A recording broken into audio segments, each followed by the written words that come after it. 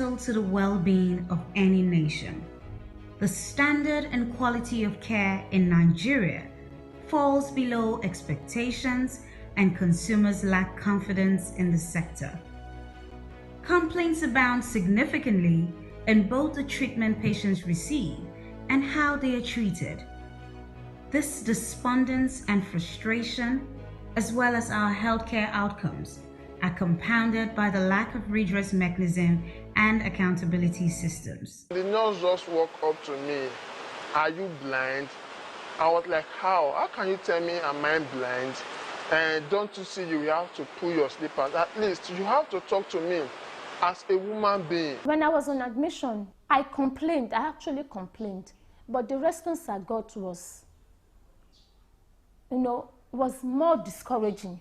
The relationship between the doctor, nurses, and the patient is very, very poor. My daughter was seriously ill, so I took my daughter to the doctor, and the doctor wrote what I'm supposed to do as the 4 tests that my daughter is supposed to go for. He said I should go and pay before I will do the test. My daughter will do the test. So I went there and I paid. They give me the receipt that when you're coming back to collect the result, come back and pick it with this receipt. I came back the day they gave me the appointment. When I appeared there, when I got there to collect, they've already gone inside the computer. Instead of them to bring the result of 2018, they brought the result of 2015. My mom had the same issue. She was having a cancer of the lungs for that matter, and they did not tell her. They didn't even let her know what is wrong. They didn't allow her access to her file. Not until her death. I've seen someone that was shot, and they rushed him to the hospital, and we even before treatment, aside even money, they were telling us to go and bring police reports, and this person was shot by armed robbers. How can a dying man present a police report? Get him treated first. Even if you're going to have him chained to the hospital bed, go ahead. Or have a police station in the hospital, go ahead. As the agency of the federal government responsible for protecting consumers of all products and services, and in keeping with the promises of President Muhammadu Buhari's administration, the Consumer Protection Council (CPC), under its current management, led by Babatunde Irukera, took the initiative to address the problem. The healthcare industry is one of particular importance because ultimately that's the heartbeat of any nation or any people. And more so, when people are sick, no matter how strong they are, that's the most vulnerable point. And that's the time when people need the most possible attention. That's the time when they personally might not even be able to articulate their rights. And that is the time when people really need to know those rights and truly respect the rights.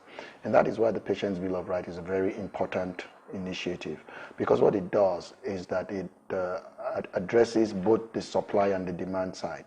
We're focusing a lot on educating healthcare service providers, all the professionals in that value chain, on knowing the rights of the patients that they're dealing with. And at the same time, we're trying to get patients to understand their rights so that at least they should know how to be treated and demand it. CPC initiated a partnership with health professional associations, civil society organizations, and the Federal Ministry of Health to address issues of patients' rights with a view to making the nation's healthcare system people-centered. This resulted in the introduction of the Patient's Bill of Rights. It's actually a determination of the federal government to put life to an international practice where the patient is considered the most important person in the health sector. In other words, we are moving from theory to practice. And it's also a recognition of our desire to improve quality of care in the health sector. We had over 250-something organizations. We invited organizations, not individuals, both in the private sector and the public sector and the CSOs, all special interests and things like that. Whatever aspect of human endeavor, if there is a Bill of Rights, it clearly clarifies what the consumers expect from government and regulators, what is expected of the consumers on the other hand. Somebody's a consumer of healthcare. I mean, the downside of not getting good quality care what is at risk is so much. I mean, we're talking about injury, physical injury. We're talking about death in some cases. It's a good initiative that this is being formalized as a bill, that people will become aware of the rights of the patients and the responsibilities of the caregiver. Nigeria is not a safe place health-wise for a lot of women, a lot of young children under 5. And when things happen, a surgery goes wrong, they leave something in your stomach, there's no recourse. Because I have to add that poor service happens everywhere in the world. It's not just a Nigeria phenomenon.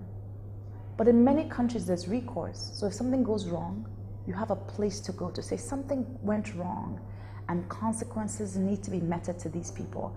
But in Nigeria, we haven't quite seen that. So we're hoping that the Patient Bill of Rights can tell the patients, this is what you should expect when you go to a hospital, and can educate the providers, this is what a patient should expect when they go to the hospital. And when that expectation is not met, you have recourse. That's the only way we change human behavior, is recourse. The PBoR is an aggregation of patients' rights that exist in other instruments, including the Constitution, the Consumer Protection Council's Act, Child's Rights Act, Freedom of Information Act, National Health Act, the Hippocratic Oath, other professional ethical codes, and sundry regulations. This Patient Bill of Rights is coming to fill in a vacuum that existed for long. A much needed vacuum of, one, establishing and informing the Nigerian public.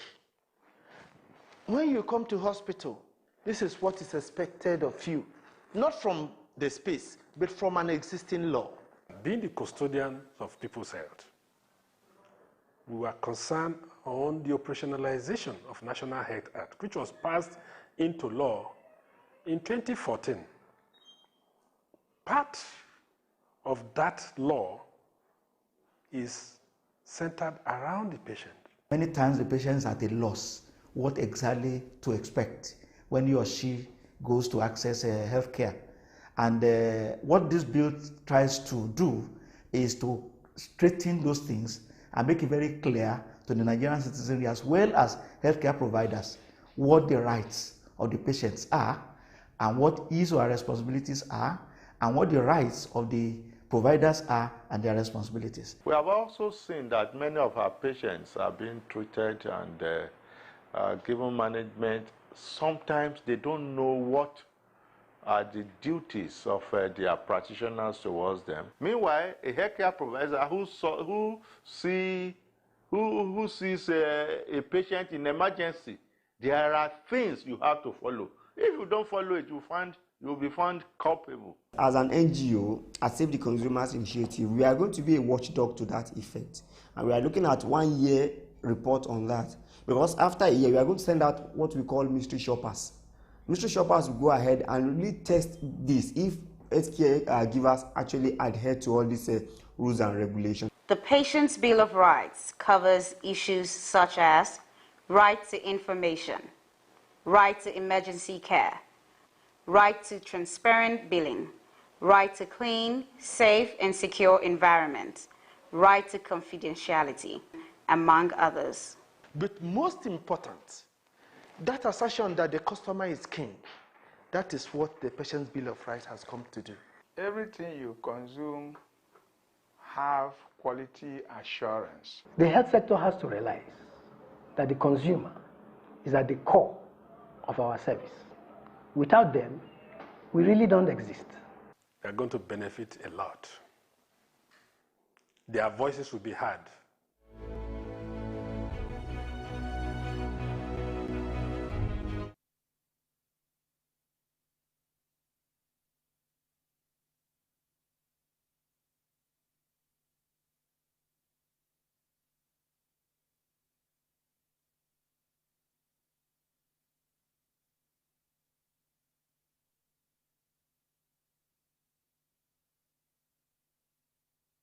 Human Rights Day, WCRD commemoration. It is a day globally set aside to raise awareness about consumer rights and needs. The commemoration of the day presents an opportunity that reminds consumers to demand and insist that their rights be respected and protected against market abuses and social injustice, as well as play their responsibilities as consumers. President John F. Kennedy, the 35th President of the United States of America, in his historic special message to Americans on March 15, 1962, formally addressed the issue of consumer rights and enunciated the first set of consumer rights: rights to representation, rights to safety, rights to choose, and rights to information.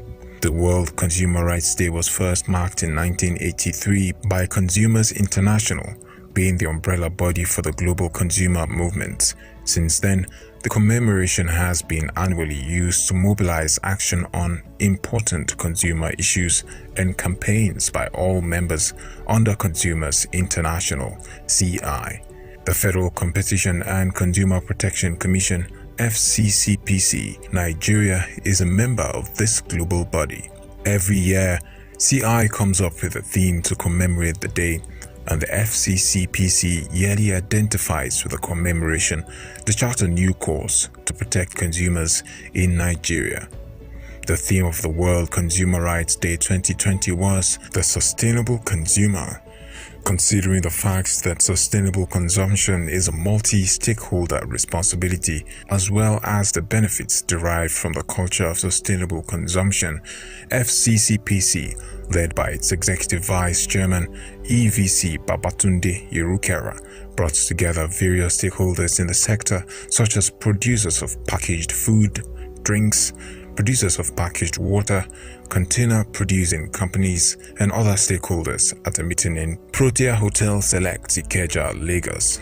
On March 19, 2020, the team adopted 10 guiding principles for consumer education and business guidance in line with international health standards in commemoration of the 2020 World Consumer Rights Day. The Commission also organized some activities in Abuja, Oka, Port Harcourt, Bauchi, Katsina, Kano, Osogbo, and Lagos, with visits to markets, dealers of packaged drinks, school and general consumer education. A specially designed flyer on the theme tagged "Be a Sustainable Consumer" was distributed at all the events and other follow-up events organized or participated by the Commission. More so, as a follow-up to 2020 theme, a task force for sustainable consumption was inaugurated on the 8th of August 2020 by the EVC to come up with a framework to implement the guiding principles reached at the stakeholders event in Lagos for 2020 World Consumer Rights Day. The task force has its members from the government, Federal Ministry of Health, Federal Ministry of Environment, National Environmental Standard and Regulation Enforcement Agency. From the industries, Manufacturers Association of Nigeria, Recyclers Association of Nigeria, Freeland Kapina, and from the civil society, Kafom Kafsani and KADEF. On Wednesday, 10th February, the task force developed and submitted its framework to the EVC and have started action as a standing committee. However, the year 2021 theme is tackling plastic pollution. This theme is a follow-up to the broad theme of 2020 World Consumer Rights Day, moving from general to specific area of sustainable consumption. The effect of plastic waste pollution on sea life and environmental degradation in almost every nation is becoming more worrisome than ever. As provided by the CI, the theme is a clarion call for global action in tackling plastic pollution and providing the opportunity for consumer movement around the world to take part in the global campaign against plastic waste pollution and any action that would improve the lives of consumers in that respect. In recent times, most cities, towns, and villages in Nigeria have experienced flooding, which has caused the loss of lives and properties. Apart from the other factors which could be attributed to the cause of flooding in Nigeria, on top of the list of causes of blockages of drainages are plastics of different types. This is because they are the most everyday packaging materials that are used by all and sundry. The consumption of water in disposable water sachets, popularly known as pure water in Nigeria, has become part of our daily lifestyle. that has added to the menace of the environment through indiscriminate dumping and littering with such sachets. Experts have said that these types of wastes take about 100 years to degrade in the soil. See, this agency, National Biotechnology Development Agency, is a research institute, and this research institute we are empowered to carry out research using biotechnology technique. And if you say biotechnology is using anything that involves life to tackle any problem that is bedeviling the nation. And using this technique, there is what we call biodegradable polymer. And this biodegradable polymer is something that the world researchers has focused onto. And this agency is also not left behind. We are doing all we call to see that we have produced biodegradable polymer. This biodegradable polymer, when it is produced, at least it is going to reduce the time taken for the polymer to degrade when it is thrown. Just like a paper, you know, when you throw out a paper, paper is not causing that kind of problem. So when you have a biodegradable polymer, the enzymes that are on the ground will easily degrade the molecules in the polymer, and the polymer will now become part of the soil. What's needed from the general public is responsible consumption and production. That is for us to meet the Sustainable Development Goal, SDG 7, we have to imbibe responsible consumption and production. That is, whatever you use, make sure you collect the waste and you dispose of it properly. So that will go a long way in addressing this major problem we are facing. And it will assist us in meeting the SDG goals. Not only sustainable consumption and production, there is the issue of life underwater, life on land. So if we continue to have this indiscriminate dumping of refuse, it's going to affect the ecosystem. And certainly we are not going to meet off, especially to do with these SDGs. We have a program that is called the Extended Producer Responsibility. So presently we are working with the food and beverage companies that have already formed what we call Producer Responsibility Organization. So they are trying to collect all the waste that they generate, specifically the plastic waste, which comes in form of the plastic bottles and containers which they use in packaging their products. So they will be responsible for funding the collection and the recycling. That of electronic waste, they have also formed their own Producer Responsibility Organization. So all those generators of waste are expected to key in so that at the end we are going to achieve a circular economy. The waste generated can be plowed back into the system so that it becomes a source of raw material. That is the only way we can have sustainability, sustainable development of the nation. There should be reduction in the market. If I'm in the market and somebody is giving me those single-use plastic, I should be able to reduce it. I should tell them that I have another one, you can put what you have inside this one. It will help to reduce it even in the market while you are buying. Not anything you see in the market, you say, oh yeah, put this one in the leather, put this one. You continue bringing many leathers to the house. So in different homes, it is expected that our women should start separating their waste. Even those waste that are food products or banana peels, we call them like garden waste, that can easily degrade. You can put it if you have a garden. If you put them in your garden, it serves as a manure for you. Than when you go and dump it out for people to just carry it away. It serves as a manure for you. But all these other plastic waste, it pollutes the environment. They cannot easily degrade. There should be a buyback, and there should be a continuous consumer education. Yes, every now and then we do education, and we encourage consumers to always use a good to always use bin, not dumping things indiscriminately, because if you dump it indiscriminately, it will end up in our gutter, it will end up in our water bodies. And because of that, we continue to educate to people that you must make sure you buy from people that use paper bag for you. You must also make sure that you reuse every plastic bag that you buy something with, because if you reuse it, you have reduced the number of plastic bag that is coming out. So the education continues on. Make sure you patronize companies that use paper bag, make sure you reuse, and make sure you buy plastic bags that are recyclable, because some are not degradable. Once you buy them, they will remain there for 35, 40, as long as possible. So these are the things we advocate continuously, and we also advocate towards government that there should be policy option.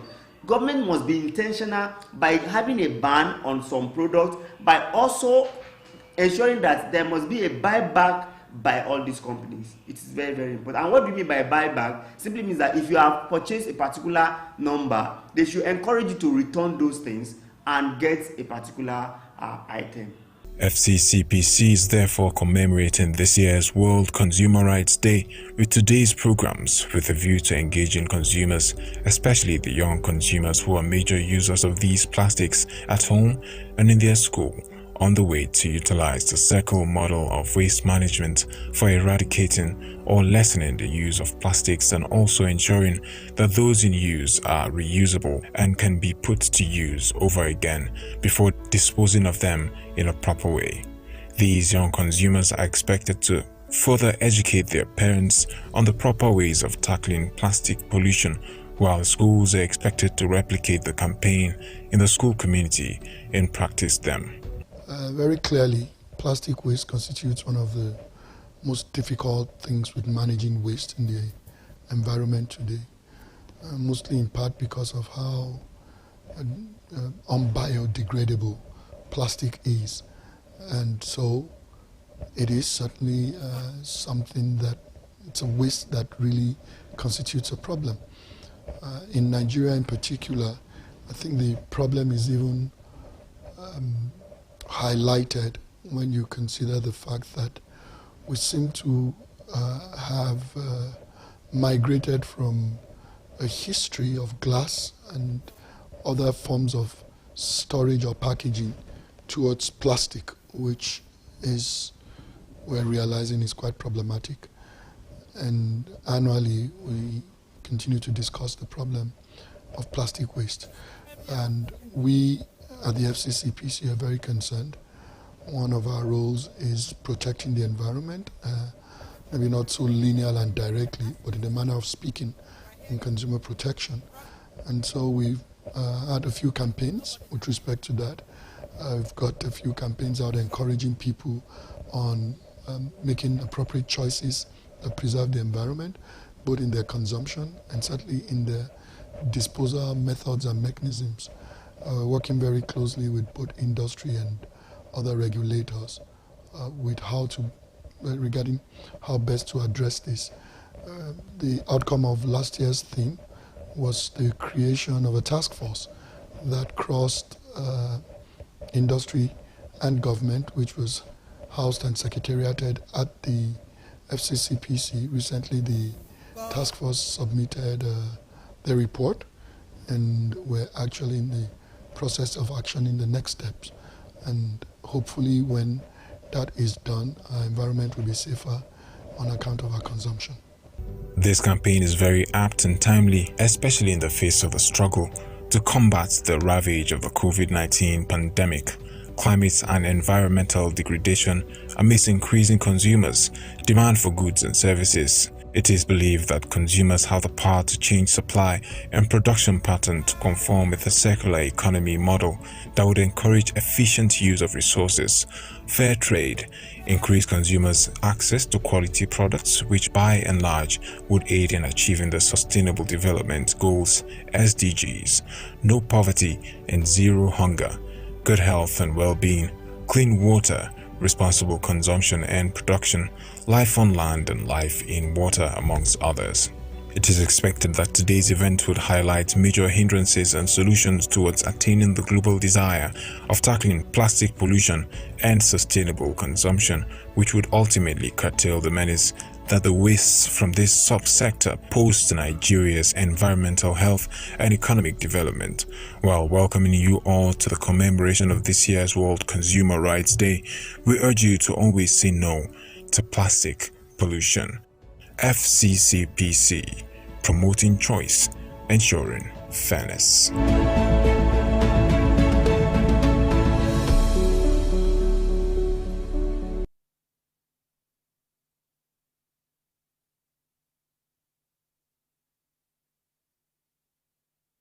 Products by promoting fair.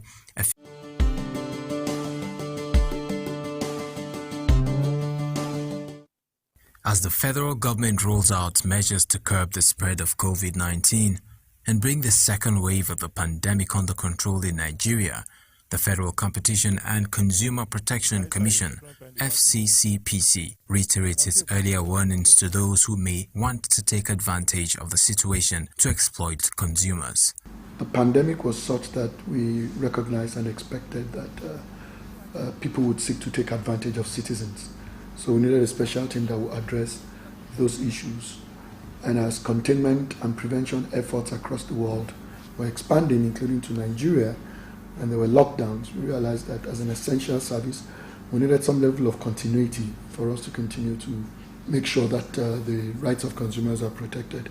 Following the discovery of coronavirus in Nigeria in February 2020, the Commission issued statements in different times advising against arbitrary, unreasonable, unconscionable, excessive, and irrational pricing of critical hygiene products on account of COVID-19 concerns.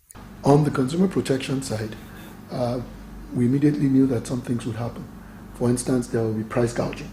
We're doing a lot of surveillance and a lot of enforcement, especially those who dealt with basic hygiene products, because at the time we were beginning to see the prices of basic hygiene products like face masks and hand sanitizers and other hygiene products progressively increasing in an irrational and an unjustifiable manner. To say, look, this is against the law. We have the will and the desire to prosecute those who violate the law.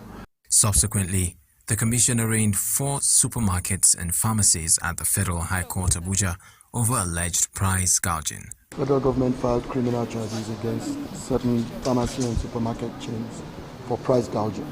Essentially is an unjust and unreasonable increase in pricing of key hygiene products. With the advent of the second wave of the COVID-19 pandemic, the Commission is determined as ever to facilitate access by all citizens to safe and essential products by promoting fair, efficient, and competitive markets and protecting the rights of consumers. Producers, distributors, and sellers of consumer products, particularly personal hygiene products, are therefore cautioned to desist from acts capable of violating the rights of consumers and extant consumer protection and competition legislation in the country. These include price gouging and manipulating supplies in a manner that distorts the market or temporarily restricts availability in order to unreasonably enhance price or otherwise restrain competition, contrary to Section 108, subsection 1b and c of the Federal Competition and Consumer Protection Act,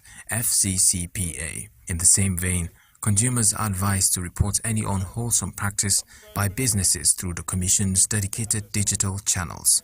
The Commission will continue to provide further guidance on its operations. FCCPC, promoting choice, ensuring fairness.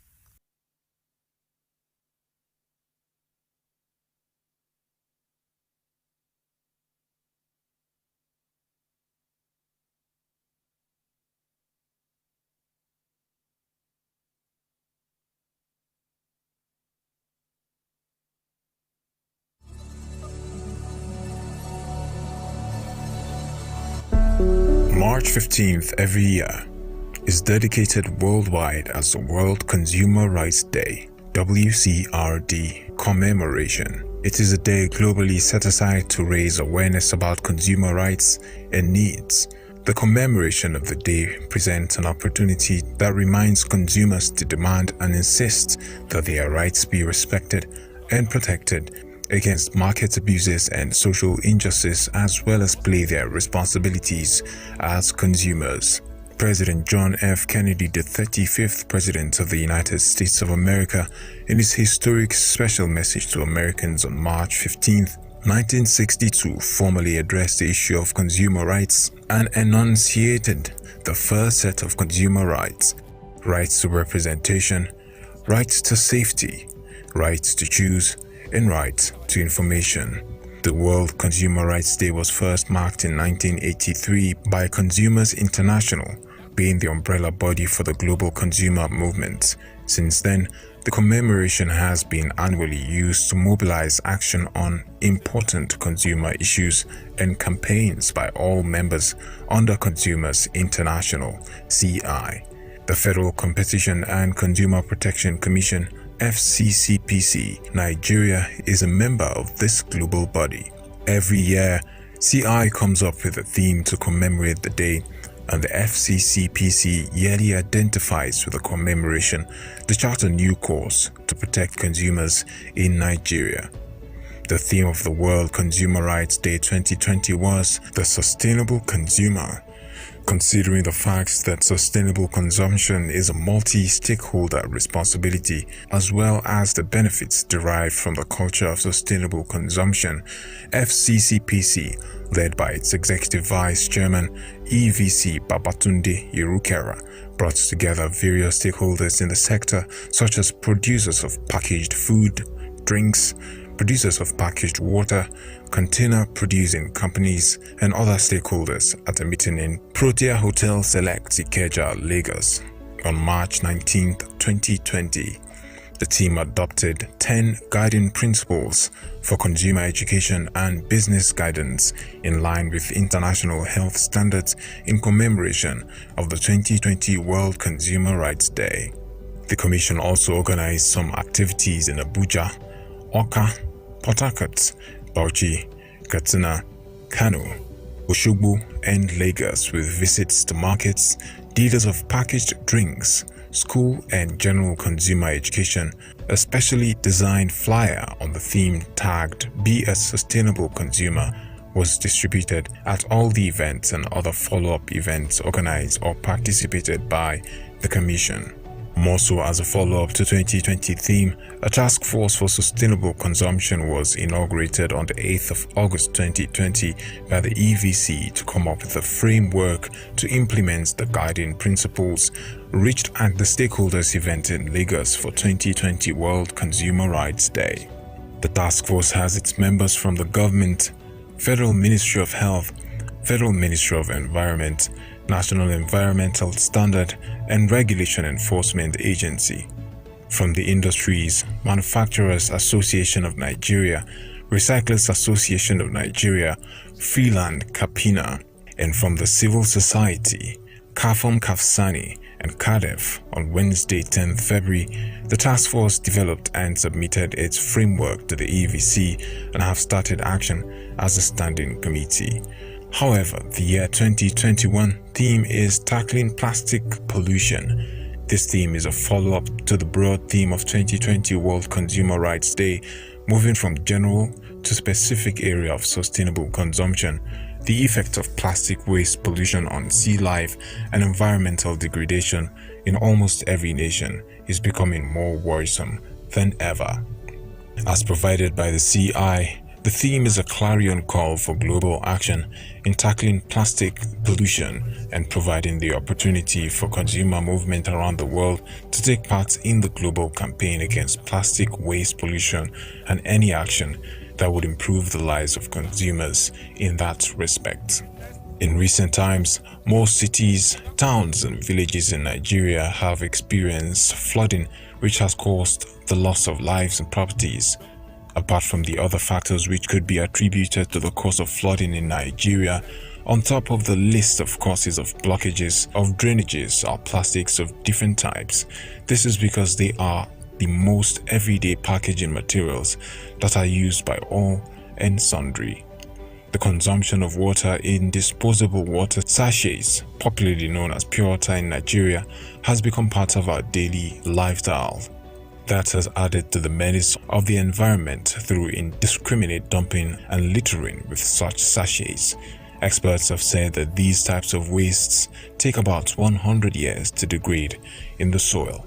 See, this agency, National Biotechnology Development Agency, is a research institute, and this research institute we are empowered to carry out research using biotechnology technique. And if you say biotechnology is using anything that involves life to tackle any problem that is bedeviling the nation. And using this technique, there is what we call biodegradable polymer. And this biodegradable polymer is something that the world researchers has focused onto. And this agency is also not left behind. We are doing all we call to see that we have produced biodegradable polymer. This biodegradable polymer, when it is produced, at least it is going to reduce the time taken for the polymer to degrade when it is thrown. Just like a paper, you know, when you throw out a paper, paper is not causing that kind of problem. So when you have a biodegradable polymer, the enzymes that are on the ground will easily degrade the molecules in the polymer, and the polymer will now become part of the soil. What's needed from the general public is responsible consumption and production. That is, for us to meet the Sustainable Development Goal, SDG 7, we have to imbibe responsible consumption and production. That is, whatever you use, make sure you collect the waste and you dispose of it properly. So that will go a long way in addressing this major problem we are facing. And it will assist us in meeting the SDG goals. Not only sustainable consumption and production, there is the issue of life underwater, life on land. So if we continue to have this indiscriminate dumping of refuse, it's going to affect the ecosystem. And certainly we are not going to meet off, especially to do with these SDGs. We have a program that is called the Extended Producer Responsibility.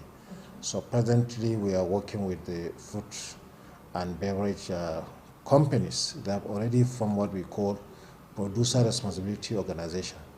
So they are trying to collect all the waste that they generate, specifically the plastic waste, which comes in form of the plastic bottles and containers which they use in packaging their products. So they will be responsible for funding the collection and the recycling.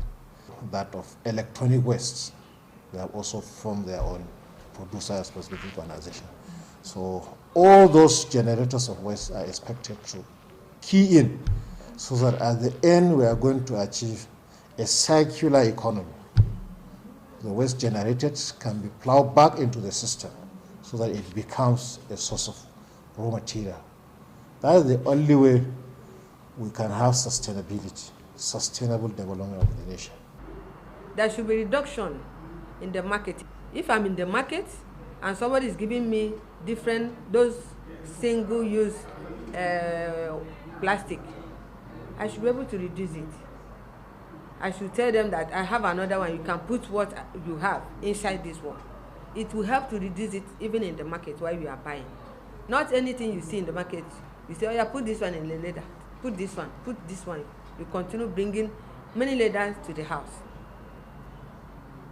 So in different homes, it is expected that our women should start separating their waste. Even those waste that are food products or banana peels, we call them like garden waste, that can easily degrade. You can put it if you have a garden. If you put them in your garden, it serves as a manure for you. Than when you go and dump it out for people to just carry it away. It serves as a manure for you. But all these other plastic waste, it pollutes the environment. They cannot easily degrade. There should be a buyback, and there should be a continuous consumer education. Yes, every now and then we do education, and we encourage consumers to always use a good to always use bin, not dumping things indiscriminately, because if you dump it indiscriminately, it will end up in our gutter, it will end up in our water bodies.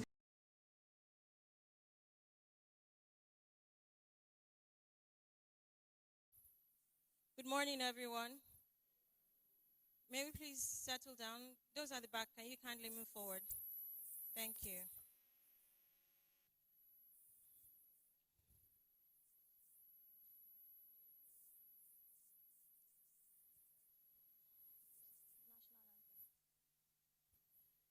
Can we please rise for the national anthem?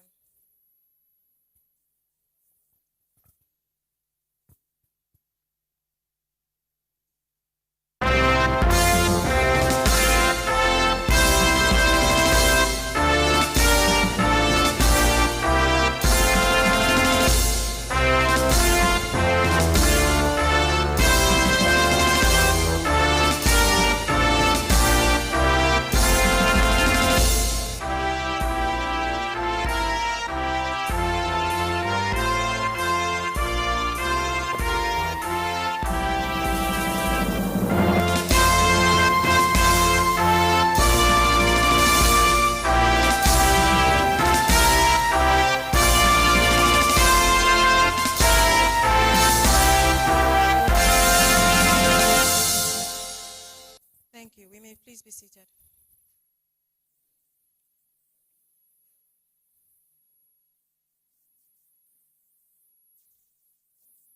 Moving on with the program for today, I now invite Baba, the Executive Vice Chairman and Chief Executive Officer of the Federal Competition and Consumer Protection Commission, for his opening remarks. He is also the chairman of the inquiry today. Please join me in welcoming Babatunde Rukera. Mr. Chairman, sir.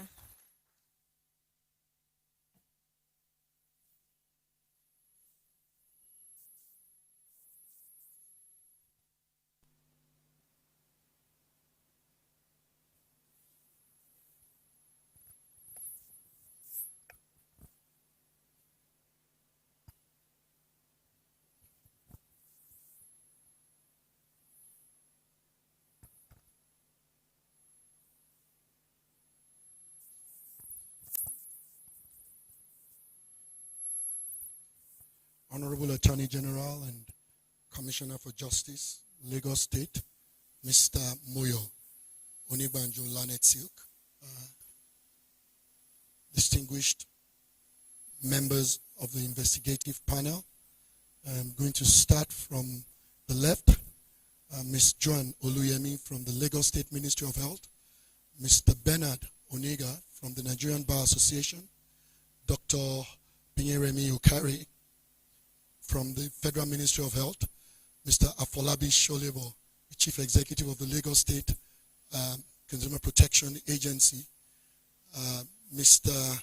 Kutuk Anduava from the Presidency, and Ms. Komolafe from the from the Lagos State Ministry of Justice, and Mrs. Oredikpe from the Hefama of Lagos State. And most of all, I want to recognize, I believe the family of Mrs. Uboma is here, and then the care providers, Premier Hospital, and Evercare. Ladies and gentlemen, good morning.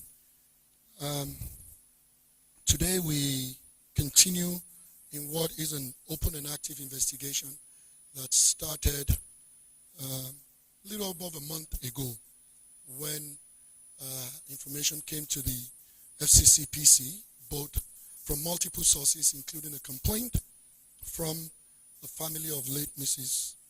Uboma about what might have been or possibly potential failures of a consumer protection patient care framework. And so we've gathered some information, and as is the case in many of our investigations, when we gather information, typically we move to a hearing where required, and that is what this is. It is essentially to continue to gather information. I'd like to say what this is and what it is not. The first thing that this is not is a fault-finding mission. Many times in what we do as a Consumer Protection Authority, we're trying to determine who's done what and even allocate responsibility and provide sanctions. Other times that's not what it is. In this case, the point where we are is to gather information. The second thing that this is absolutely not is a referendum on professionals. We do not seek to determine whether any professional violated whatever their professional standards are. That's not our remit, and we would not pursue that. But the one thing that this is an accountability framework. And citizens deserve and must have an accountability framework. A nation fails because the citizens don't hold themselves accountable. Our role in consumer protection is to protect the welfare of citizens in whatever goods or services are provided to them, whether legal services, telephone services, electricity services, the food they eat, and even the materials they build their houses with. And so whether you operate an airline or just a boat service, whether you operate a restaurant or a law firm, certainly if you operate a hospital, you're accountable to the people you serve, and we intend to hold you accountable to them. When consumers feel that a business has been less than responsive, insufficiently sensitive, or have demonstrated with less than candor, they must have a place to go. That place under law created in Nigeria is the Federal Competition and Consumer Protection Commission. And that is what we're looking to do, that people have a place to go, they can ventilate what their aggravations are, and that there's a transparent and acceptable forum and mechanisms to ensure that some regard is given to that. And consumer protection, like I said, is essentially that accountability framework.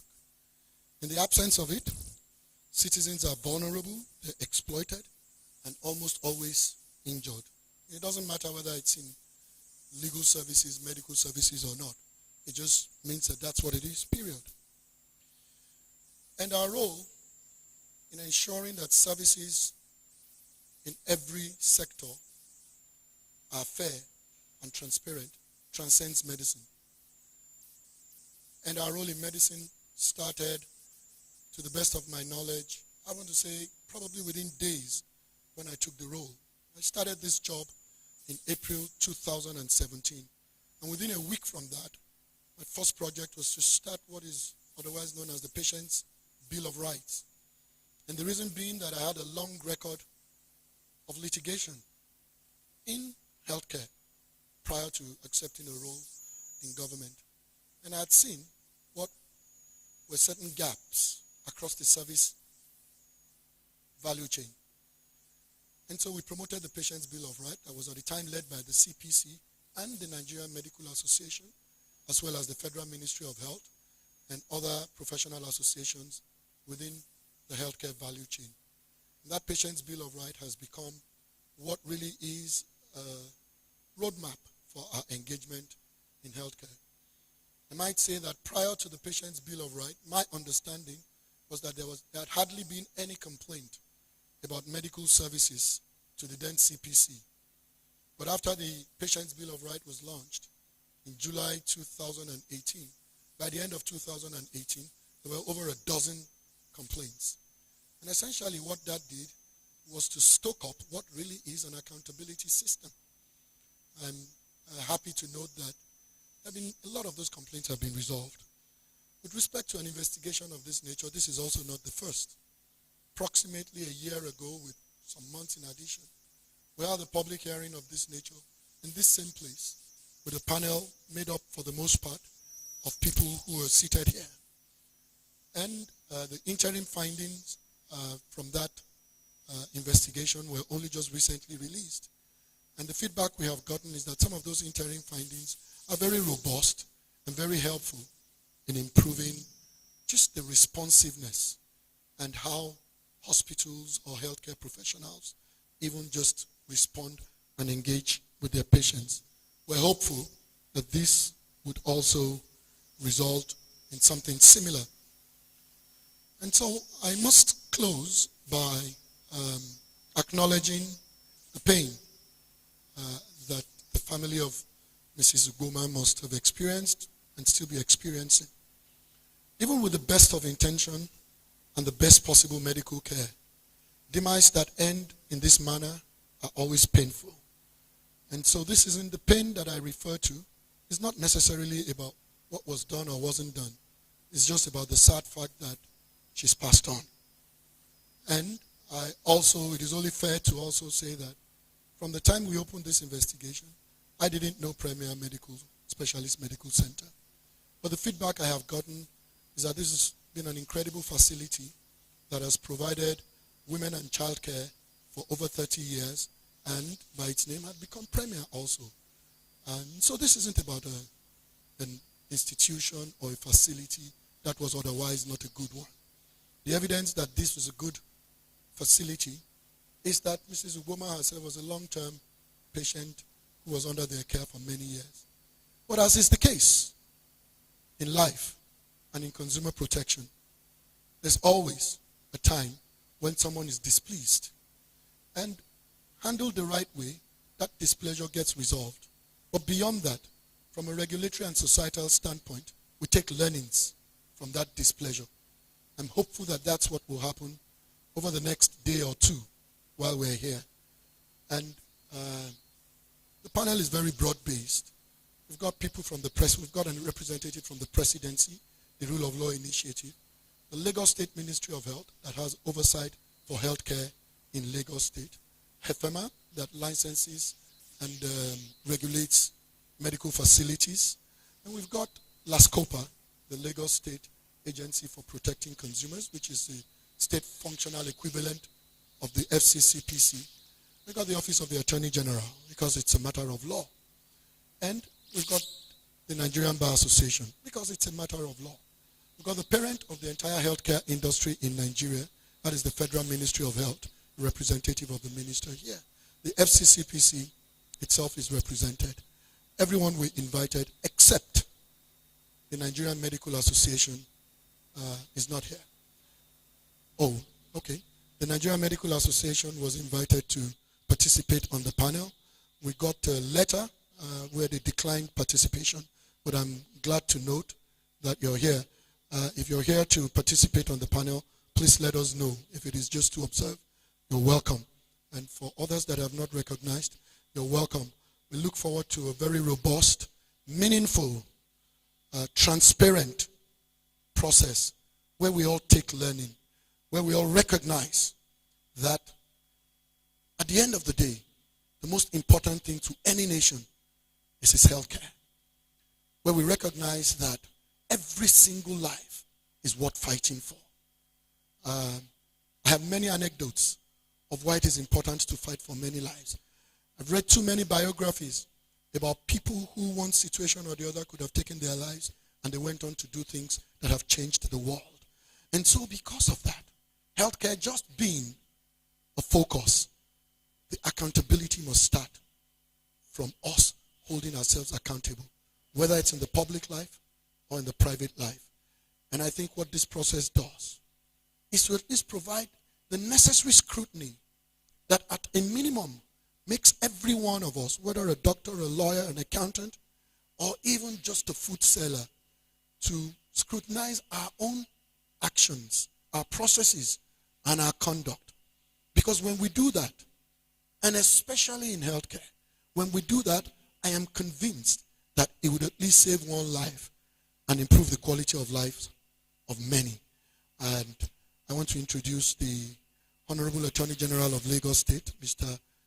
Moyo Onigbanjo, who has taken out the time, because of how important this is, to flag us off. Thank you very much. And Honorable Attorney General, thank you. Would welcome you now.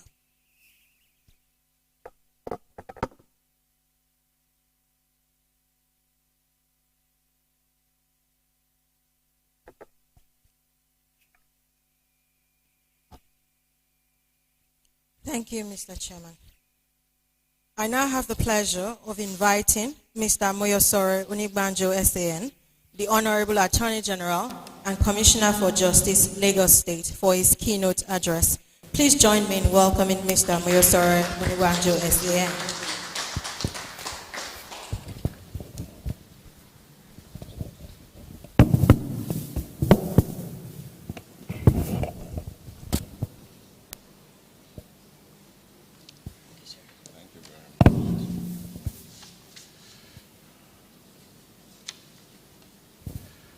The Executive Vice Chairman, FCCPC, Mr. Babatunde Irukera, the distinguished members of the investigative panel, I rest on the protocol established by the Executive Vice Chairman. Ladies and gentlemen here present, and members of the press. We are gathered here this morning to make inquiries into what happened to a citizen of Lagos State. And I think it's only proper that I start by extending the heartfelt condolences of the Lagos State government and myself to the family of Mrs. Peju Ugboma. May our soul continue to rest in peace. I am pleased to be with you this morning, and I express my appreciation to the host, Mr. Babatunde Irukera, the Executive Vice Chairman, CEO, Federal Competition and Consumer Protection Commission, for inviting me to deliver some remarks at the opening of this public inquiry. So as far as Nigerian law is concerned, there are different regulatory bodies which have been bequeathed with the powers to look at the incident of the passing away of our dear sister. One of such regulatory bodies is the FCCPC. They've decided to look at this incident from a consumer protection angle. And they are very well within their powers to do that. They have set up this exercise to inquire into the allegations between a service provider and a consumer, and to determine compliance with applicable standard of care and protection provided by law. The FCCPC has a duty to promote and protect rights of consumers and the right to be heard. In addition, it has the power to ensure speedy redress of consumer complaints and initiate investigations, irrespective of whether it has received a complaint. Another agency under the laws of the Federal Republic of Nigeria is the Lagos State Coroner, which by the Coroner System Law of Lagos State has a mandate to hold an inquest when a report of death is found to be violent, suspicious, or unnatural.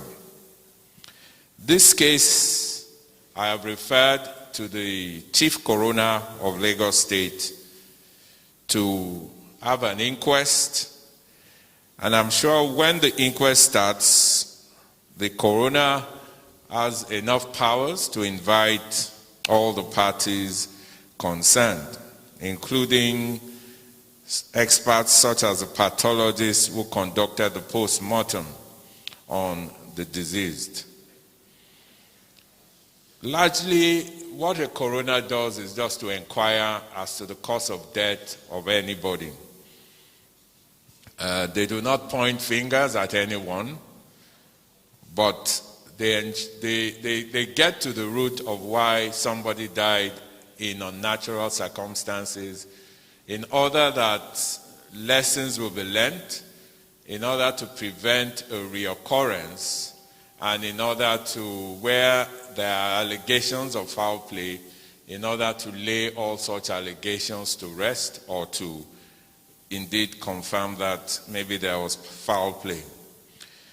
At the end of that exercise, the coroner issues a verdict with its findings and recommendations aimed at preventing such occurrence in the future. Another regulatory body that has powers to look at this is the Medical and Dental Council of Nigeria through their Medical and Dental Practitioners Disciplinary Tribunal. They are the ones vested with the power to look at issues of medical negligence, misconduct, or any medical malpractice. The overall intention of all these regulatory bodies is very simple: to get to the root cause of what led to the death of Mrs. Peju Ugboma at Premier Specialist Hospital on the 25th of April 2021. So the laws are designed to ensure that there is accountability for loss of life. Why did Mrs. Peju Ugboma pass away on that eventful day? Who are the actors? What happened? So I'm sure with all these regulatory processes, we will get to the root of the matter.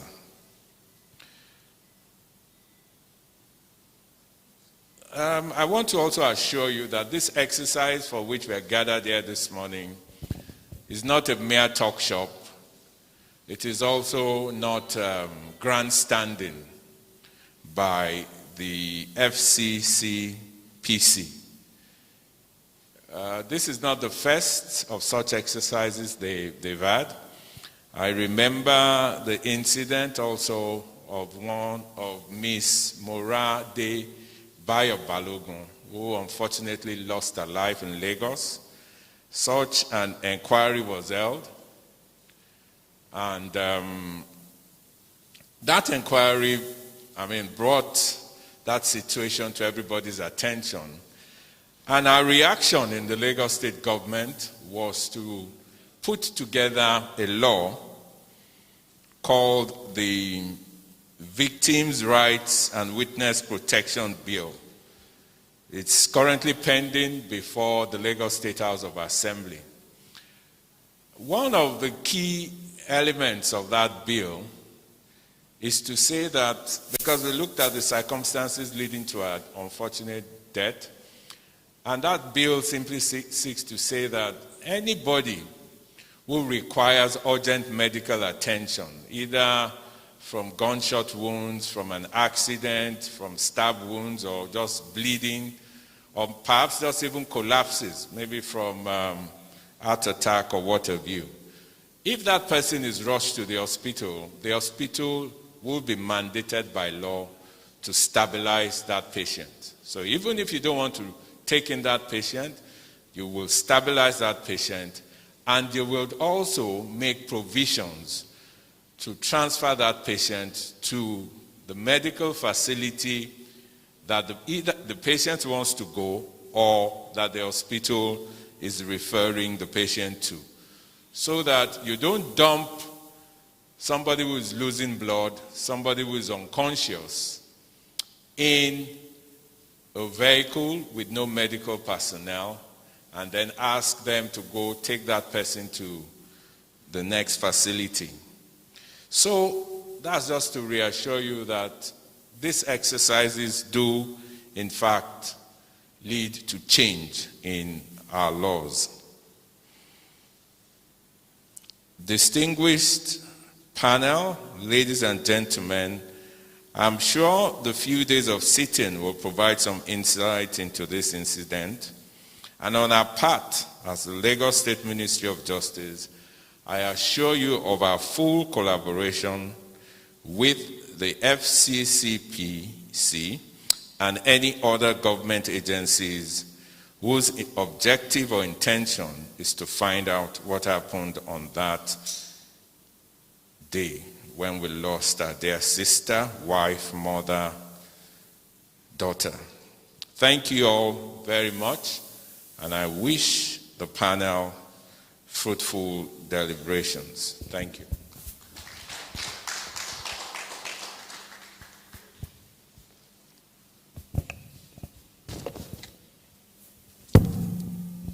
Thank you, Honorable Attorney General. It is indeed gratifying to know of the efforts of the Lagos State Government. Thank you very much for that. I will now introduce, this brings us to the end of the opening ceremony, and I will now be introducing the panel, starting with the chairman. Babatunde Irukera is the Executive Vice Chairman and Chief Executive Officer of the Federal Competition and Consumer Protection Commission, FCCPC. His record of advocacy and representation in competition and consumers issues is exceptional and provides the leadership that both the Commission and industry need in addressing issues of customer service, protection, promoting a level playing field in the Nigerian marketplace, and ensuring regulatory stability. He has been in active legal practice for 3 decades. His varied experience ranges from being in-house counsel to general counsel, managing partner in a law firm, and advising senior government officials, as well as key government institutions. Over this diverse career, Babatunde gained considerable experience in transactions, competition law, consumer protection, civil rights and commercial litigation, regulatory work, government relations, and practice management. Babatunde was admitted to practice law before the Supreme Court of Nigeria in 1990 and before the Washington State Supreme Court in 1996. Thank you, Mr. Chairman.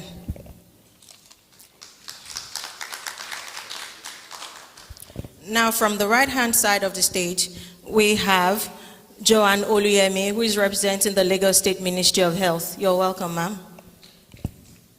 Next to her, we have Mr. Bernard Oniga, representative of the Nigerian Bar Association. Bernard Oniga is a public interest lawyer and managing partner at Gates Partnership LPP. He is the secretary of the National Human Rights Committee of the Nigerian Bar Association. Thank you, Mr. Oniga, for joining us today. To his left, we have Dr. Binyerem Ukari, MBBS, FWACS. Dr. Ukari is an obstetrician gynecologist by training and a director at the Federal Ministry of Health, Federal Secretariat, Abuja. Thank you, Dr. Ukari, for joining us today. To our left, we have Afolabi Sholebo Esquire. Afolabi Sholebo Esquire is a lawyer and civil servant. He was called to the Nigerian Bar in 2001 and started work with the Lagos State Ministry of Justice the same year, November 2001. He has served in various departments of the Lagos State Ministry of Justice, namely Directorate for Citizens' Rights, Directorate of Civil Litigation, Public Advice Center, and Directorate of Public Prosecutions.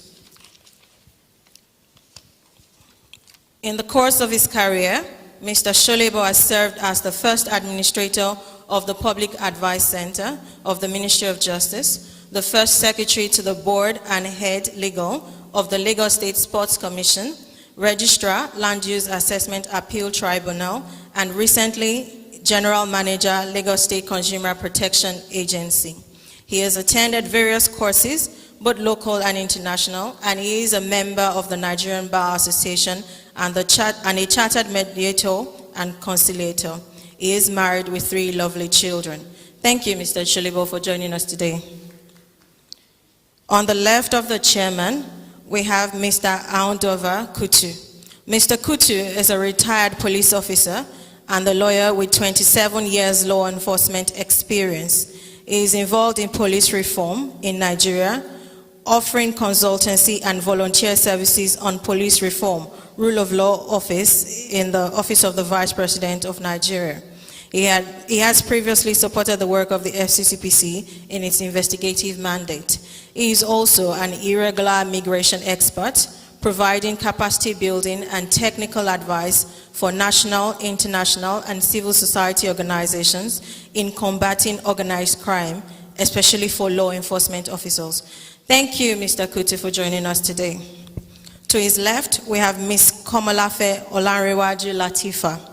Ms. Latifa is a high-performing legal practitioner with over 13 years' experience, most of which is deployed into the public service as a state counsel, but with a stint of prior private legal practice. She is a graduate of the prestigious Obafemi Awolowo University, Ile-Ife, where she belonged to many student associations and was the pioneer Secretary General of the St. George's Ambulance Foundation, OAA chapter. Ms. Latifa has served in different capacities as member of several committees within the public service and the Nigerian Bar Association Ikeja branch, where she deployed her strategic thinking and problem-solving skills to advance the cause she was called to serve, and has proven to be well-versed in generating options and implementing solutions with team members while striving to attain general team effectiveness. Ms. Latifa is happily married with children. Thank you, Ms. Latifa, for joining us today. To her left, we have a representative of we have Dr. Iboma, who is ably represented, pardon me please, by Ms. Antonia Oredikwe. She is representing the Lagos State Health Facilities Monitoring Accreditation Agency. Please welcome me, ladies and gentlemen. Join me in welcoming this distinguished panel. I will now hand over to Mr. Chairman to give us some guidance for the process. You may speak from the table. Thank you, sir.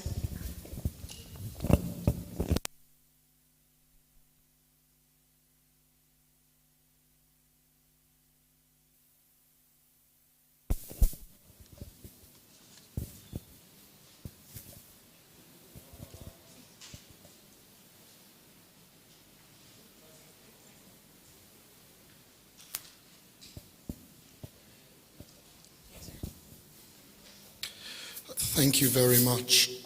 And there's really no hard form to this. I think what is important is we want to get as quickly as possible to gathering the facts. And so the process would be to take sworn testimony. And we've ordered this, we've looked at the material, we've looked at the parties, and we've ordered this in a specific manner. The operatives from the FCCPC would require certain persons who already know that they will be speaking to us to come up front. And there'll be questions. There'll be questions from members of the investigative panel, and we would hope that those questions are answered as completely and as fully and frankly as possible. For the record, the testimony will be recorded verbatim.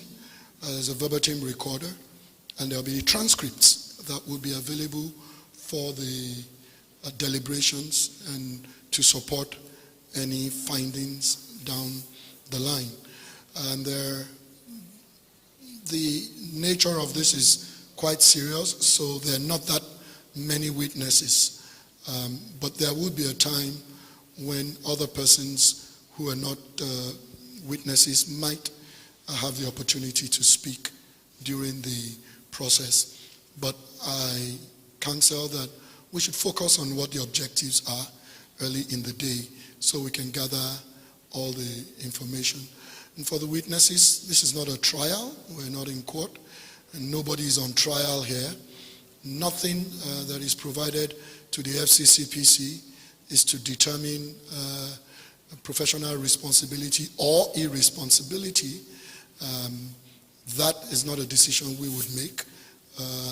It is quite possible that information you provide to us is relevant in other inquiries, But the purpose of our inquiry is not to gather that information for that purpose.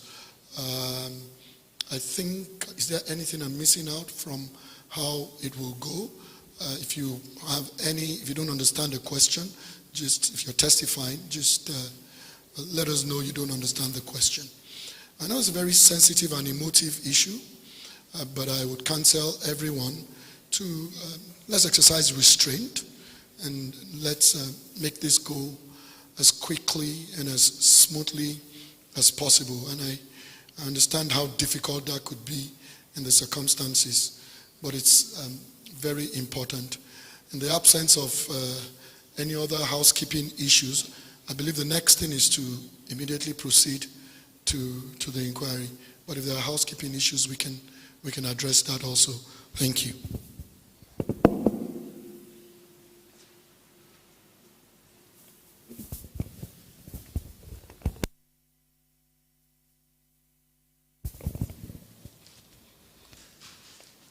Thank you, Mr. Chairman. I will now hand over the microphone to Mr. Tam, who will manage the rest of the proceedings for today. Mr. Tam Taminokomboya is the Acting Director of the Legal Department, Federal Competition and Consumer Protection Commission. Ladies and gentlemen, please join me in welcoming Mr. Tam Taminokomboya.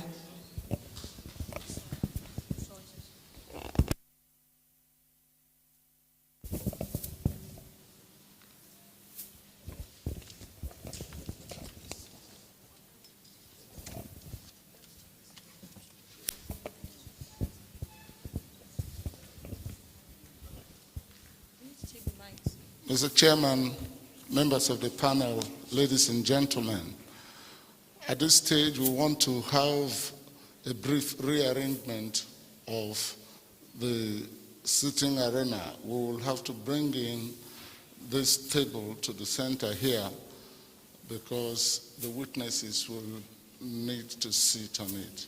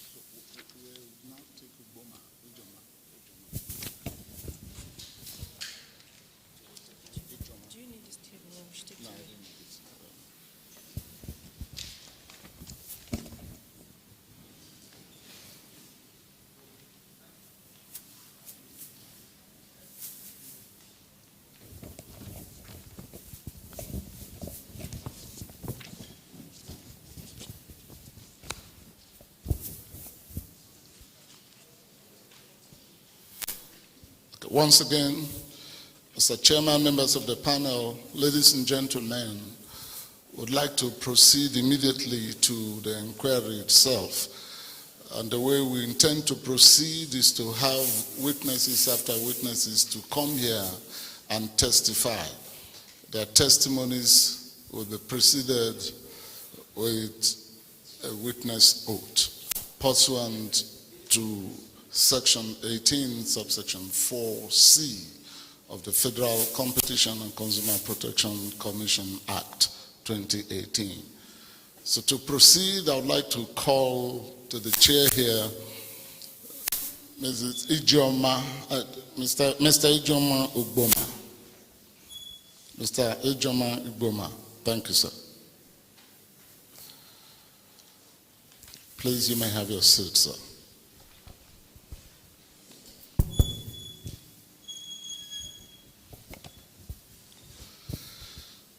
So will you tell the congregation whether you are a Christian or you're a Muslim? I'm a Christian. You're a Christian. Thank you, sir. Will you want to stand and take the Bible? You can hold it, sir. Okay, thank you. Can you say this after me? I. I. Your name, sir? Ijoma Ugboma. swear by the Almighty God swear by the Almighty God that the evidence I shall give that the evidence I shall give shall be the truth, the whole truth, and nothing but the truth. So help me God. So help me God. God bless you. You may have your seat, sir. Mr. Chairman, sir, witness is sworn on oath.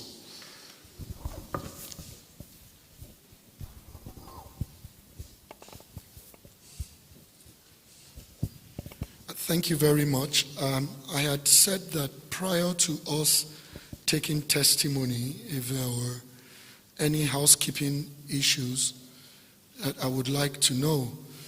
Apparently, nobody had spoken then, but I've just been approached now that the NMA and I believe Council for the MDCN, correct, have said that they have a few observations. Do you want to put it on the record or you just want it as a sidebar? Okay. So, Mr. Ogboma, if you'll just give a moment before your, no, please sit down. But before your testimony begins, we would like to hear any observations on the record.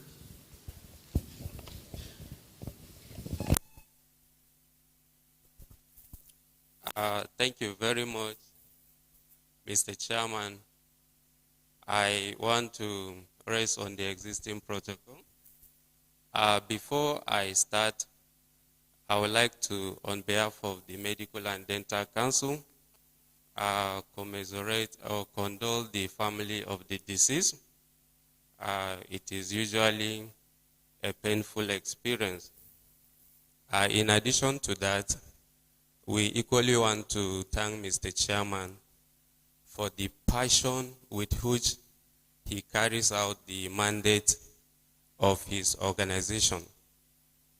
I was asked to come by the Medical and Dental Council of Nigeria because of the obvious concerns of the professional issues that are bound to arise in the course of this investigation. This is not because we are adverse to holding members of the profession accountable. This is in our own understanding of the provisions of our Act and the Act that set up this body. There are robust provisions in the Act that takes care of a situation where there are multiple regulatory bodies that could be involved in investigating or protecting consumer protection related issues. As a matter of fact, Section 104 or there are 104, 105 of the Act that establishes this body even provided for how dispute to that regard could be resolved. So it is our candid view that we should, this proceeding should be suspended, an opportunity be given to the Medical and Dental Council through the Medical and Dental Practitioners Investigation Panel and the Medical and Dental Practitioner Disciplinary Tribunal to look into the matter. In order to know, before now the chairman had written our office.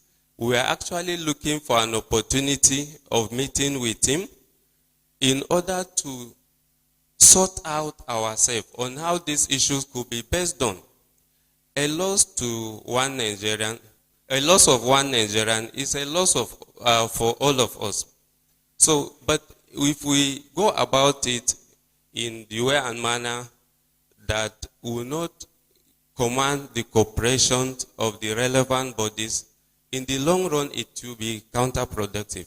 It is on that note, Mr. Chairman, I want to state that in line with Section 17, subsection 1, I, 17, subsection 1P, we think the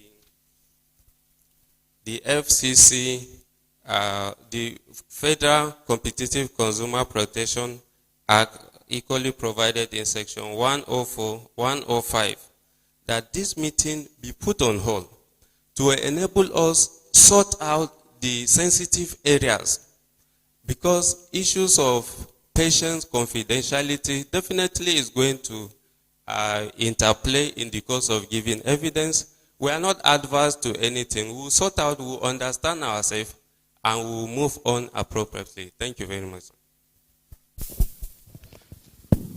Thank you very much, Council, and it's a good thing that you made your observations. I think, like you rightly said, the FCCPC had been in communication with the Medical and Dental Council of Nigeria, and there's been no response one way or the other. However, we specifically did not invite the Medical and Dental Council to this hearing. I don't know why you're here. And that's in order to respect the law and respect your position. I think to protect the integrity, the transparency, and the confidence in the outcome of your disciplinary processes, it's important that you're not sitting in this hall for this investigation.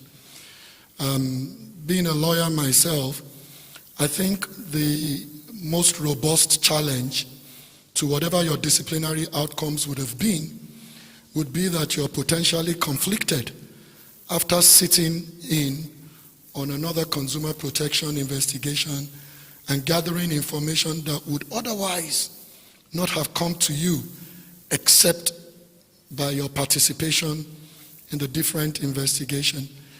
Again, your mandate to seek events or adverse events where professionals have acted in a manner that is inconsistent with their ethical obligations or the professional code is not what this is about. This is purely a consumer protection issue, and it is quite possible, and quite frankly, that's the case most of the time, that professionals act in appropriate, their conduct is appropriate, they comply with applicable standards, yet injury has occurred to citizens. That's our role. And so we don't even start out trying to determine whether somebody violated their professional code or not. If that even comes out at all, it's ancillary, but certainly not the purpose of the investigation.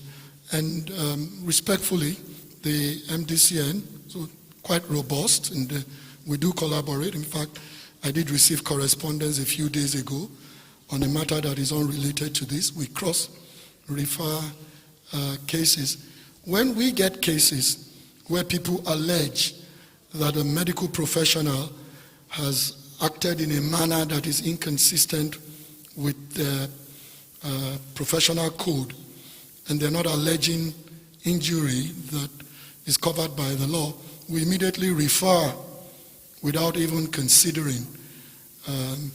And I've seen that the MDCN also receives certain reports which they believe do not allege professional misconduct, and they simply refer to the FCCPC.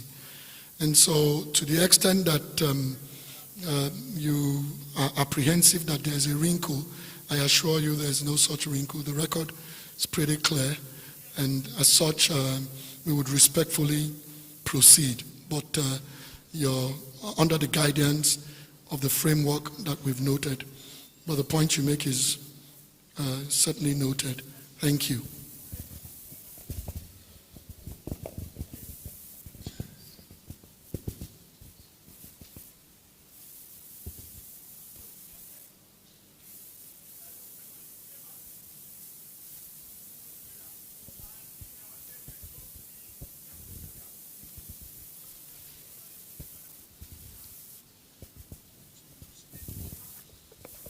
So I think we may proceed.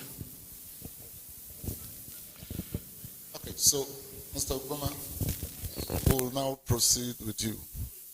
Mr. Chairman, witness ready for the panel. Before the chairman takes over, please, there is the announcement that FAJ55EA BMW, the owner of this car, is expected to please repark the car. You're blocking somebody. FAJ55EA BMW. Thank you. Thank you, sir. Thank you. Mr. Ogboma, we're going to try and be very quick. Any member of the panel would ask you questions. I'm going to start with a few questions of my own. Because there's going to be a verbatim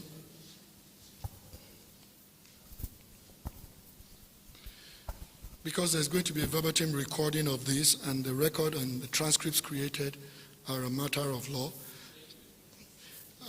My first question to you again, just so the record is clear, is your full name? My full name is Ijoma Felix Ugboma. All right, and Mr. Ogboma, please, when you answer questions, they must be oral, and so the record cannot capture a nod or any expressions that is not oral, okay? Understood, thank you. Right. And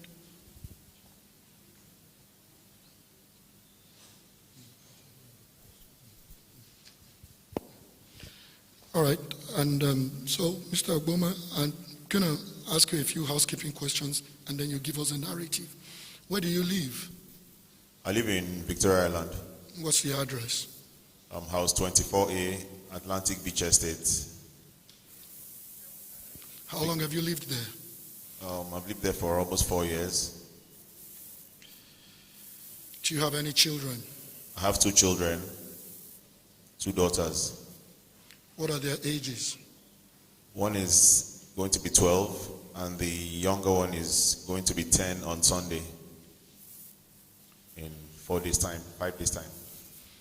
Okay, and Mr. Ogboma, this investigation is in part on account of your complaint with respect to the sad loss of your wife in circumstances which you've decided to complain about based on certain dissatisfactions. I'd like you to give us a narrative of what happened. My wife had a history of fibroids. She had the condition even before we had children, and as far back as she had a surgery in Citizens Medical Center on Norman Williams Ikoyi in 2007, and it was successful. I mean, there were no complications with that. Then in 2009, prior to when we had a child, she was referred to Premier Specialist Medical Center by a friend who was already using the hospital, and they managed her pregnancy, her first pregnancy, which was in 2009. And we had our first child in the USA, and when she came back, she was managed again by Premier, and all the immunizations were done by Premier. In 2011, the same thing happened. Premier managed the pregnancy. We went to the US. We came back. After the baby was managed, the immunizations and everything were managed by Premier once again. And that was about it in terms of major I use the word encounter with Premier. After then, my wife had been healthy. She had gone to other hospitals, but not for anything serious, and the records are clear. Then the fibroid, reared its head again a few years later, but it wasn't problematic. She had a scan, and they said, okay, she had fibroids, but there was no point removing it until about a year ago. The fibroid grew, and it became painful. The bleeding became heavier, and there was a need to take care of it. So she consulted at Medicine Specialist Women's Center in Lekki. She had a scan, and she was an elective hysterectomy was recommended, especially since we didn't desire to have any more children.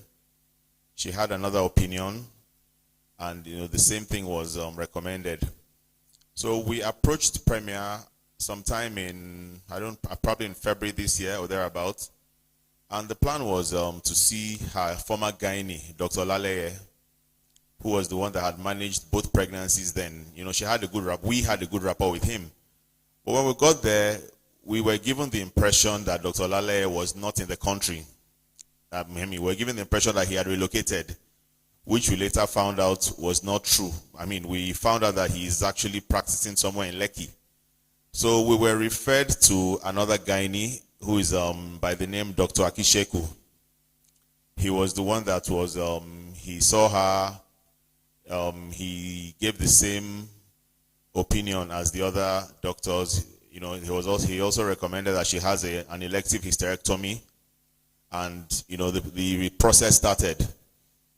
She had scans, she had treatments because she used to have heavy bleeds. So she was given treatments to replenish the blood. Some of them were not very good for her, and at some point she used to get nauseous, and she used some of them she would stop taking midway and let them know that, look, she can't continue this for these reasons. So the bottom line is, we were given a date for the hysterectomy, which was the 23rd of April 2021, and we were told that she was to be admitted a day before.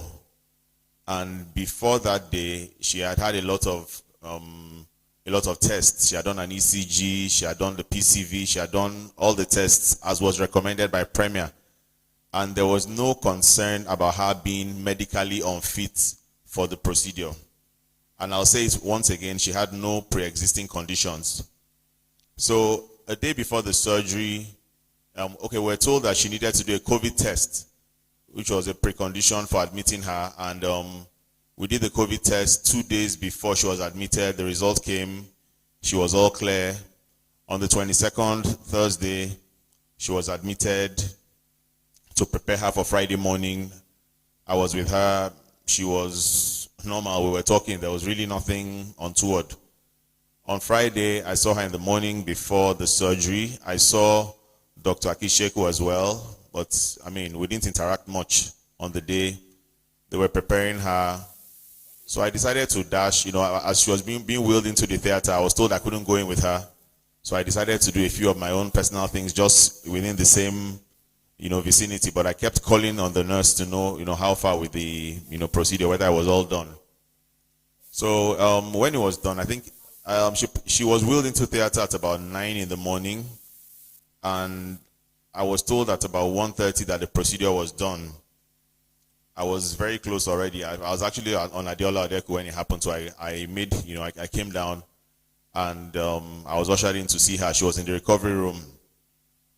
And there was nothing, I didn't see anything that made me worry, because we were talking, I was even telling her about people that had called. This person called you, you need to return this call.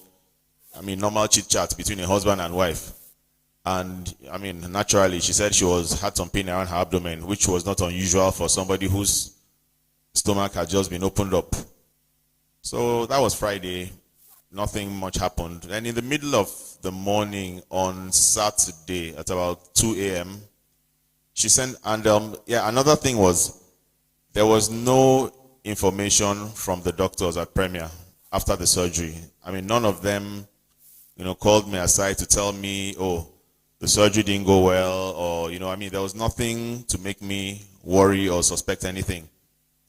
In the middle of the morning on Saturday, my wife sent me a message and says, oh, that they said her kidneys were not functioning optimally, and they might need to call in a nephrologist on Saturday morning. Now, that was the first time ever that I'd heard anything about my wife's kidneys or any of her organs not functioning properly. So it was a bit concerning, but I was like, well, it's Premier. They're bringing in the nephrologist, and, everything will be fine. So in the morning, I was there when the nephrologist came, a lady, I don't know her name, but I think she came from somewhere else. And I saw her at about 8:30. She examined my wife. I I pulled her aside, and I asked her about her condition, and she didn't raise any alarm. She just said, oh, they had administered some things. She would be fine. Oh, I forgot to mention something. My wife's blood pressure was very low, even right after surgery. Yeah, that was a concern I had. But she was already scheduled for a transfusion, and she was being given a transfusion after surgery. That was on Friday. So on Saturday morning, she was still being given blood. So the hematologists, reaffirmed that, okay, they're giving her blood. She's recommended a few things, and she'll be fine. My wife was being attended to by Dr. Renner, who I later found out he was an anesthetist. I mean, I didn't know his discipline, but I just knew he was the doctor that was handling my wife. There were a few other nurses, that were coming and going, but he was the main person that was on ground, and, at least he gave me some information. Then on Saturday evening, Dr. Renner called me and told me, to my shock, that my wife needed more blood. I mean, first of all, I was a bit taken aback that Premier did not have blood to give my wife, despite the fact that it was a surgery that was elective. It was a surgery that should have been prepared for. And he said we had to look for blood for her. Then the second thing he said was that they needed to move her to the ICU. And he said for better care. He didn't mention anything about distress. He didn't mention anything about, being in a bad state or whatever. So the next thing, one of the nurses came to meet me and said I should go and see them at accounts. So I saw them at accounts, and apart from the money I deposited before the surgery, I was asked to pay an extra 1.5 million. So I made a transfer of 1 million naira immediately. Then we started a blood drive. We reached out to family and friends, and people came for us. We got about 9 pints of blood that night for her, and they continued transfusing her while they moved her to the ICU. She was moved to the ICU at probably about 6 p.m. on Saturday. But I still wasn't worried because we were still talking. I mean, the doctors hadn't said there was anything to worry about. And my wife was still, and I were still communicating. But, I mean, she was in discomfort. She was in some pain. But, there wasn't anything to make me begin to pull my hair out at that point. Then, when she was in the ICU, her state was seemingly the same to me as a layman, because there was nothing, there was no hysteria, there was no sense of urgency or anything to make me suspect. So I was with her until they sedated her at about, probably about past 11 or so. Then I went to sleep in her room because she already had a room in the hospital, and it was quite late. This was almost 1 a.m. Then I went to sleep in her room while she was in the ICU, obviously, as I said. And first thing in the morning, by 6:30, I came to check on her, just to know how she was faring. Then while I go home to go and freshen up and come back. When I saw my wife, she was different. The vitality in her face was gone. Her skin looked, I don't know whether the right word is flushed. Her eyes had been taped across her pupils like this, both of the eyes. And I asked the nurse, and they said, oh, it's to protect her pupils. But it was when the doctor came, the same Dr. Renner, and he told me that my wife didn't fare well. She didn't fare well through the night, and they had to put her on a respirator. So that was a rude shock to me, because the person I was talking to barely 4 or 5 hours before, then the next thing I'm sleeping in your premises, I wasn't informed. I come back, the next thing you tell me my wife is on the respirator. How? But, I still didn't panic. And I said, okay, now that she's on the respirator, what next? They said, they'll need to move her to another center where they could do a CT scan and possible dialysis. Those were the words they used. I was shocked again, because I was surprised that Premier Specialist Hospital did not have a CT scanner. I was really surprised. But at that point, it wasn't the time to begin to interrogate and all that. I mean, a life was on the line. So I said, okay, I mean, fine. So I called a few family members, her family members, my family members. We called a family friend of ours who is a consultant gynecologist in the UK. And his question was, look, if her blood pressure is still low and they're giving her blood, then she's obviously bleeding. I mean, he sounded quite flustered. That, I mean, but this is like, you know, this is basic now, but they need to open her up and take care of the bleeding. And that's what he said. So he told me that, look, if the doctors there would talk to him, he'll be happy to talk to them. So I went there, and I went into the reception, and the first person was Dr. Asemota. I gave him the phone. It was on speaker. I was listening to the conversation, and he asked certain questions, and he still reiterated is that she's bleeding, you need to take care of the bleeding. After Dr. Asemota, he handed it to Dr. Iwu, told Dr. Iwu the same thing. Then after Dr. Iwu, they handed over to Dr. Oshinowo, who is the medical director, and told Dr. Oshinowo the same thing. Now at that point, that's when I saw Dr. Oshinowo for the first time in this whole period on that Sunday morning, and apparently he had just come in from England. And on hindsight, I think, I don't know whether, but my hunch is that is why certain decisions were not taken quickly enough. I don't know, but it was when Dr. Shino was there. He was now reviewing her case notes, and it was at that point that the name Evercare came up. Because before then, they said, oh, we're referring her elsewhere, or probably somewhere within VI. But it was when Dr. Shino was there that Evercare now came up. And I said, okay, fine. Evercare, fine. They'll need to prepare correspondence between an Evercare before making the referral and the transfer. So between that time, which was about past 9, they didn't move her to Evercare until past 1.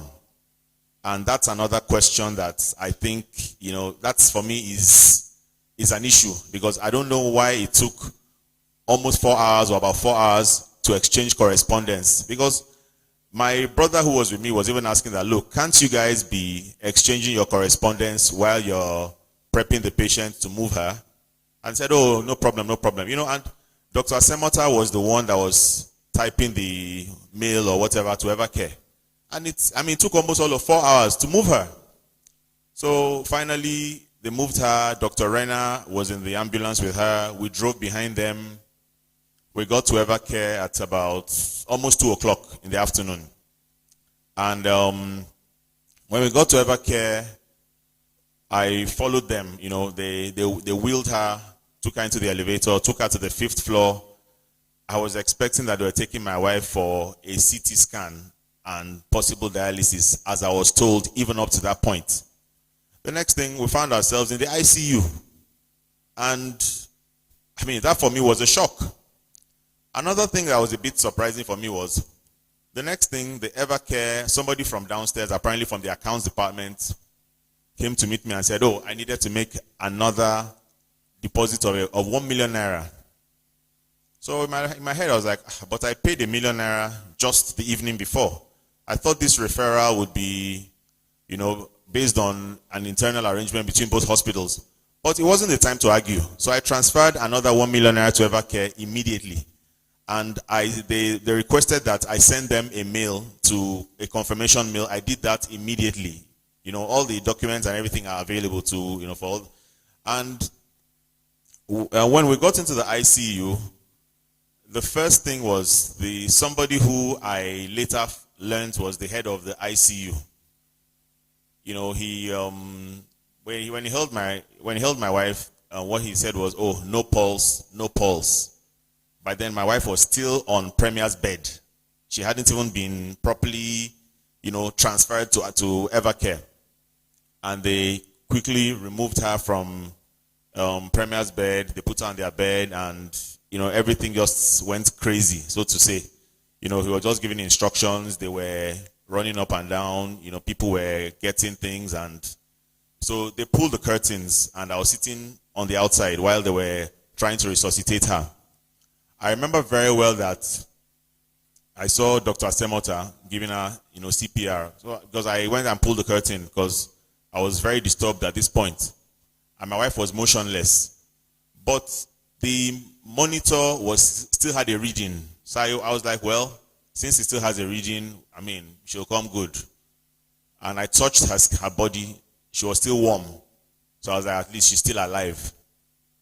So when I couldn't stand it anymore, I strolled downstairs, just to give a feedback to some of our relatives and friends that were downstairs. And it wasn't up to 10 minutes later, Dr. Asemota called me. And, he told me to come with my brother. So in my head, I was like, well, I wonder what he needs me to come up and come with somebody. But I suspected it because, when I got upstairs, the whole scene had changed. Because before I left, the curtain had been pulled. Everyone was behind the curtain. But this time around, the curtain was still drawn, but everyone was outside. There was nobody there with my wife. With my wife's body, as it turned out. Then they told me to sit down, and the normal, we are sorry, this happened, we tried our best, we did this. And so I asked Dr. Asemota, so what are you trying to say? She's gone? He said she's gone. I said, okay. Then, I had to break the news to family and, friends and all of that. So one thing that struck me was Dr. Asemota at that point, he offered that they would do an autopsy. And in my head, I was like, well, you can't mark your own script, because I was not happy with what I had seen, with the care she had been given. The timelines, I think they took too long to react. I think if my wife had been probably transferred on Saturday, she stood a better chance. So I said, well, we'll think about it. And I didn't, I wasn't categorical, but I was disturbed by what I had seen, despite the fact that I was grieving. Then for a Dr. Akisheku, who I hadn't seen from pre-surgery, the next time I saw him from before the surgery was on Sunday when he signed and was handing over the certificate of medical death certificate to me. That for me, I don't know, that was, So we now started making the arrangements. We took her, to the mortuary. We gave them instructions not to embalm the body. And, we started making arrangements to have an independent autopsy for her. Now, before the independent autopsy was to be carried out, they requested her medical records, as in her full medical records. And, my family tried to we reached out to Premier for her medical records. And every day was one story. We'll do it. Oh, the person in the admin office is not here. Oh, the person this. I think it was until probably the 29th or so, when my brother and a few other people went to Premier and actually caused a scene. In fact, they actually had a photocopier in the booth on that day. Because since Premier mentioned that their photocopier was not working, we took a photocopier for them if they needed it. But it didn't come to that. So finally, Premier dispatched the medical records. The autopsy was carried out at Lasuth, independently. The burial was done. There was no correspondence from Premier except a letter that was sent. Then until, later on when, the news, went public and they started trying to reach out after the fact. So another thing I want to bring to the notice of this panel is that up till now, as we speak, this is about a month and a half later, we've requested for my wife's medical records severally. Premier has still not given us my wife's records till now as we speak. We wrote to them, we reminded them, the lawyers wrote to them, gave them 7 days to release the medical records. Premier has still not released my wife's record for reasons best known to them. About 4 days ago, they sent us, I got a call from one Mrs. Adeoti, who said she works in Premier. She said, oh, they were sending the medical records to me. I said, good. When you get to the estate gate, drop it with the security, they'll sign for it. He said, no. It had to be given to me in person. So we arranged for the next morning, which was, I think, last Tuesday, I think. And what was supposed to be the medical record was brought to me. I was shocked because they brought some scanty documents which had no date, which had no name or signature at the end of it, with sketchy timelines, and even the content. I mean, it was surprising that they would send that kind of document. I mean, a document without a signature is, I think that's as good as worthless, because there's nobody to hold for it. So I would like to know from Premier, the document that was sent to my house, was it really from Premier?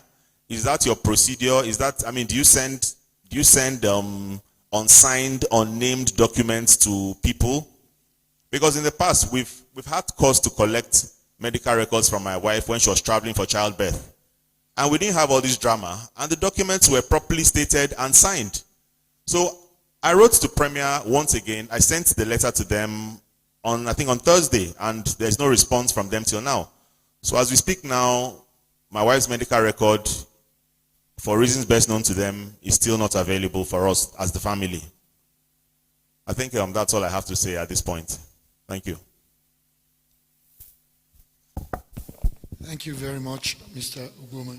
Panelists, questions?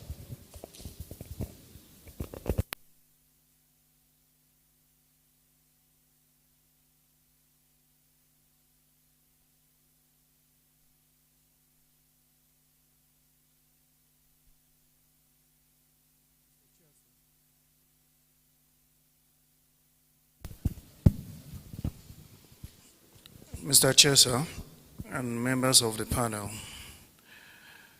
Mr. Ogoma, may I from this end offer you a heartfelt condolences on the death of your wife. Thank you.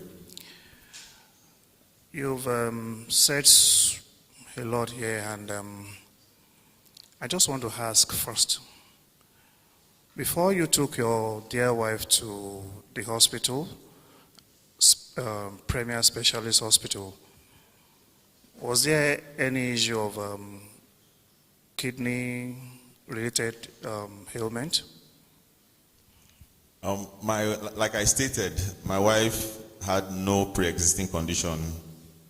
I mean, in fact, my wife had a full medical at Mikio in January this year, including kidney tests, and the records are there. So the kidney thing I was hearing for the first time ever on Saturday, the 24th of April, when she told me that they mentioned something about her kidney function. It had never come up. The records are there. She had never had any kidney disease or infection ever. Thank you. Another very fundamental question I'm asking you is, you said after the surgery that you were told by the management of Premier Hospital that your wife needed blood and blood was not available. Is that correct? That is correct. May I also respectfully ask you, as at the time you started this procedure at Premier Hospital, did you pay? Yes, we made payment. How much did you pay? We had some credits in the account. We had about over $1 million, because I know we had a credit of about 277,000. So I made a transfer of 800,000 because they needed a minimum of $1 million in the account. So there was at least $1 million in the account as at the day of the surgery. Thank you. The amount you paid to Premier Hospital, was it to cover the treatment of your wife? It was the required deposit to cover the treatment of my wife. Okay, thank you.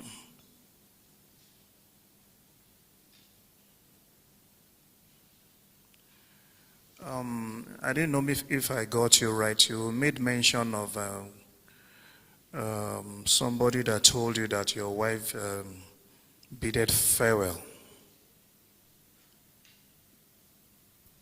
Bidded farewell? Yes.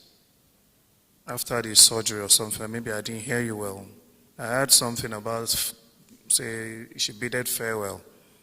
No, I never mentioned that. I don't know where that came from. Okay, that she didn't fare well through the night. Oh, no. Yes, she didn't fare well through the night. Okay, I was told that by Dr. Renner, the anesthetist. Okay, thank you. Could you please tell this honorable panel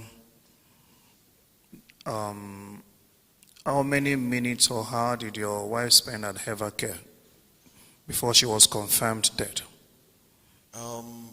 I'm not sure my wife spent more than 40 minutes at Evercare.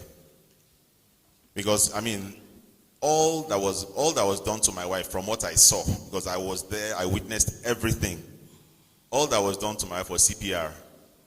From the minute she got upstairs to the minute she was confirmed dead was just CPR. So I don't think that could have been more than 40 minutes or thereabout. The rest of the time before she was moved, she had already been pronounced dead. It was more of we're making arrangements for the ambulance and the mortuary and all of that. Thank you.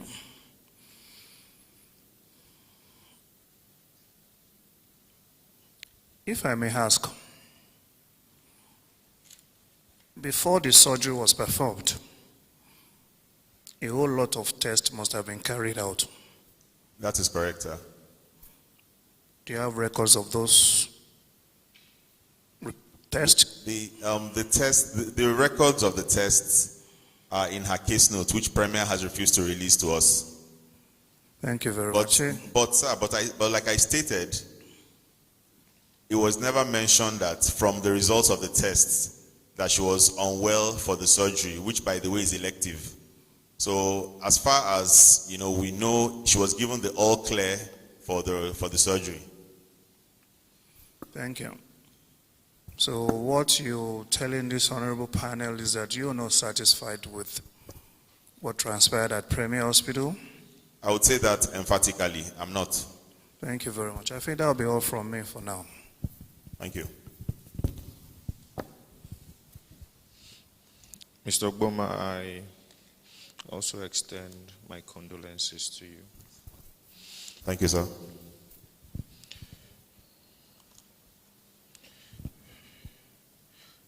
You mentioned the fact that your wife was to undergo a process. What is the term for that process? It's called an elective hysterectomy.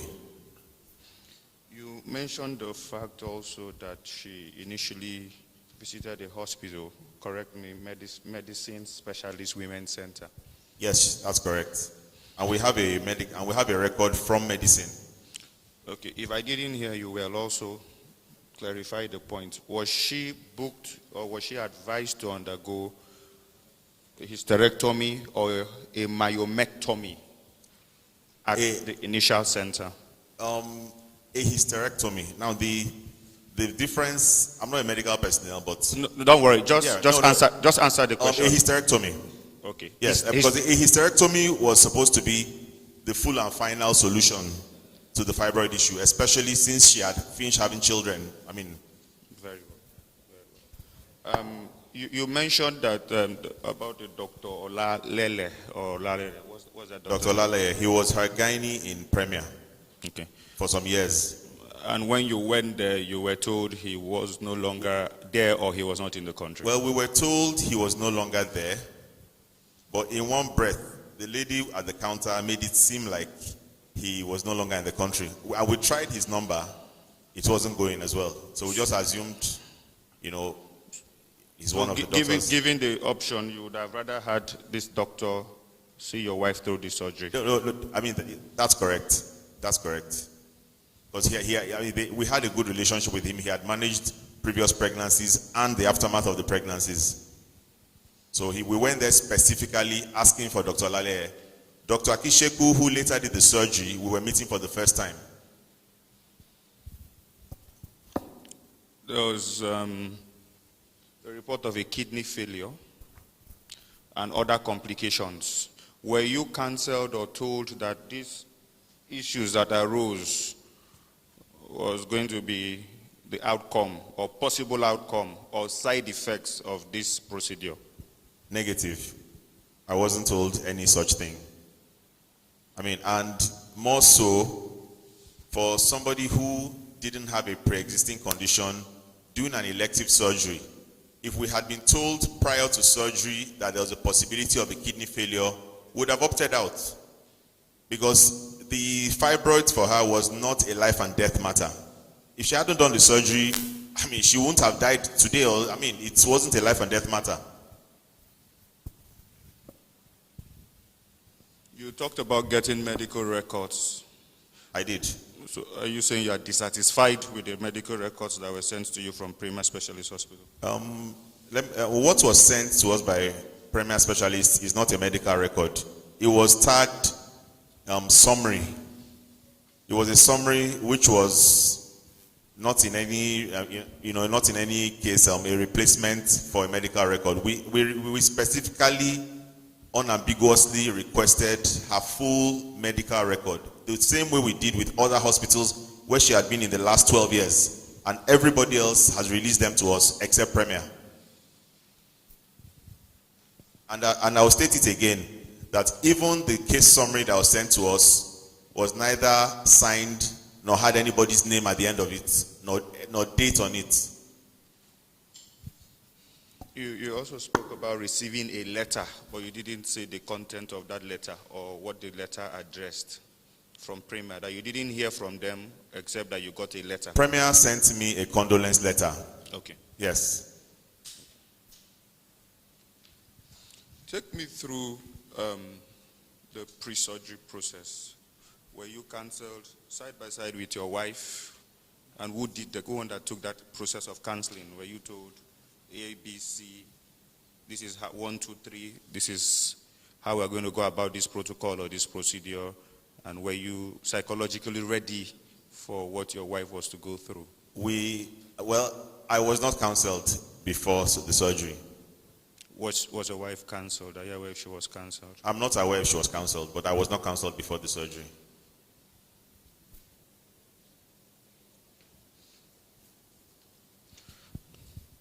You spoke about being dissatisfied. You were made to make a further payment of 1 million naira. Was it to Premier or to Evercare now? I made a further payment to Premier on the Saturday before she was moved to the ICU. I found that a bit insensitive because I had just made a payment the day before, and for the fact that she was in their care already. The ICU wasn't part of the plan, and my thought process was, if I didn't have the money to pay, will they have just left her where she was? I mean, would they not have continued treatment, and we'll talk about money later? But nonetheless, I made the payments which they required. That was on Saturday evening. When I got to Evercare the next day, I just assumed that since Premier had been given the money for the ICU a day before, whatever arrangement was between both hospitals. But I was told to make a further 1 million naira to Evercare on Sunday, which I did. Okay, so you made the last 1 million payment to Evercare? Yes, I did. But I would also like to state it that Evercare made a refund of a large part of the money to me the day after the surgery, the day after she passed on, without my having to prompt them. And you've not gotten an explanation as to why that payment was made or why the refund was made, rather? Well, I haven't been in contact with them, but I got a call from the head of the accounts, and after commiserating with me, she said they needed to refund part of the money, and they refunded the sum of 792,000 naira from the 1 million naira paid. You mentioned a friend or a family friend who is a medical doctor, a gynecologist. Yeah, that's correct. And you wanted a second opinion from him. Am I correct? That's correct. And his advice was as to the fact that your wife, of blessed memory, needed to be taken back to the theater. That's correct. And she had internal bleeding. That is correct. Tell us the response of Premier to this intervention. When they spoke, when the three doctors, Iwu, Asemota, and Oshinowo spoke to him, they didn't seem antagonistic to what he had said. In fact, they actually seemed like they were receptive to what he had said. But that was where it ended. They made no move to take her back into theater. All they were doing was, Dr. Asemota was, seemingly sending mails or something to Evercare. And after about 2 hours, they now started prepping her to move her to Evercare. But there was no, that was just about it, nothing else. No action was taken with respect to taking Not at her. all. Not at all. Not at all. So, and you don't have any explanation why that was not done from them? No explanation.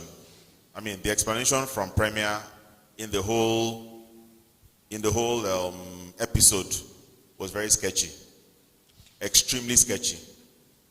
Let me not stress you any further, Mr. Goma. Thank you. Thank you.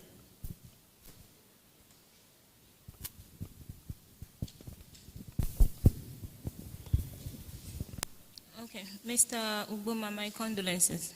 Thank you. I would like to ask, in the course of your, your explanation, you said that your wife had been to other hospitals apart from Premier. That's correct. In and out for whatever. No. Not in and out. Okay. In and out makes it seem like she had protracted. No, she didn't have. Okay, you said that, if I heard you correctly, you said that it was not for anything serious. You said it wasn't for anything serious, that she had used other facilities. Yes, over the last 12 years, we've had. Do you want to expatiate on that? Do you want to talk about more things like malaria, things like, probably the most serious thing was maybe a stomach ulcer in the last 12 years. My wife has not been admitted in the last 12 years. Not for anything. Not for anything. Not in Premier, not in any hospital, anywhere. Okay. Now, my second question is this. You mentioned, you talked about the second opinion, your family friend that you called. And yes, I did. You said your own observation is that it was agreeable to the doctors at Premier. The suggestion from the family friend, gynecologist, right?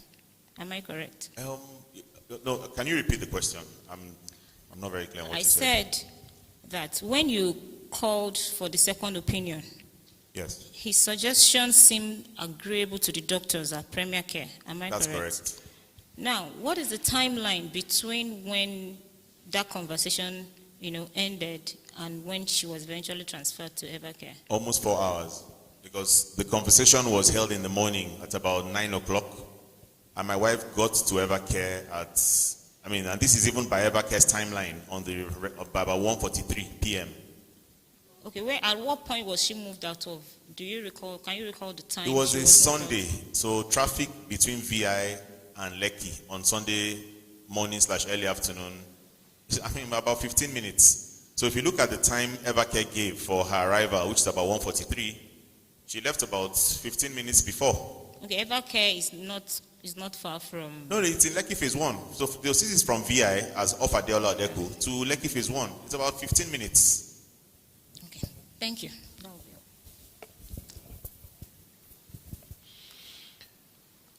Mr. Obama, I'm sorry about what happened to your wife. Thank you. I was just trying to understand the points of misgiving or some of the things that you didn't like. And I don't know if I'll be correct to say that in your view, if your wife was referred a day earlier, it could have been better. The outcome could have been different. On hindsight, I would say yes. Okay. So apart from this point, if you were to talk about one or two other points around which you had doubts or misgivings about the management of your wife by Premier, what would those points be? The first thing I'll talk about is the lack of aftercare by her gynae, especially the gynae that performed the surgery. Okay. Because like I stated before, I saw him before the surgery or around the time of the surgery, and the next time I saw him was when he signed and was handing over her medical certificate of death. I was in the hospital all through. I was in the hospital all through Saturday, I was in the hospital all through Sunday, and I did not see Dr. Akisheku. Okay. Yeah, yes. Yeah, some of that did come out from your testimony. But Yes. just wanted to sort of get a summary of it from your point of view. So one would be that if she had been taken to Evercare a day earlier, there could have been the chance of a different outcome. Well, and if she okay, please go ahead. Please go ahead. Yes, please, because you have confirmed that is what if they had been more attentive on Saturday, she probably wouldn't have. They probably wouldn't have needed to take her to Evercare. Okay. Because if it was a bleeding matter, then if they had probably opened her up again on Saturday and addressed the bleeding, then we probably wouldn't have needed a referral to any other place. Okay. So what was any other major concern of yours other than the two that you have mentioned? The lack of information from them. Lack of information. Yes, I have a problem with that. Okay. Anything? Because if I was told my wife was in distress earlier, I think I would have made other decisions. Okay. So thank you very much. Is there anyone that you didn't mention in terms of summary? If it comes up, I'll say it, but I think that's all for now. Okay, thank you.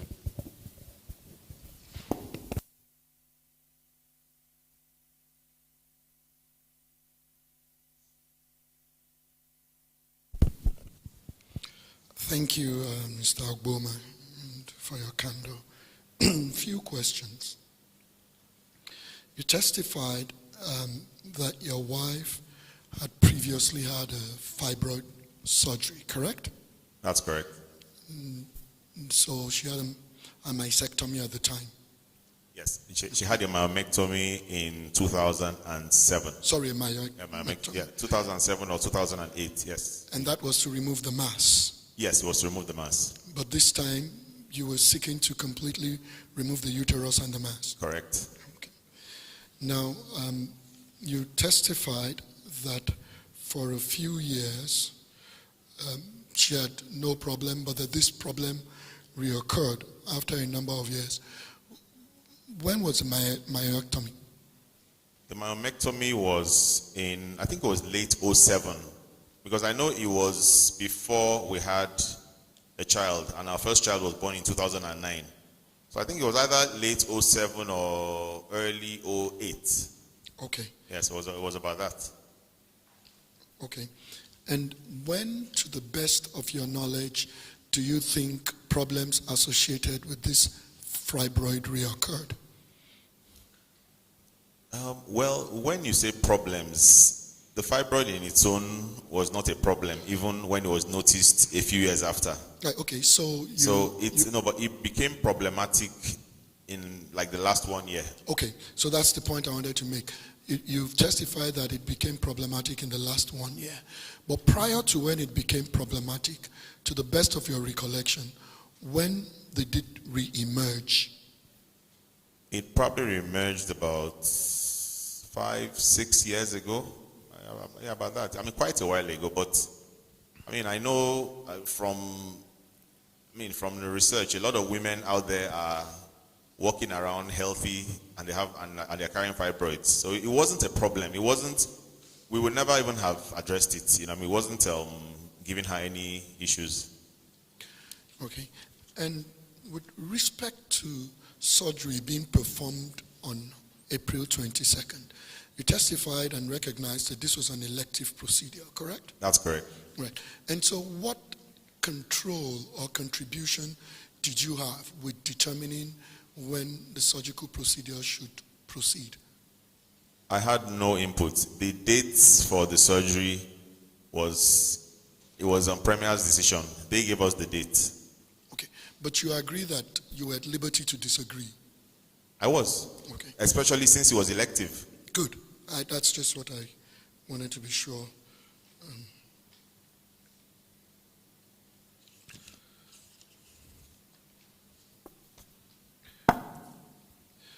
you testified that you went on a family blood drive, correct? Not family, went on a blood drive because we needed a match. Okay. So we reached out to family and friends. And you got how many pints of blood again? We got about 9 pints of blood. We got because we were told she need about 2 or 3. But it was a case of we reached out to several people, and when some of them began to show up at Premier, even at night, all the way from all parts of Lagos, we didn't turn anybody back because, like, well, we'd rather have more than she needed than, you know, to start looking for blood the day after. And to the best of your knowledge, was she transfused? Yes, she was. She was transfused. Do you know how many pints?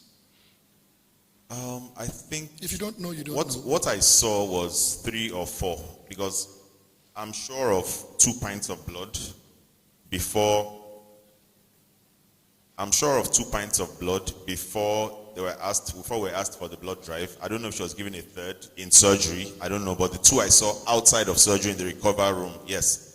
Then I'm sure of another pint of blood, which was the first pint of blood that was donated by one of the people that we reached out to.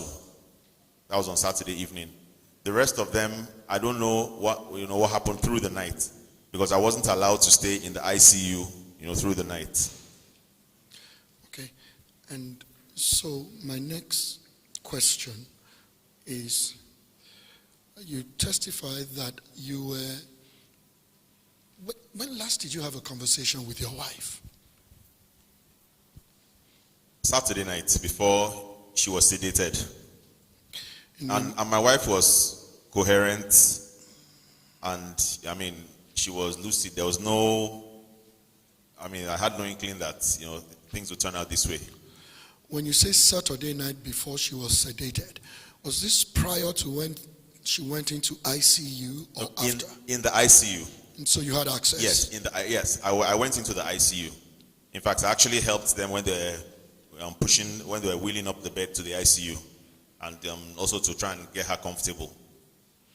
And this was approximately what time on Saturday? The last I spoke to her was probably about 11 p.m. or thereabouts.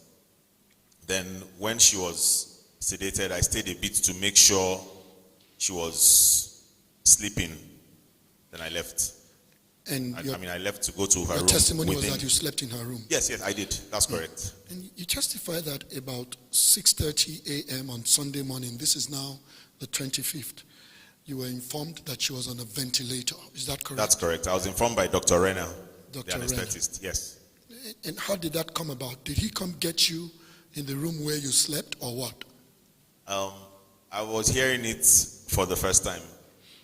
When she was being put on the ventilator, nobody told me. In spite of the fact that I was within their premises. Right. So it was in the morning when I was going to check on my wife, then let me go home, freshen up, look at the kids, and that was when I was being told, oh, your wife did not do well through the night.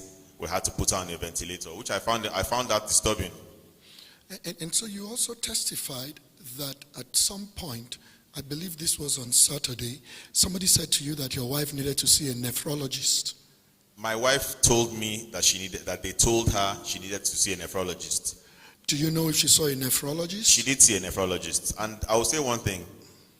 Premier did not tell me my wife needed to see a nephrologist. It was my wife that was telling me that she needed to see a nephrologist. She saw the nephrologist. But at this time, she was still lucid and was... No, my wife was lucid. My wife was coherent until I left her on Saturday, almost midnight. So the time of the nephrologist was Saturday morning. She was lucid. We had conversations. In fact, she sent some of her friends testified that she even chatted with them on Saturday.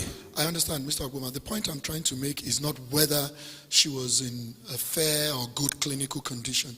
I'm just trying to determine the information flow here. And so if she was able to inform you, then I think it's okay that at least they had a conversation with her. I just want to know at what point you were getting information.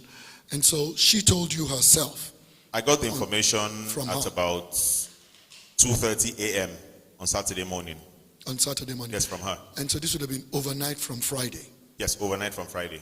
that she needed to see a nephrologist. That's correct. Do you know if she saw a nephrologist? Yes, she did. And I saw the nephrologist as well. I engaged her as well. Do you know approximately what time she saw this nephrologist? It was about 8:30 Saturday morning. Saturday morning. Yes. Right. I engaged her just before she left. And she was there for about 30, 45 minutes. So what was the nature of your engagement? I mean, I asked her, once I mentioned kidneys, alarm bells rang. But for the fact that a nephrologist had been called, I just thought, well, it was being nipped in the bud. And what I was told was, kidneys were not functioning optimally. It's not like I was told kidneys had collapsed or... So I asked her, and she said, she'll be fine. They're giving her blood. She's prescribed some things. I mean, there was no, damning verdict on her condition. All right.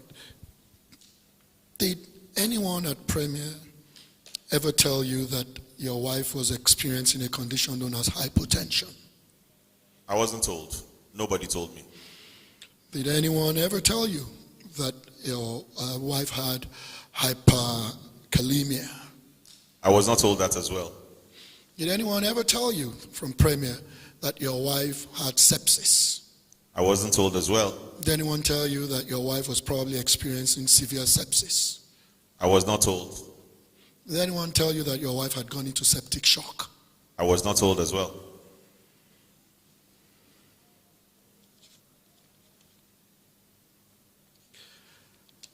And so, what was your understanding of what your wife was going to ever care for?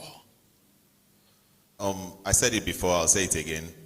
I was told that she was going for a possible dialysis, and a CT scan. And so, did you know that your wife was possibly reacting to blood that had been transfused? I wasn't told as well. Did you know that during the surgical procedure, they discontinued a certain blood transfusion and started another line? I wasn't told as well. You didn't know any of that? No. I'm actually hearing that from you for the first time. And it also just highlights the lack of information and the fact that her case notes have not been released because there's a complete dearth of information from Premier. All right, and you testified a moment ago that you had received an accounting from Evercare as far as itemizing what they charged you for and a refund. No, they didn't go as far as sending me a bill or a breakdown. Okay. Yeah, all they did was they called me the very next day and they said they needed to make a refund, a partial refund of what I had paid. And they asked for my account details and the money was transferred to me before the end of work that day.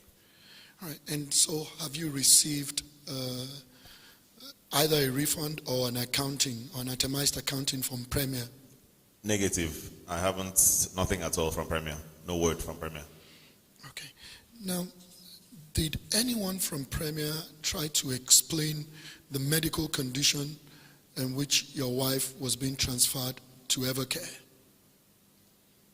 Like I said before, possible dialysis and CT scan. And so no one... I mean, that was full stop. It was both these were the things she was supposedly going to do in Evercare. And that's why I say I was surprised that when we got to Evercare, we ended up in the ICU. And so you don't know, you don't know if your wife was in good, fair, or poor clinical condition. By the time I saw my wife on Sunday morning, like I said before, it was obvious that she wasn't in good clinical condition. And that is based on your own perception? Yes, yeah, that's based on my perception. Now, all the terminologies and the rest, I do not know. But from what you see, and when you hear somebody has been put on a respirator, and the skin is looking all flushed, and you can tell that the person I left on Saturday was not the person I saw on Sunday morning. And so, it was obvious. As you sit here, do you know the name of any medication that was administered to your wife while in Premier? I do not know. So nobody has said to you that she received this particular intravenous or oral medication, and for what purpose? Nope, I do not know. Nothing of such. Did you know what your wife's potassium level was at the time of transfer from Premier to Well, now Evercare? that's an interesting question, because Premier, once again, did not say anything about it. It was actually at Evercare. There was a printout that had some of her vitals, and I actually took a screenshot of the printout and I passed it on to a couple of doctors, including my wife's sister. And everyone that saw it was alarmed at some of the values. The values. Yes, the potassium level, they said it was, the oxygen level. I mean, everything there was negative. But Premier did not say anything about the potassium level. Did Premier tell you anything about the white blood count at No. the time your wife was transferred? Nope, no information to that Didn't tell effect. you about her biochemical state at the time she was transferred? Nothing of such. Nothing of such. There was very little communication from Premier. Very sketchy, very, nothing from Premier in that regard. All the things you've mentioned, negative. Thank you very much. I have no further questions. Thank you, sir.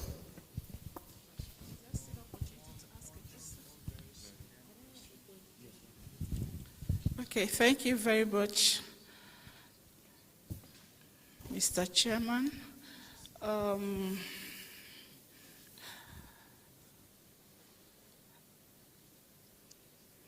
I just want to start by also expressing my heartfelt condolences for your experience, which is quite traumatic from the history you have just shared with us. Thank you, ma'am. I wanted to find out from the beginning, the Premier Hospital it looks like you're very familiar, you've always attended there with your wife for some of these gynecological issues, at least on 2 occasions. Well, yes and no. My wife had a file with Premier as far back as maybe 2007. And because she was pregnant or trying to get pregnant at that point, we were regulars there at that point. When she got pregnant, the antenatal and everything. So at that point, we were regular with Premier. But after the birth of my second child, after she, we were no longer regular. It was only on the immunization days that she would go. But after that spell of maybe 09 or 08 to 011, 012, there had been a disconnect, and my wife did not need medical attention from Premier or any other hospital. So, okay, and she had antenatal care on those. yes, she did. And she was delivered outside the country. Outside the country, correct. Then she also had a myomectomy in the same Premier. No, she had a myomectomy in Citizens Memorial Hospital. Okay, sorry about that. So, for you to have for your family to have gone back there, I want, correct me if I'm wrong, there must have been a level of confidence that you have in this hospital and the management. That's correct. And in the previous times they managed your wife, were you satisfied with their management? I was satisfied. Did the leadership or the management of the hospital change from what it was previously to the point in time you went in, your wife went in for the hysterectomy? I don't know about the leadership, but I know. I mean the doctor, the managing doctor. Yes. The doctor, Dr. Laleye, was no longer with them. So, I mean, he's the one that had managed her prenatal up to, but recently when we went there, we found out he wasn't there anymore. Okay, but the MD still remained the same. The other staffs, only Dr. Laleye wasn't there anymore. Well, the MD remains the same. The other staff, I would not know, because we're going there specifically to see a particular gynae at that time. Okay. Also, were you attending these consultations with your wife I for did. this particular Procedure. yes. I attended all the, I attended them with her. So was there that involvement and adequate information sharing with you and your wife, counseling on the procedure, what will be done, the test, everything as this went on?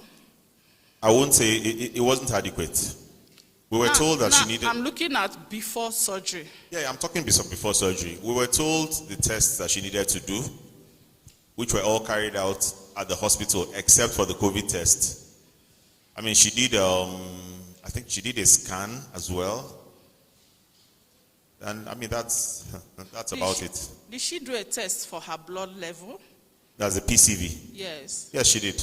Were you told the results, or did Yes, they in express fact, any consent? she did a PCV, I think a day before the surgery. I know she did at least 2. She probably did 2. Was there any because she did consent? one a while before the surgery, before they gave her a date, and they said they needed to prop up the blood level, and they gave her some pills for that. Then she did another PCV, I think just on the day before she was admitted, and they said it was fair enough. It was enough, it was good enough for the surgery. Okay, but you can't remember the figures. It was either 27 or 29. I'm sure it was one of the two. Okay. Was there any discussion on blood transfusion before surgery? Yes, it was discussed before surgery. Did you people decline, or did your wife decline blood transfusion? We didn't decline. We were told that she needed to have a blood transfusion. So the hospital, Premier Hospital, offered you blood transfusion and you declined? No, we did not decline. We didn't decline a blood transfusion. She was transfused with our consent. Before the surgery? No. Okay. They said, when they saw the PCV, they said the PCV was enough to take her into surgery, and they were going to transfuse her, I think it was along with surgery or immediately after surgery. But there was no case of before surgery, maybe a week to surgery. Then we say, no, we don't, no. There was nothing of such. Okay, before she went in for this surgery, was she complaining that she was bleeding so much during her monthly cycle, to the extent that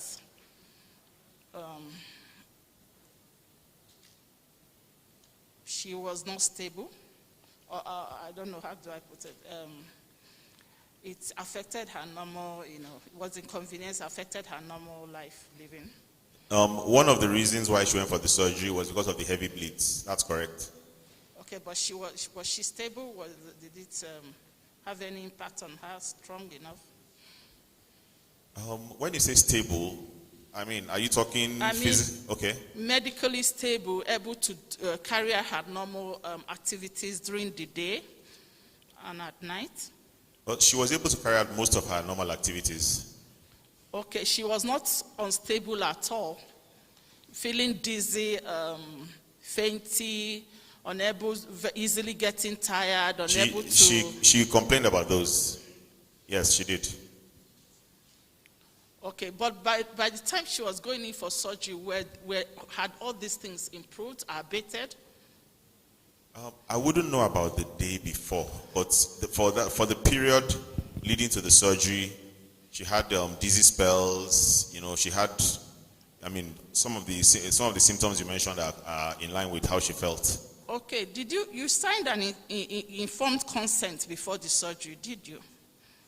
I signed the consent for the surgery, yes. So when I say informed, that means you had been thoroughly taken through, informed on her condition, the process, and what it was going to take, and perhaps the possible risk associated. I was not thoroughly taken through.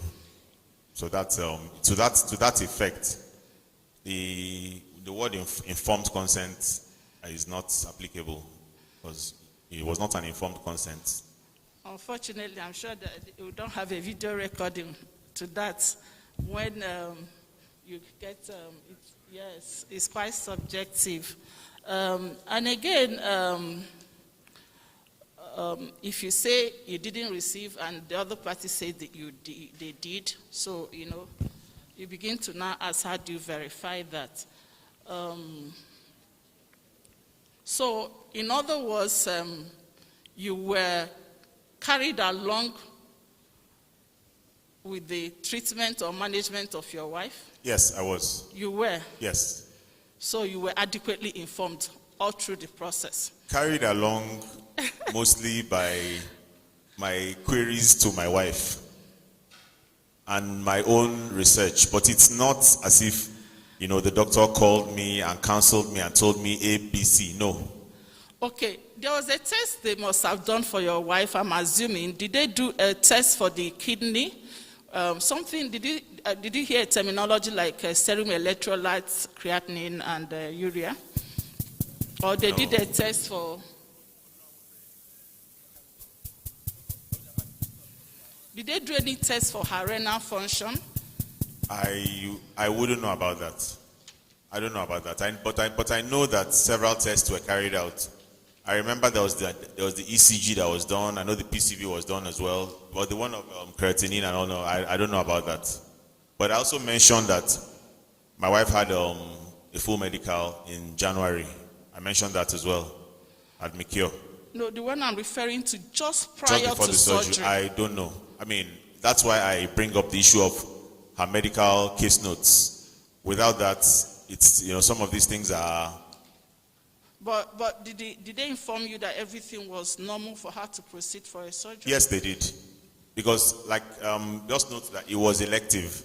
So if the doctor had raised the alarm and given us painted, the possibility of something potentially fatal, we could have declined or put it off, or we had other choices to make.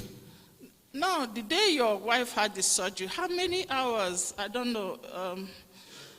Just try and estimate. Did it take between immediately after this? She didn't. She was conscious. It was the kind of surgery they did for her. Did she sleep off? She was unconscious?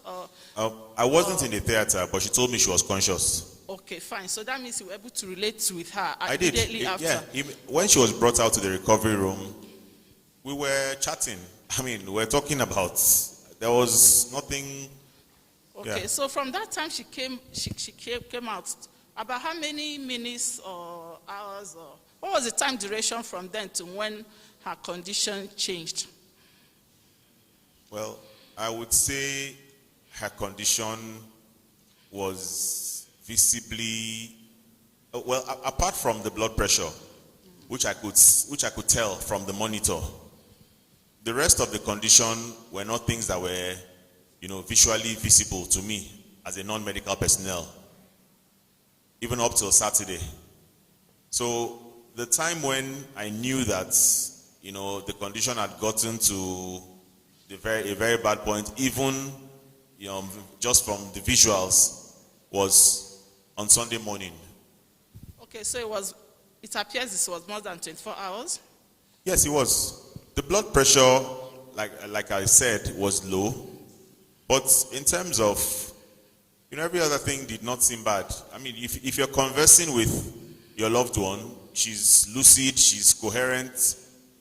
You won't see anything. And the doctors are there with her. And they're not saying anything that, she's in this condition, or they're not explaining to you that she's deteriorating. Then you probably won't even know. Okay, the surgery was done on a Friday, right? It was done on Friday. And you were with her throughout Saturday? Yes, correct. And you were conversing with her?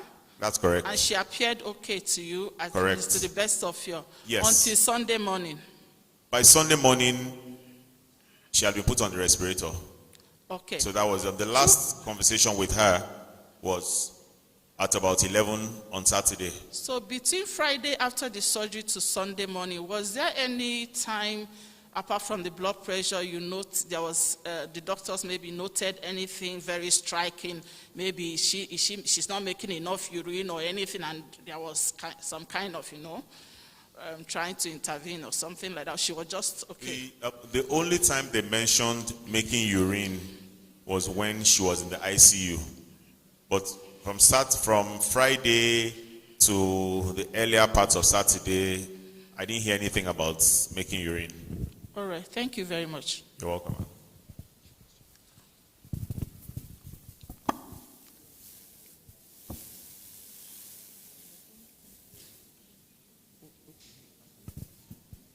Mr.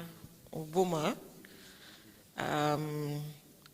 on behalf of Lagos State Ministry of Health, would like to condole with the family. Thank you. We pray that God will, take charge of every situation. Okay, I just wanted to get a few things clear. From this consent form that you were, given to fill, I realized that that's another consent that was mentioned as high risk. Was that at any point in time that you were, told by the medical team that the hysterectomy is an high-risk case? No, I wasn't told it was high risk. You were not told? I was not told it was high risk. Then I should. Okay. What was the reason for her being sedated that Saturday? Do you know? Well, I wouldn't know, but I think, someone that's been sedated probably means the doctor thinks she needs to sleep. She's probably restless, or I don't know, but I wasn't. You were not aware of this. You did not see any sign for her being sedated. No, I'm sorry, I didn't sign for her being sedated. Did you see any sign in her for a reason that she was uncomfortable? She was uncomfortable. Yes, she was uncomfortable. Okay, all right, thank you.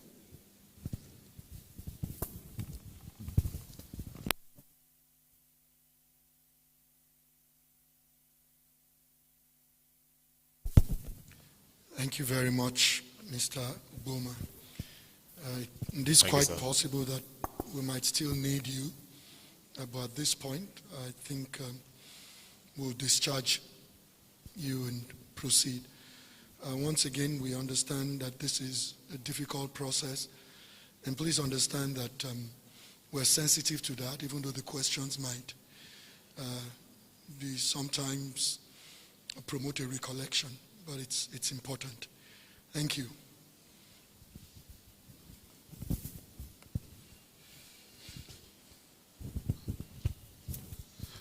Thank you, Mr. Obama. The next witness we want to invite is Dr. Oshinawo Omololu of the Premier Specialist Medical Center. Dr. Omololu, please.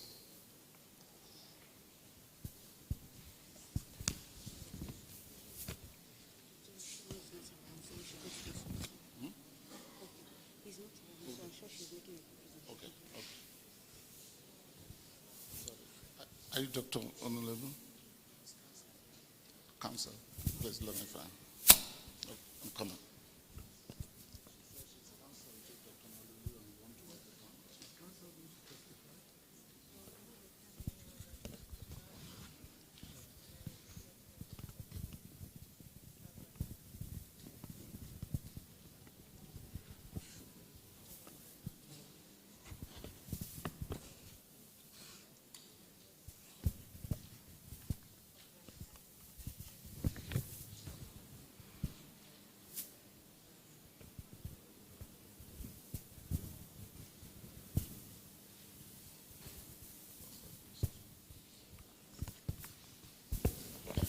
Okay, I have just been informed by my office that certain Olawipo Adeoti had communicated with the Commission on Saturday, June 12th,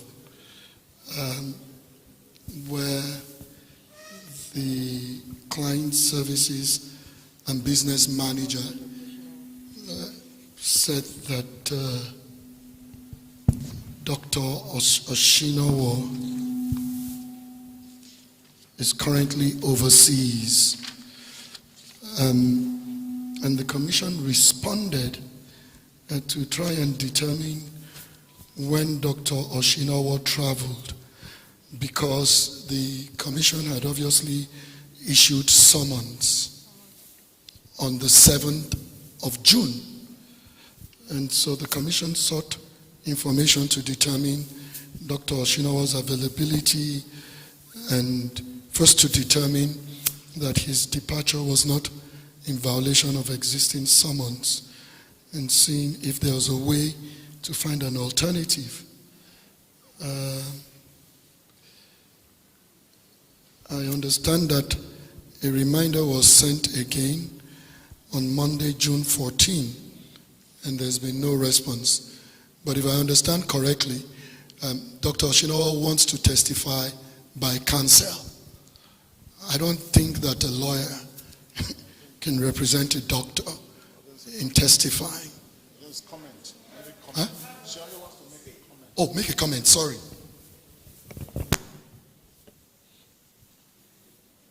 I was going to bring to the attention of the commission that Dr. Oshinawa is out of the country when his name was called, and it was obvious that the correspondence that had been sent had been lost in the process, which would be why his name would be called at a time like this.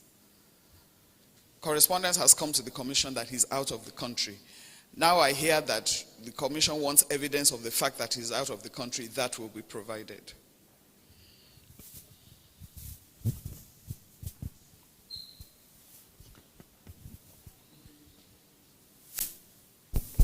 Respectfully, learned senior counsel, thank you very much for that. It would be very important. The reason why it's important are two things. It's a lot of work to set up these investigative hearings, and an incredible amount of cost. And you can see just lining up a time that works for the target of an investigation, and then the family that is involved, and then just look at the sheer number of different federal government and state authorities that are involved here. At a minimum, I think the respectful thing to do is to honor the time frame that is set. But to the extent that travel is unavoidable, we recognize, we respect that. And so, please provide that information. And I think the commission had quite as robustly as possible been responsive, in the sense that the communication about his availability did not come to the commission until 6:44 p.m.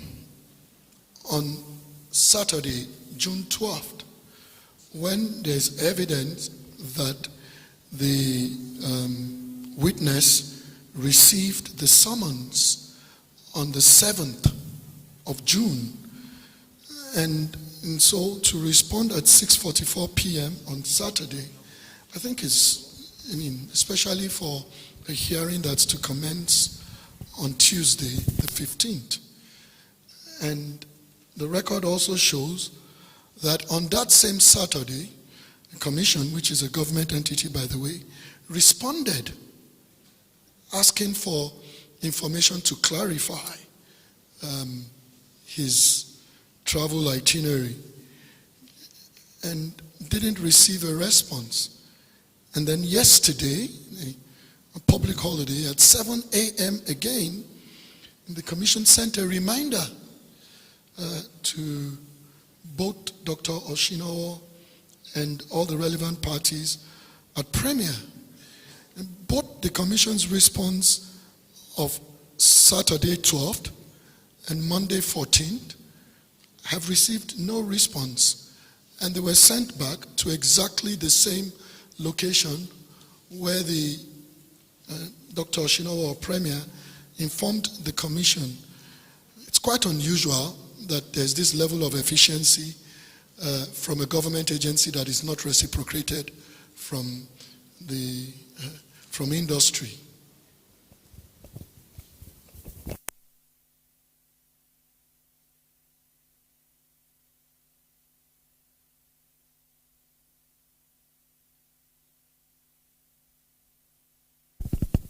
Thank you, Honorable Chairman.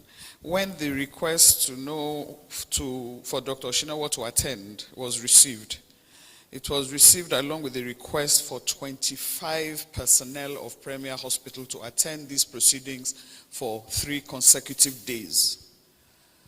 Premier then wrote the commission to say, if you bring 25 clinicians out of Premier on 3 consecutive days, there will be a problem because patients and scheduled surgeries and appointments will be unattended to, which will lead to other problems. It was after that that the commission responded and reduced the number that was invited. Along with that, Premier asked the commission if Dr. Oshinawa could testify virtually from his location outside the country. As we speak, I'm not aware that that request has been responded to. We have not, Premier, as I am informed, has not received the request for Dr. Oshinawa's travel itinerary. But now that we have it by ear, we will respond to it accordingly.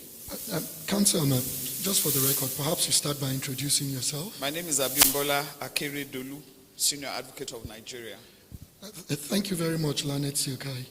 I get you on that, but it was never the intention of the commission to pull 25 clinicians, as you refer, out for 3 days. As a matter of fact, that's why it said that the hearings would be June 15 to Thursday 17. And after that, the commission has identified the time that it expected different people to testify. Some in the morning, some in the afternoon, some on the next day, just so that this isn't disruptive. I would be grateful, to Premier's operations. And if I finish, ma'am, if you let me. And with respect to your point about receiving from the commission a link or some platform for Dr. Oshinawa to testify remotely, that's the email. That's your client's email from 6:44 p.m. on Saturday, June 12th. That's and the organization, the regulator responded on that same June 12th at 10:40 p.m. First, your email about your request, or at least your information that your client would not testify, came at 6:44 p.m. on a Saturday. In an abundance of caution, the commission responded at 10:40 p.m. about what? 4 hours after your email on that same June 12th. And then on 14th of June at 7:11 a.m., the commission again said, look, you have not provided any information based on our response to you of June 12th. And this is 1:10 p.m. on the 15th. It's over 24 hours after the last email. Haven't responded to anything. It's almost disingenuous if you're going to stay here and say that you haven't received that, and now that you've received it. No, you actually received it on the 12th of June. And I might say that Dr. Oshinawa is here to testify under summons, pursuant to operation of law. He doesn't have the prerogative to inform the regulator that he's not available and that the regulator should set up an alternative platform. No. But we recognize that it could be impracticable and we would welcome it, but it's not optional. It's not optional. Its exigencies can lead us to that, as we will for others. But we all made the effort to be here. Everybody made the effort to be here. And so I'm not sure that an email on the 12th, which the commission respectfully and efficiently responded to, and to which there was no response. And so for us, the first thing is Did Dr. Oshino proceed to travel in violation of existing summons? If he did, why would we be granting the courtesy of an alternative platform to testify? No. And we still don't have the answers to that question. We can get to the point where we create an alternative platform.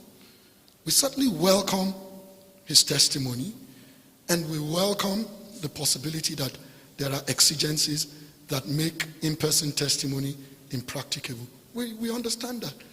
But I don't see the conduct on the other side that has brought us to that point. Counsel, and that's not about you, ma'am. I'm sure you understand that this is about the nature of the communication, the record of which is before us here. Mr. Court pleases.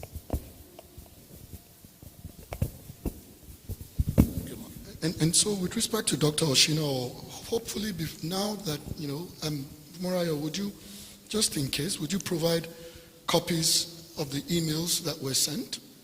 Can we have that provided to senior counsel just so that she can assist? And hopefully we can get that information from Premier and Dr. Oshino before the close of business today. And if it turns out that it's unavoidable and impracticable, we'll set up a platform for Dr. Oshino to testify, maybe later today or sometime tomorrow. But if it turns out that this was a disregard for process, it will travel a different direction before we come to the testimony part. Thank you. Who's the next? Thank you. We'll proceed to call Dr. Akisheku Kazim.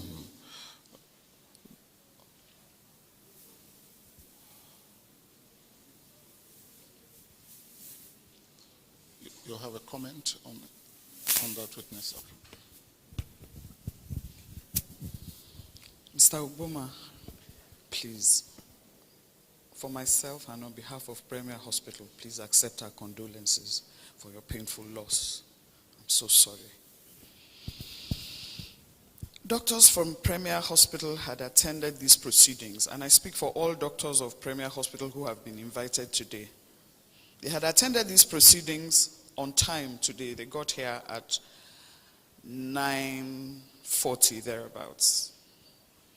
However, prior to their attendance, they were warned under the pain of sanction not to attend these proceedings by the Medical and Dental Council and the NMA.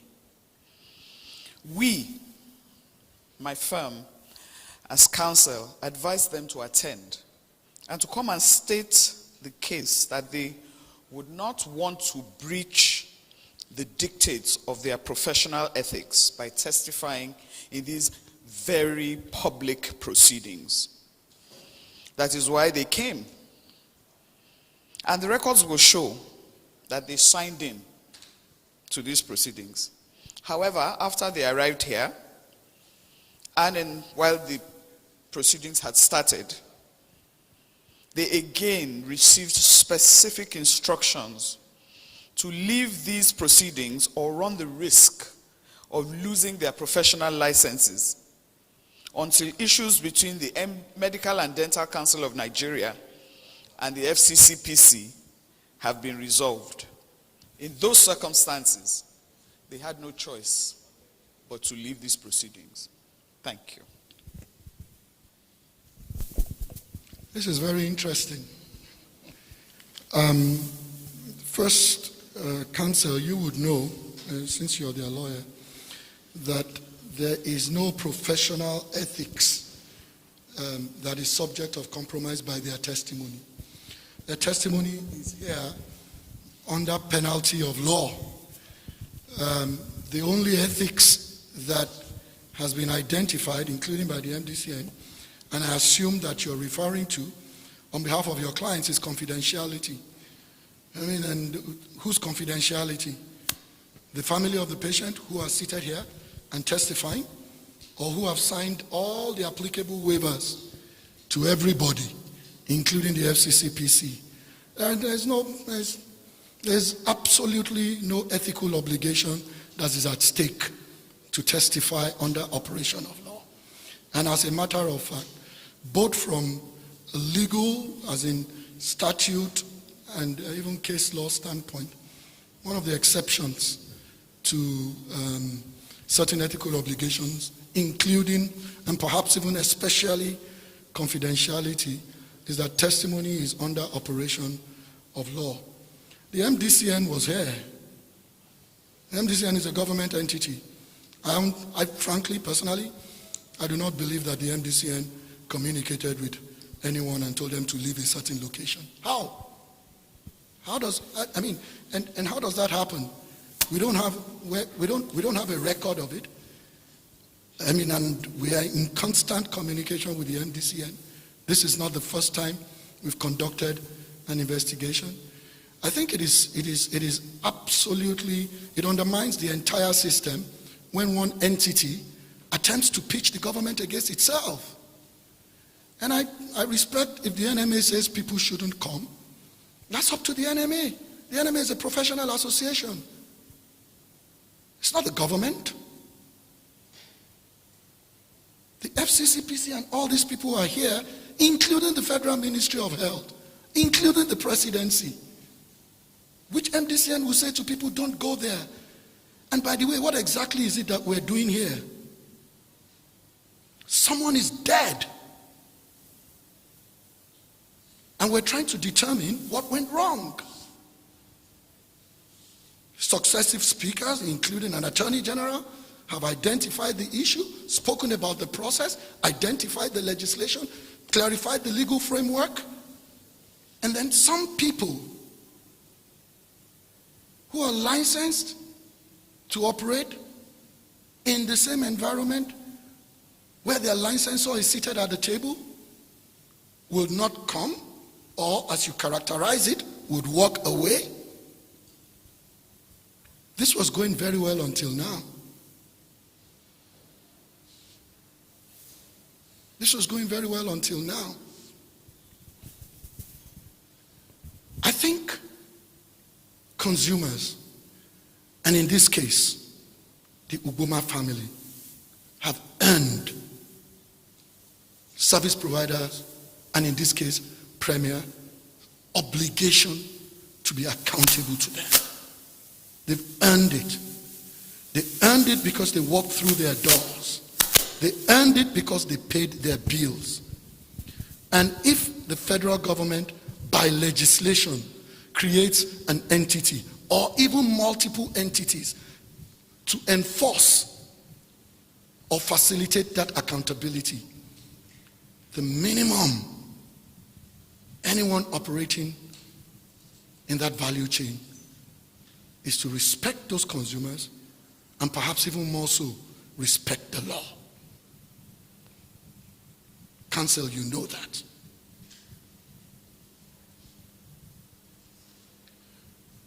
And being an incredible, long-standing and experienced litigator that I know you are, there are legal mechanisms. If for any reason you think that an appearance anywhere, including even in a court or even in a police station, would be a violation of anyone's rights, there's a court of law. You could have filed an action stopping this. You would have procured an injunction, and all of us would comply. And it has happened. People file actions, get injunctions, if they think a forum or different fora will impede their constitutional rights. And I know that you advise them that if anybody advises you and says, leave the place where you are, pursuant to summons, those summons or that law that created the summons also has provisions about the penalty for failing to comply. And there's no way, I don't know if a defense in court is going to be, someone sent me a text and told me to leave the place right now. How's that? That's at least not in our courts. What I'd like us to determine right now, Council, is if it's a waste of our time to continue to expect Premier to testify, in which case we're going to close against Premier and proceed with this investigation. Otherwise, we will. There's no question about that. We have a job to do. I flew from Abuja to do that job. And we do not claim to be the interpreters of the law, but we're a regulatory authority set up by law. And we have approached this in the most transparent manner and in the most respectful manner and in the most collaborative manner.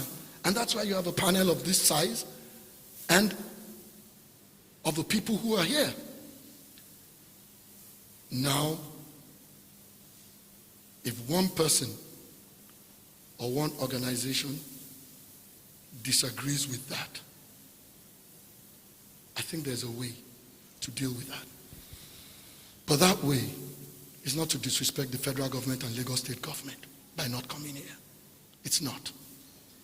It's not.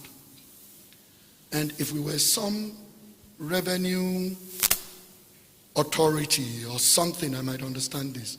Ultimately, everybody seated at this place is about protecting people. That's all we're doing.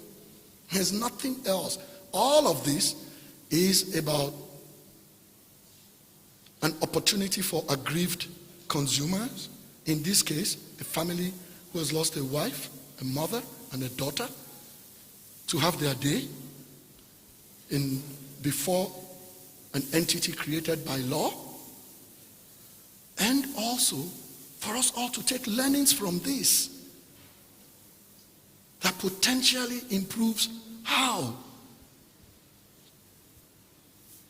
And so, Council, instead of us going through each of the names and you repeating the same thing, I would rather you take a position and let us know that for whatever reason, whether they are credible or whether they're even sustainable in the context of legal process, take a position and let us know.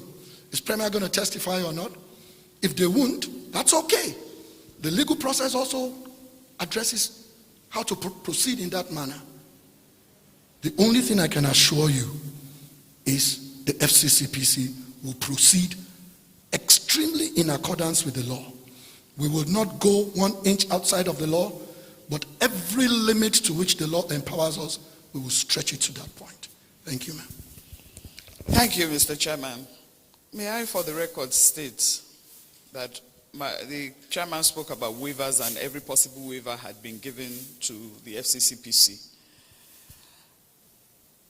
And the doctors of Premier are not aware of such waivers, and I doubt that the Medical and Dental Council is also aware of such waivers. May I also, for the record, state that the chairman has asked me to speak to whether Premier will testify. I do not believe that Premier has been invited to these proceedings. The people who have received an invitation are doctors who work in Premier Hospital. May I also state for the record that Premier Hospital is not saying that it is not accountable. The doctors working in Premier Hospital are not saying that they are not accountable to the family, the Uboma family. What they are saying, for the record, is that they have been informed by their specific regulator that yes, you are accountable for the conduct of your profession, but this is not the proper forum where such account should be given or taken. Just for the record. And the chairman said one could have obtained an injunction. As a practitioner, I know that the chairman is aware, and all legal practitioners and most Nigerians are aware, that the courts only resumed from a strike of 60-something days for the first time today. So if an injunction could have been obtained, it was technically, practically impossible to obtain an injunction because the courts were on strike. I agree with you that the courts may have resumed today, and I suppose the court's resumption today was also the reason why counsel had never communicated with the commission until this moment in open hearing to express any question of the legality or otherwise. Counsel, please. Okay. It's not the job of counsel. It's not the job of counsel to address these things. I quite agree. Thank you, now, Mr. Chairman. We will proceed with the next line of inquiry. Let's note it down that Premier, whether by itself or represented by its doctors, are not here. Now, there were other people in Premier who were supposed to testify. Who are they? So let's see if this is a doctor thing or a Premier thing. First, Dr. Asemota Nosa. No. Is doctor here? She said that the premier doctors, she just said the premier doctors are not testifying. So who were the non-doctors in premier who were supposed to testify?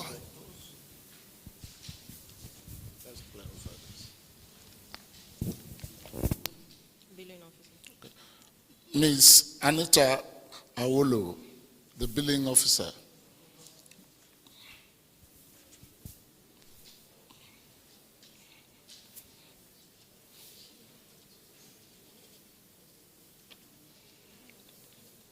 Ms. Anita Awolo, please.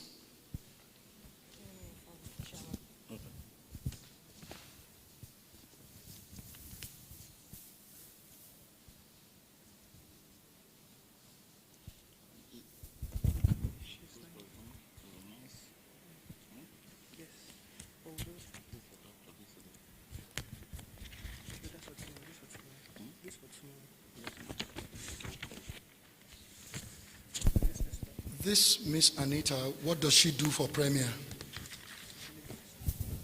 From what's her role in she's a Premier? billing officer. Billing officer. It's from records, yes. Thank you. Anita has resigned, I understand, from Premier Hospital, but her immediate supervisor, when she was in the employment of Premier Hospital, is present if the tribunal or commission or hearing wishes to take her testimony. Absolutely. Let's proceed with that. Please, can you come forward?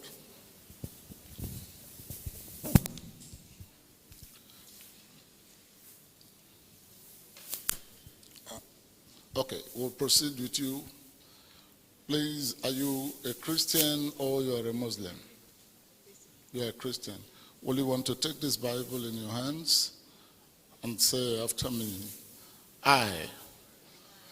Please mention your full names. I, Ijoma Izimoha. Swear by the Almighty God. Almighty God. That the evidence I shall give. Evidence I shall give. Shall be the truth.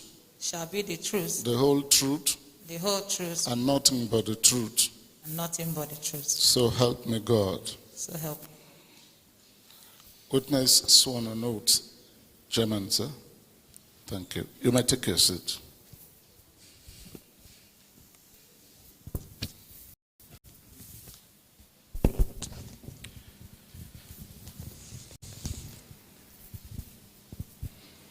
Good afternoon, ma'am.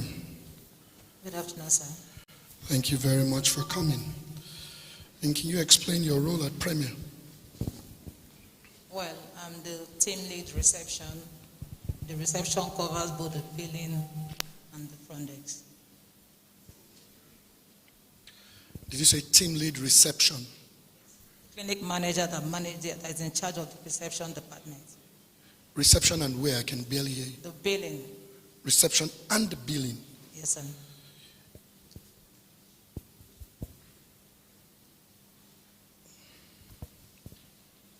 Thank you. And a team of what size do you lead? Of over 21 staff, sir. 21. And these 21 employees are either in billing or reception functions? Yes, sir. Okay. And so describe to me the structure of your team. Well, we function both as front desk and as well as the billing. You receive the patient when they come in, and then you give them all the customer service. And then when it comes to billing, which is to check out the payment, we also function there as well, sir. I'm sorry, I cannot hear you. I said we function at the front desk and at the same time at the billing. The two are the same department. We receive patients, and at the end of the day, after they've received services, they make payment at the billing, which is at the checkout point. Okay, and so how do you get to a point, I mean, as a supervisor, I would assume that you're familiar with the activities at both reception and billing. Yes, sir. And so it is fair to question you about the billing process of Premier. can go ahead, sir. No, I will go ahead. I just want to know what you know or what you don't know. Is it fair to question you about the billing process? Please go ahead, yes.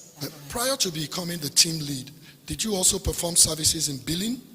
Yes, sir. Okay, so you know how the billing system works. Absolutely. And can you describe the billing system? Well, the billing system, it involves when making payments and then having your invoices at the end of the day when you've made your payments.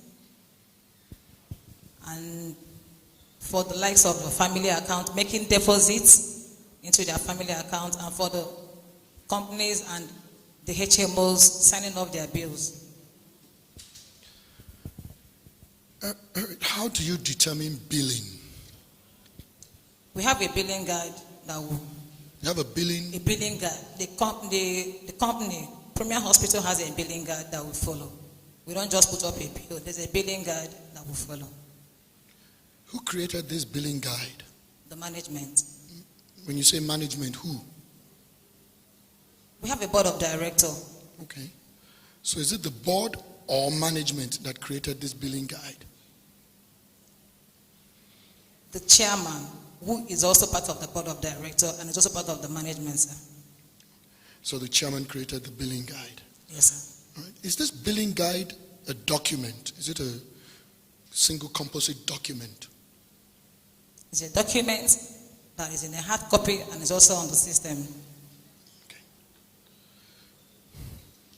So when you say it's on the system, meaning that you can do billing on the computers? Yes, sir.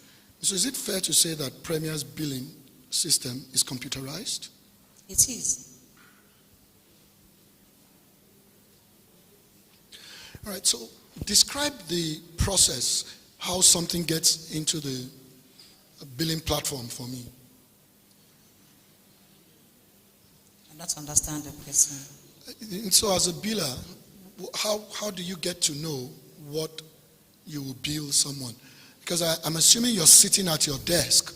You're not inside the consultation or the ward or the operating theater, but you get to bill for activities happening in all these places, correct? Correct? You're right, sir. Yes. And so my question is, how do these activities get on your billing platform? Okay. Well, like I said, we have a billing guide. When a patient sees a doctor and the doctor makes request for investigation or wants to do a particular procedure, he notifies the billing. The billing officer looks into the system to check for the price of whatever the doctor wants to carry out, and then we'll let the patient know. And so, as part of your billing, do you ever do what is known as reconciliation? We have a department that handles reconciliation, sir. And can you does that department report to you or not? No, they report to the chairman. Do you know what that department does? I'm not aware. I don't do beyond my department, sir. Okay. And so have you ever had incidents where clients come back and complain about their bills? Well, on several occasions, they come back to complain, maybe on the invoice given to them, that as at the time they incurred the bill, there were no clarification for them. And this happens most times when they send someone to come and consult or to see a doctor, as the case may be. But most times, the person that may have sent the person is not there in person, but whereby the person is there, we don't really have issue with clarification. It's always the case whereby the person, maybe the person that consulted was sent by someone to come and see the doctor or access care, and at the end of the day, will require further clarification on the bill that was given to the patient. And is your system generally a pay before service or bill after service? Our system has different way it goes. For the HMOs, After they finish seeing the doctor, they sign off and go. And for the family account, they make deposits. We don't ask for money before they see the doctor. So also it applies for the private patients. At the end of the consultation, they make payments. We don't ask money before anyone sees the doctor. Okay. Does it occur that when someone is hospitalized with you, during the hospitalization, they have to pay more money? Does that happen? No, sir. What happens is when someone is being admitted or prior before admission, you're being notified of the deposits as regards whatever you are coming in for. And then at the end of your stay, you are being given an invoice that will state whatever you've incurred throughout your stay in the hospital. At that point, you may require to top up or to have your refund, or maybe the account balances with what you have paid. And so if I understand you correctly, you accept a deposit, correct? Yes. And then management begins. Deposit for admission, but when it comes to outpatient, there's no deposit, sir. Correct. So for an admission, a patient who is admitted, there's a deposit. Yes, sir. And then you continue to provide care. Yes, sir. And at discharge, correct? Yes, sir. You now reconcile the account. Yes, sir. In which case, it's either they might owe you, or they might not owe you, or you might owe them. Is that correct? Well, talking about owing them, most of the time they sign a promissory note. Most of the time we don't owe, but like you said, they may owe us, it may balance, or we'll have to do a refund. That's what I mean by you owe them. That's what I mean. Yes, you do sir. a refund. Yes, sir. And so, in your experience, Premier has refunded money sometimes to patients. A whole lot. A whole lot.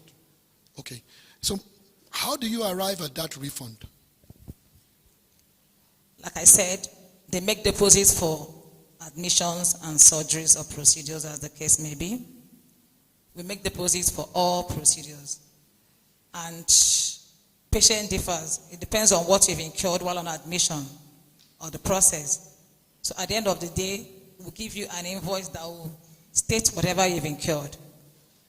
If at the end of the day your bill is not up to what you paid, you take your refund.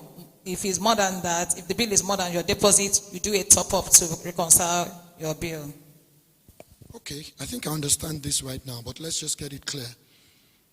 For an admission patient, a deposit.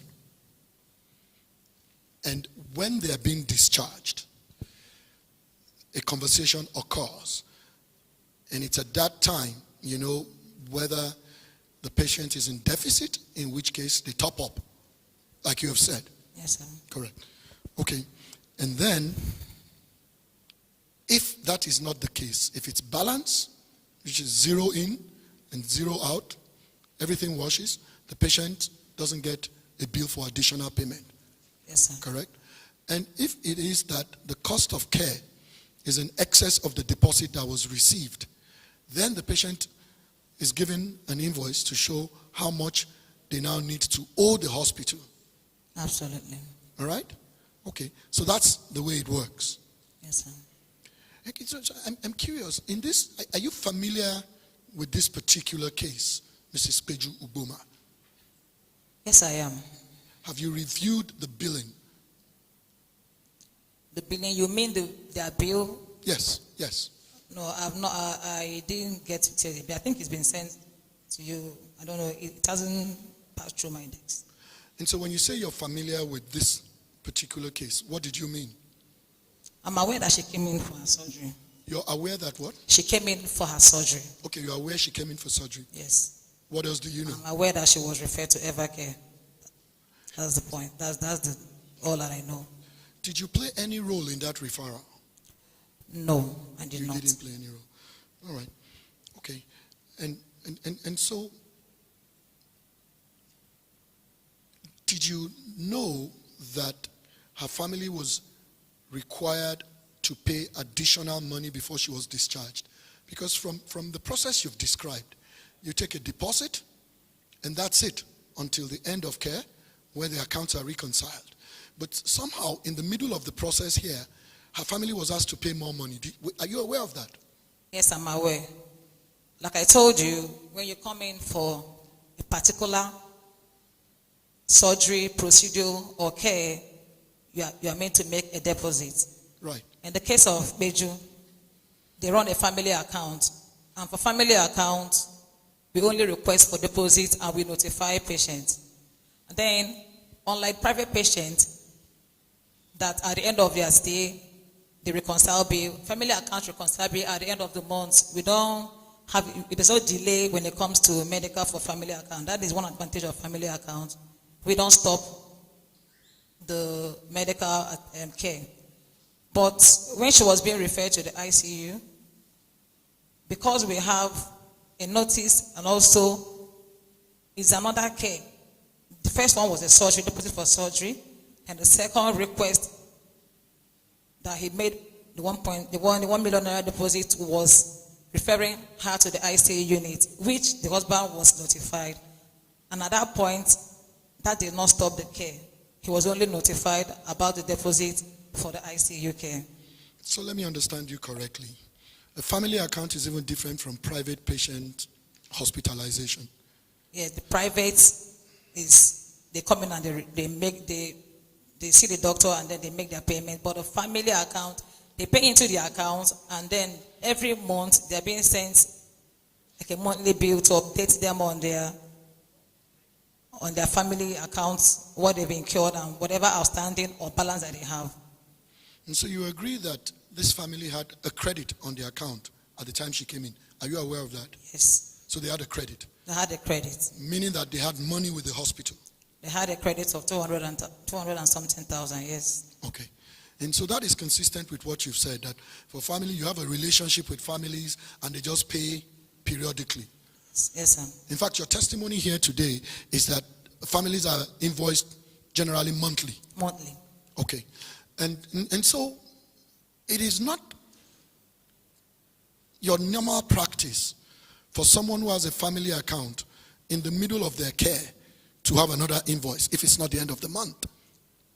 Yes, it is not your we don't do practice. that. We only notify you because she was being moved from the recovery room and she was going for another care at the ICU. That was why they notified him of the deposit, and that did not stop the care. And so I'm a little confused. You have an account for the family. Anything that happens, because the families are people you know, right? They're your patients or your clients, not just a one-off, correct? Yes, sir. And typically, many times you're treating many people within the family, not just an individual, correct? It depended on the names that was given by the family to attend to.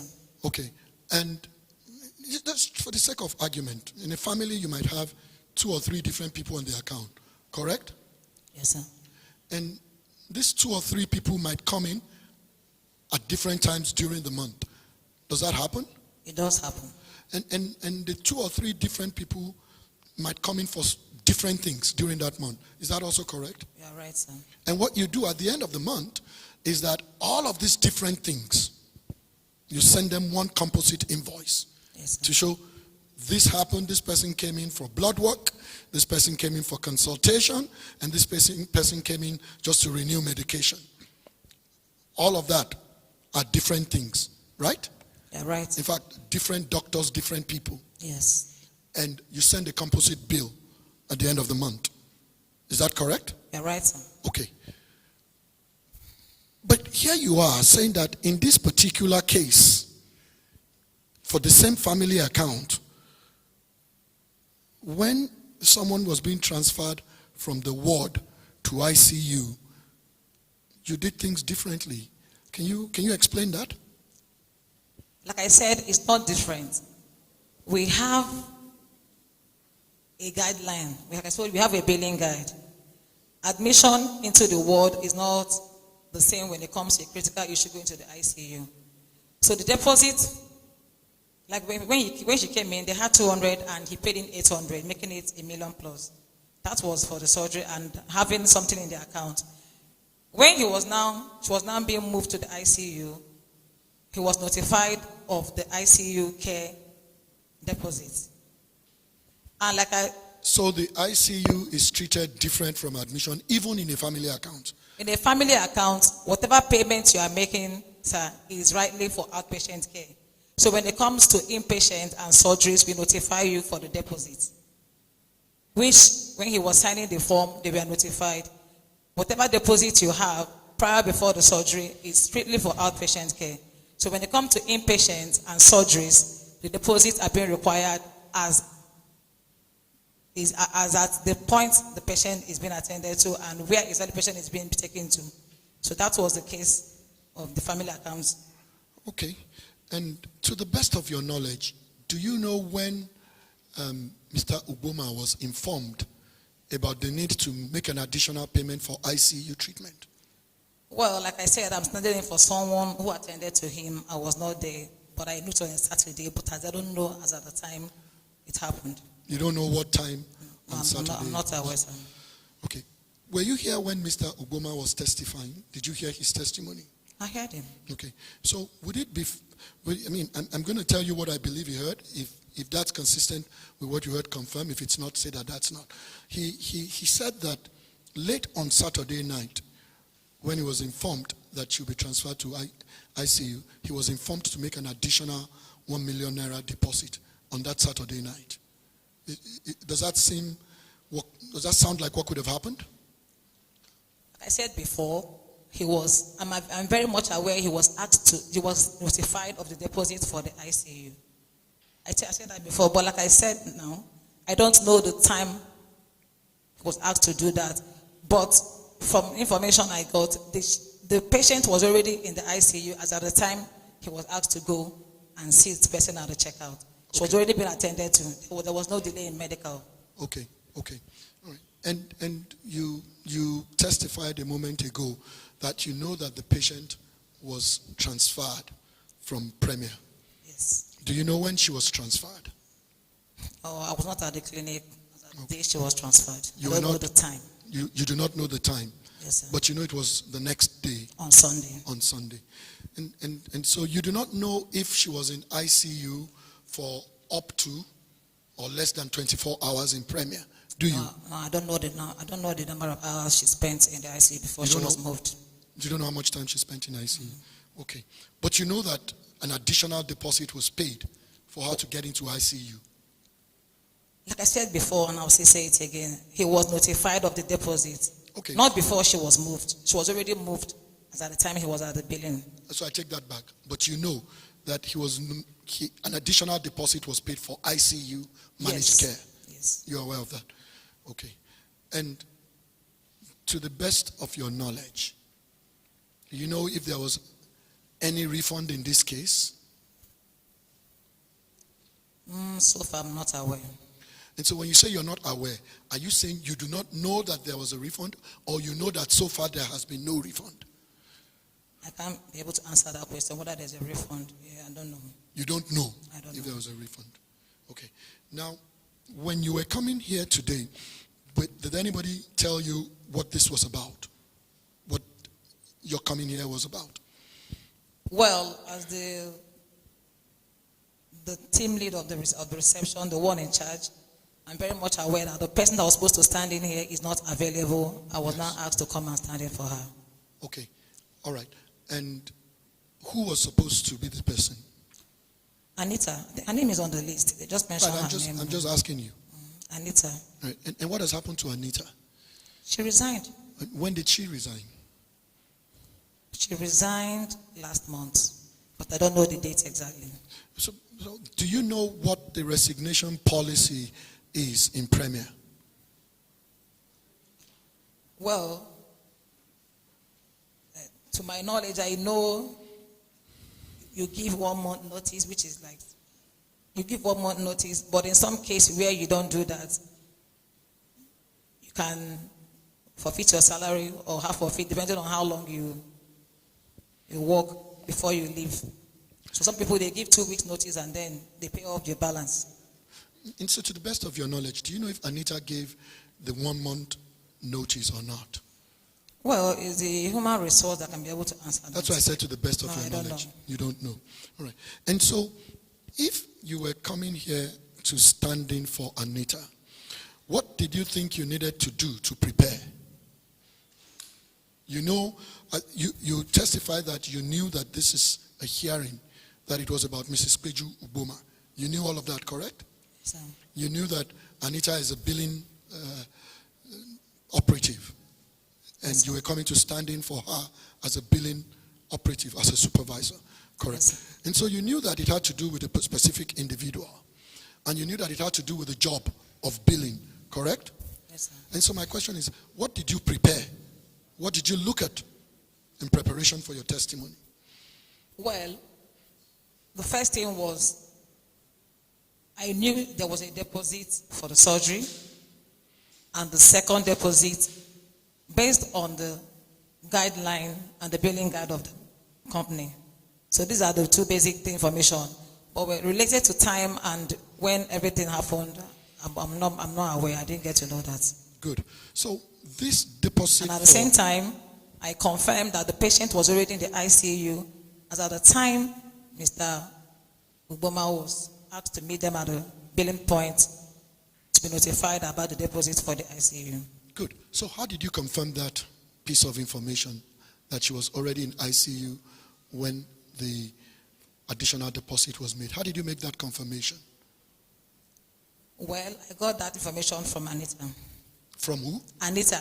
And how did you get that from her? Like I told you, all this happened over the weekend. At the time I came on Monday, she reported what happened about the patient, and then what transpired on Saturday. The patient was called to make deposit, and I asked her. She said the patient was already at the ICU unit as at the time Mr. Uboma came.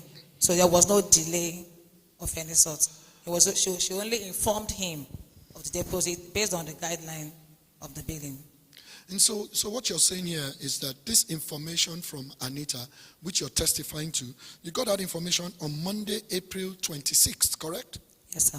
So you have known since Monday, April 26th, that Mrs. Uboma was already in ICU, but she was asked, they needed to make an additional deposit. On Monday, yes. You knew that from Monday, April 26th.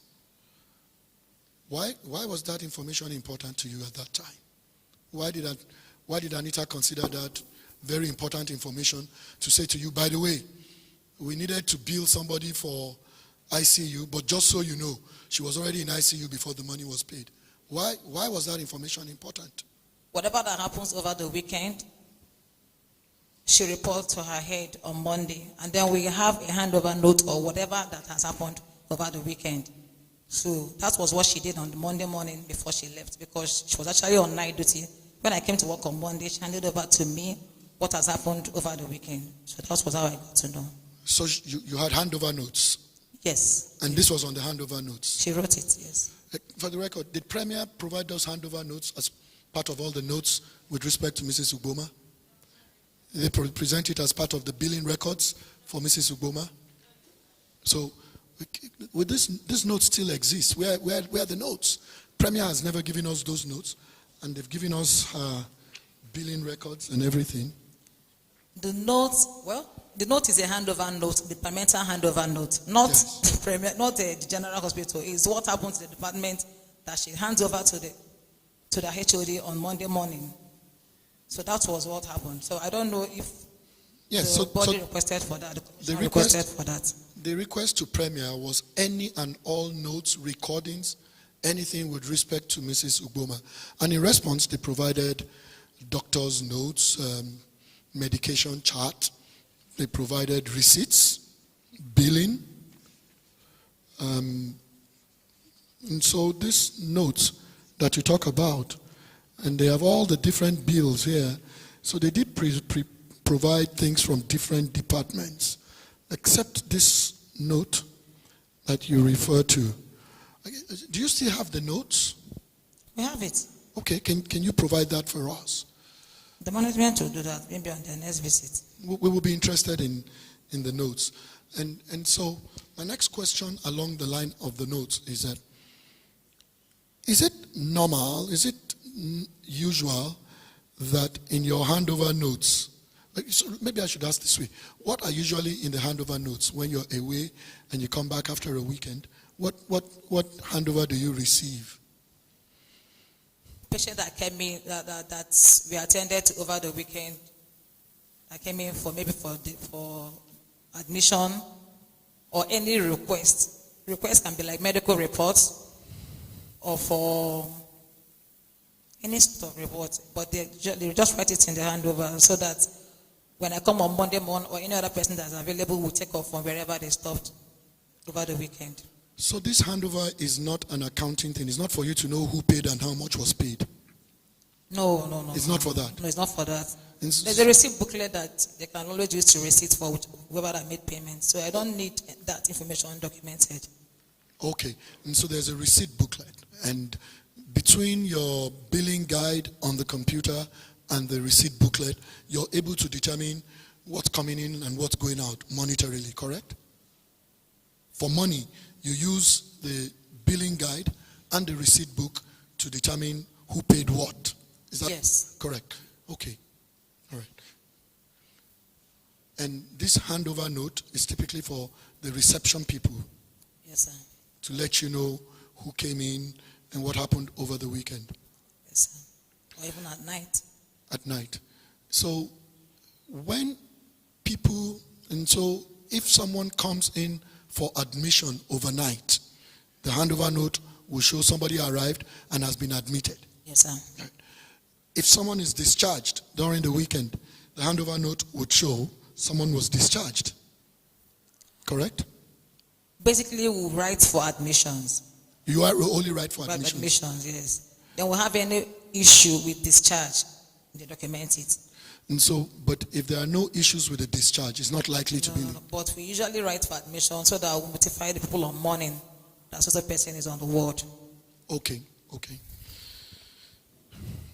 But Mrs. Uboma was already admitted in the hospital, and you're saying that there was a handover note that showed her name.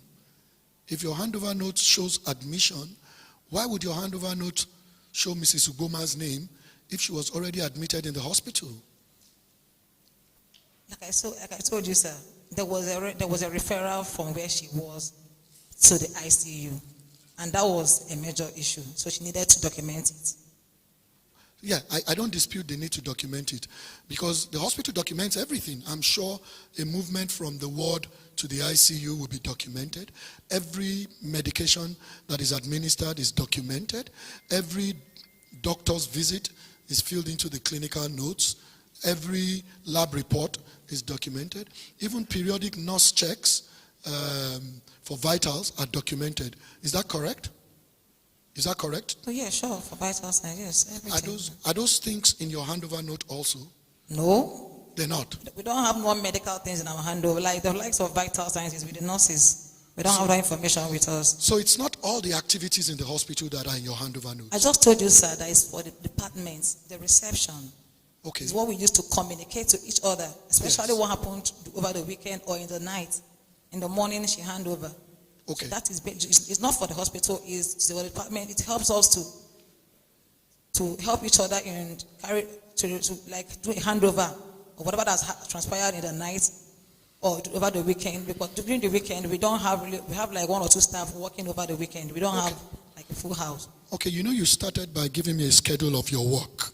You work in the reception, that's managing, receiving people, correct? Yes, sir. And then you work in billing, which is billing. At the reception, it's part of the patient care framework, apart from, courtesy and all of that. The reception, are they part of management of the patient? No, they're not, sir. They're not. What about billing? Is billing part of patient management? Not at all, sir. Okay. Now, so I'm still curious why a transfer.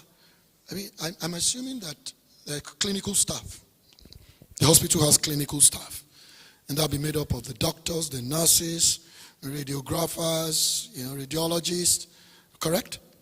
Right, yes. Sir. And any medical issues or movements, with respect to management and care, is exchanged between the clinical staff, even department by department, correct? Right.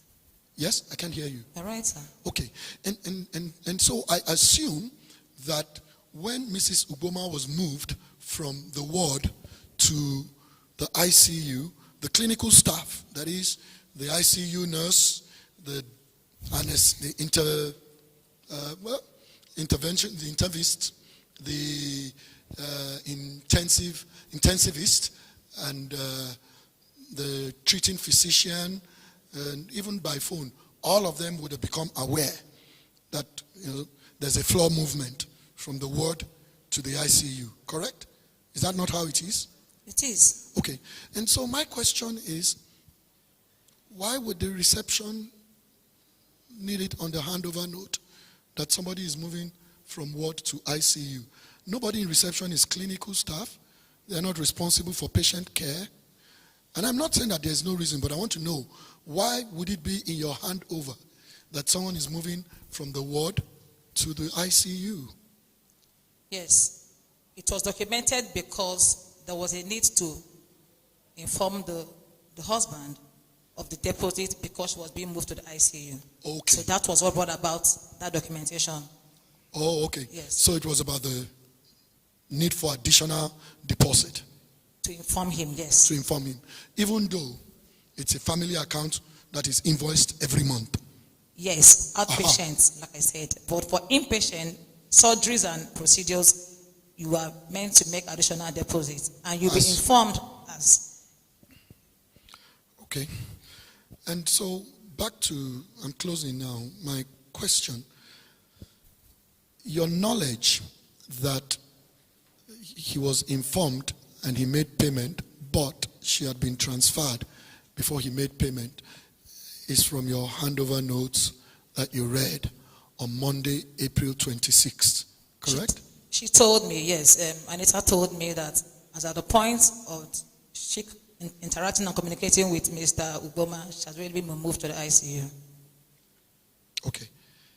Now, a question again is, when you were asked to come here today, did you look at anything to prepare just so that you can refresh your recollection to be able to answer the questions? Well, the much I got informed, I felt is what I needed to come here with. Okay. And that much is, one, she was admitted. You know the figure the family had on account prior to her admission right off your head because you're not referring to any notes. You also know exactly what her husband paid as additional deposit to come up to 1 million. You've done remarkably well with remembering that. Okay? And you know that.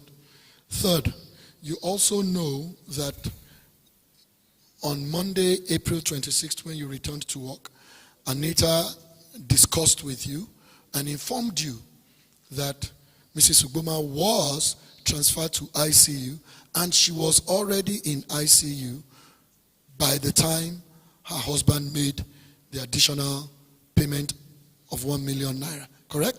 You also know that he made an additional payment of 1 million naira. Are all these things you already knew? Am I correct about your testimony? As at Monday morning, yes, sir. Yes. But as you're sitting here, you don't know how the account ended. You don't know if there was a balance. You don't know if there was a refund. But you know all these other things. How come you don't know that? Well, as at today, I don't know whether there has been a refund. Like I said before, I still maintain that I don't know how far they've gone because she was referred, and I don't know if I don't know because I am very much aware that the bill has been sent to this body, so I don't know exactly the status of the account as at today. I don't know, sir. Turns out that you know a lot of things, but there's an important thing you do not know.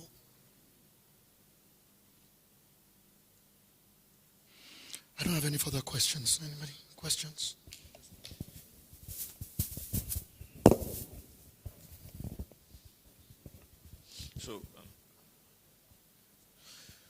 So you said usually when there is a need for additional payment, the patient or the relative is informed. Am I correct? Right. is a person informed, and is there an insistence that that payment must be made for further treatment? No, we don't insist that the payment must be made. We only notify family members of the patient. So you are not necessarily requesting that you want the money, you are just notifying them. Notifying. And that payment can be made within what time frame? It depends on the patient. It doesn't stop the care. No, don't worry. Just answer the question. The information in respect to additional payment, that additional payment can be made within what time frame? What is the leisure of time? Like I said, we notify you, but we don't have a particular time we give the patient to make payments. We only notify you. Okay, so that means you can discharge me and I pay at any time I want to. Most people, they sign promissory note and they come back and make payments. Okay, so you can discharge your patients without necessarily insisting that they must make payments, yes. Okay, but so you were not insisting that Mr. Gboma makes the payment, the additional payment immediately. Is that what you are saying? She was not insisting. Okay, you were only... She only notified him. You were only notifying him to make that payment.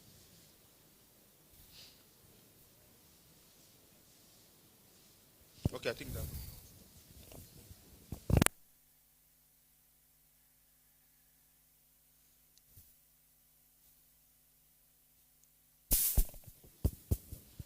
Yes, I just want to ask you just one question.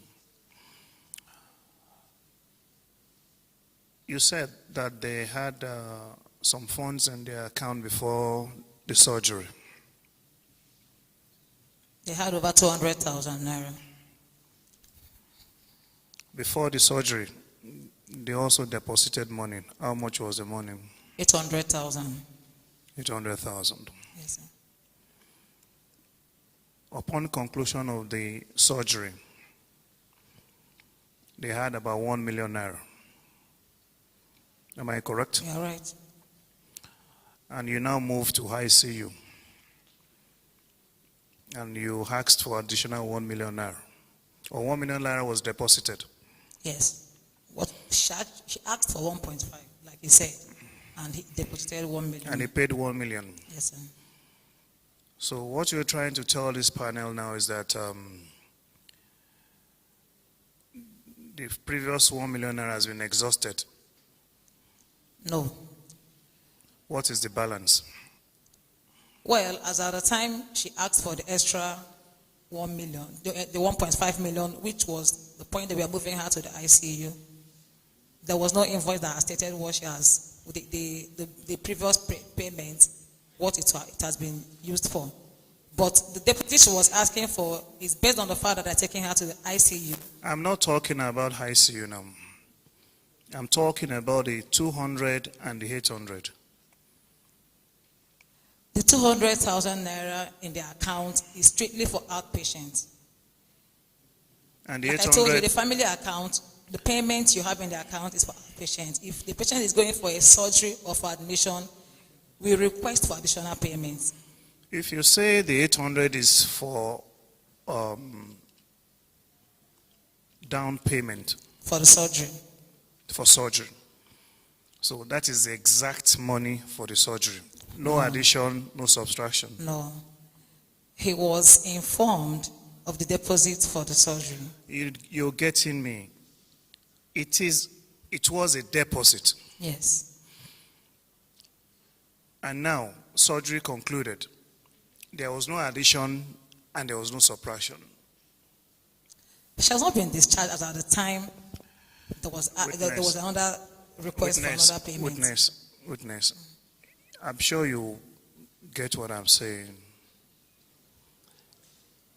And don't try to be dodgy. Is it that you know or you don't know? 800,000 naira deposited for surgery. Okay. After surgery, no addition, no subtraction from the 800,000 naira. Is that your position? Sorry, if I get you right, you mean the fee for the surgery is 800,000? Is that the question you're asking, sir? Is the 800,000 naira for the surgery?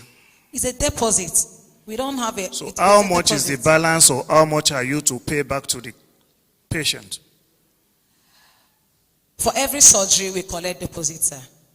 And as at the day she did the surgery, which was on a Friday... Is the 800,000 naira for the full treatment. No, it's not. So how much is the balance for the 800,000 now? They have not done the bill as at the time. And this occurred when? Which month? April. We are in June. Till date, no addition or subtraction to the 800,000 naira. A deposit of 1 million naira was made within how many hours before the demise of the patient? What is the balance? How much is the balance? Well, I'm not aware. Thank you. That will be all for the witness.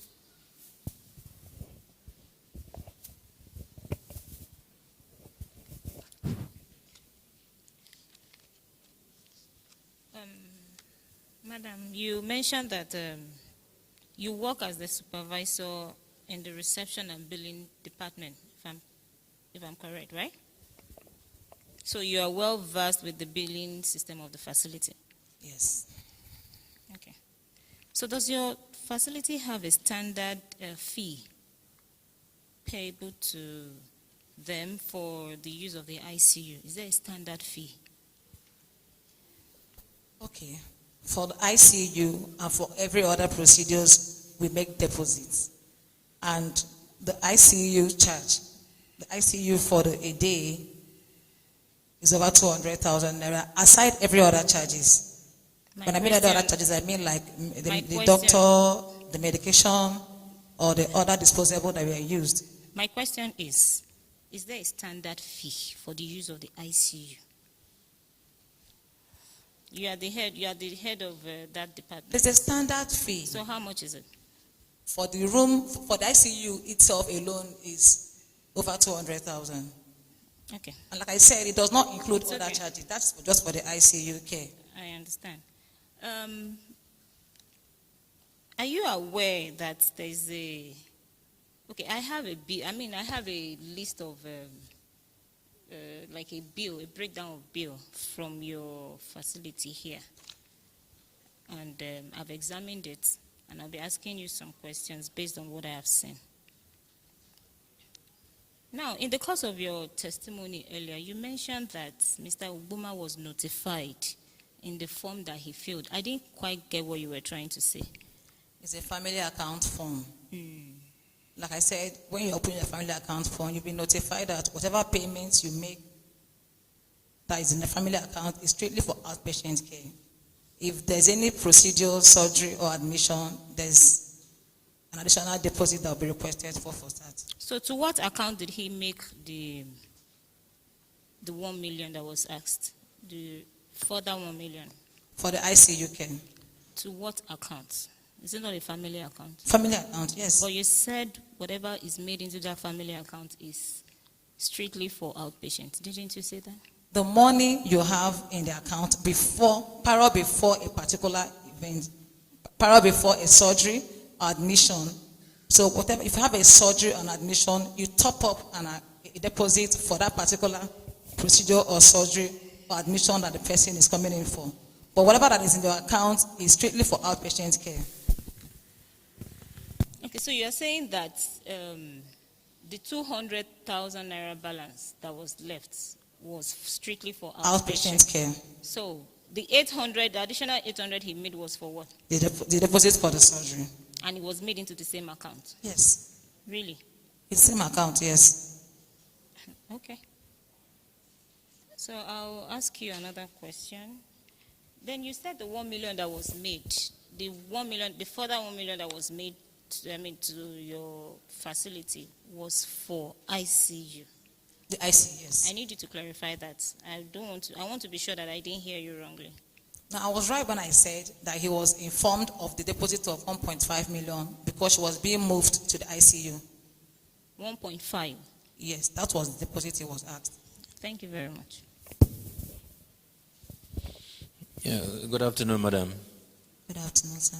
I'm sorry, it's a sort of a follow-up to the questions that my colleagues have already asked. I just want to get some clarity on the issues. Are we to understand you that if you make a deposit, for example, for surgery, regardless of whether all the services that should be provided in that payment are offered or not, should you move to ICU, there will be no reference at all to the previous payments you made at surgery. You simply just have to make a new deposit for ICU. Yes, because the ICU has its own deposits. We have a guide that we follow. It's not the same as being in the ward. Okay, but you know, it's kind of the same money.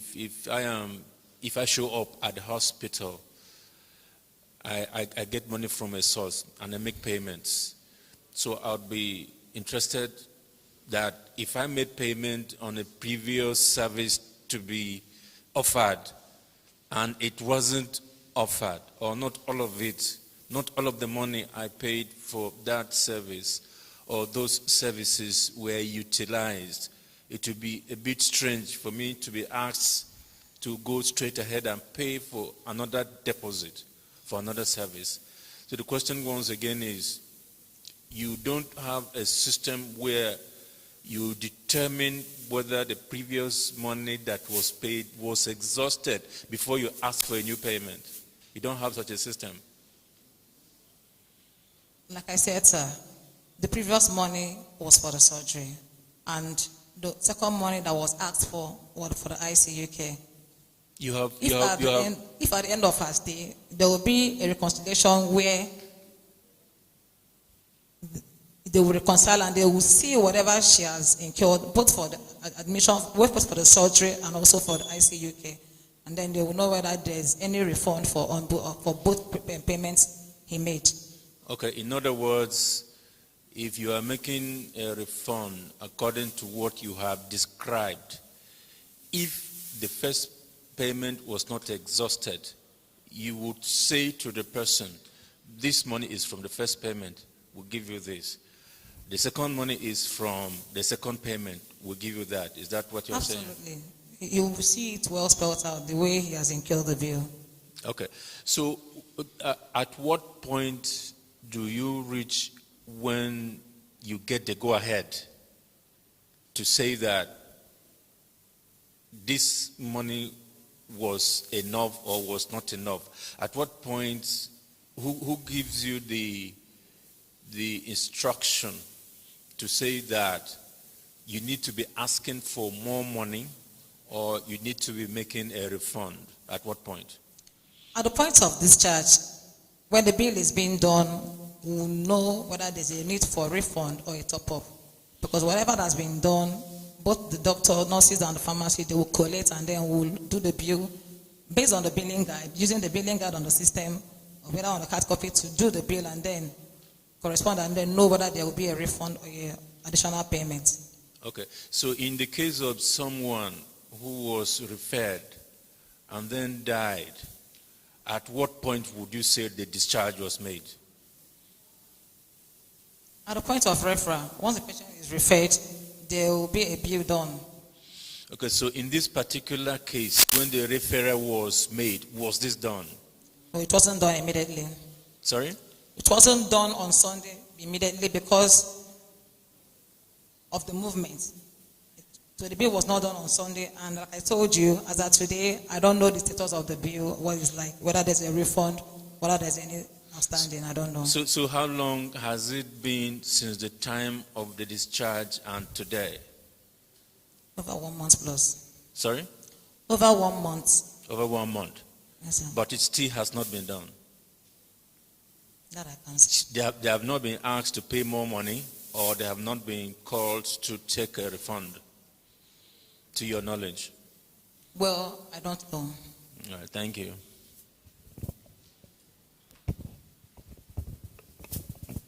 Thank you for your testimony so far. It's not really a new question, but just to provide more clarity. Since you started working at Premier Specialist, have you ever witnessed a case where a patient was refunded? I said it before, several times they refunded. Several times. Okay. What is the policy of Premier Specialists with respect to refund? We have a refund form. When a patient fills a refund, they write the account number. Sometimes they want, if they want a check, they will indicate that they want them to be issued a check. But most times they will put the account number and they will do a transfer to them. And then the patient will be called to be notified that such a transaction has taken place. Okay, what I'm asking, what is their policy, or will I say the policy that guides the hospital with respect to refunding patients? I don't know, is it clear? It's clear. When a patient has a bill and at the end of the day, the deposit is more than the bill, most times the patient will say, leave the money in my account, I'll be using it as I come. Sometimes they will want to apply for refund. And once they apply for refund, the account department takes that up and then they process it. In other words, you can refute this if it's wrong. In other words, you're trying to say that the Premier Specialist Hospital, after doing their due process of accounting, there is their policy to refund their patients any extra money left, except where the client is demands that it should remain with yes, okay. ma'am. Yes, ma'am. All right, then finally, why do you think, this is just from your own perspective now, why do you think that up till now, over a month after this incident, that Premier Specialists have not refunded any funds to Mr. Obama? I don't know. Based on what you know, you're the lead, you're the team lead for billing and reception, like you said, reception services. And from your experience, you have an ongoing policy that encourages that. And so why would you think that the hospital has not done that up till now? Well, like I said before, I don't know how far they've gone with it. I'm sure maybe because of the case ongoing. I don't know exactly the state the bill is as at today. I don't know. Thank you.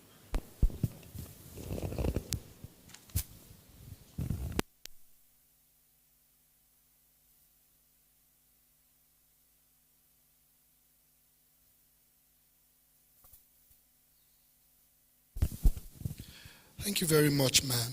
And just to be clear from the questioning, understand the questions have absolutely nothing to do with the value of professional services or how Premier characterizes or calculates the cost of its services. Or the questions that you've had to answer here are purely based on your own testimony. And the final record of it is that your recollection is absolutely clear about what was paid. But for some reason, you're unable to be categorical a month and a half after about how the account ended and what is owed to Premier, or what is not owed to Premier, or what Premier owes as a refund, whichever way. It doesn't matter whether it's that the family still owes, or a bill that says, here is what it is, but on account of how this ended, we're not expecting payment, or even a bill that says, this is what you paid, and it amounted to zero at the end, nothing. So it's just a transparency and billing issue. This is not a medical issue. It's not about clinical care. But thank you. Is Evercare here? Is Evercare here represented? Is Evercare represented here? Anybody from Evercare? Identities of anybody from? Yes, counsel is here. Can you tell me the identities of people from Evercare? What are the identities of people from Evercare? Good afternoon, ma'am. My name is Abiola Teller. I'm a legal practitioner with Olani Wanja ALP, counsel to Evercare. Okay, yeah. Wait, ma'am. Who and who are here? That's my question. Doctors are here. Dr. Victor Raji, the son Dr. of Victor Raji is here. But Wait a minute. Dr. Raji is here. Dr. Okbayemi is here. Yes. All right. So I'd like to say something before you make your representation. I think it would be unfair to proceed and compel the testimony of Evercare in the absence of the testimony of Premier. The reason is this. Evercare was at the back end of treatment. And I think Premier has stoked an important sentiment with respect to doctors testifying.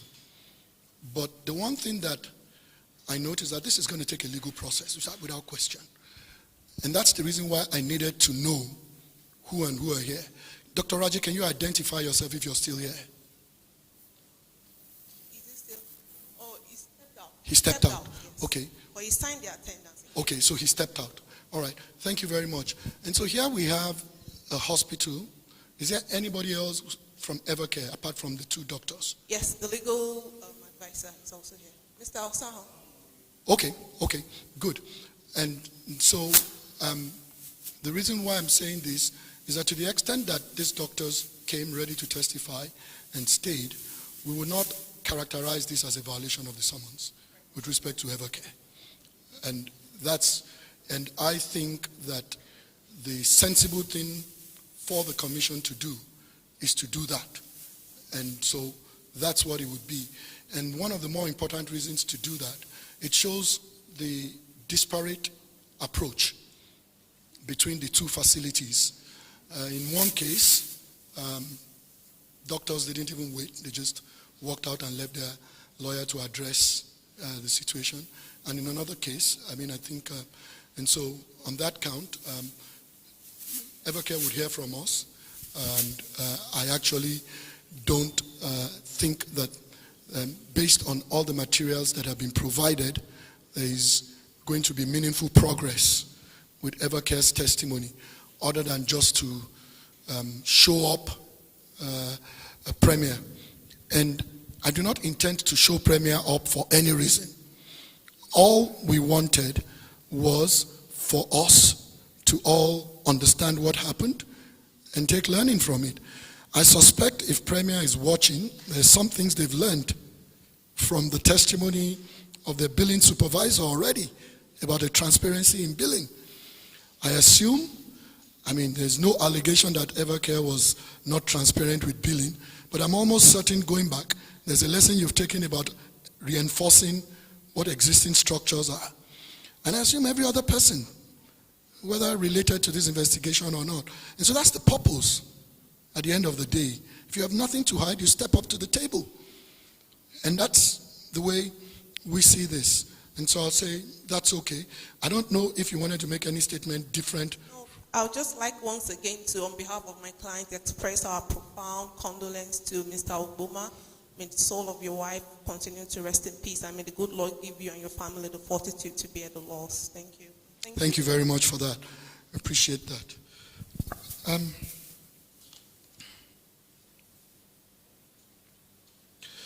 It seems that most of the people who, in the absence of Evercare, most of the other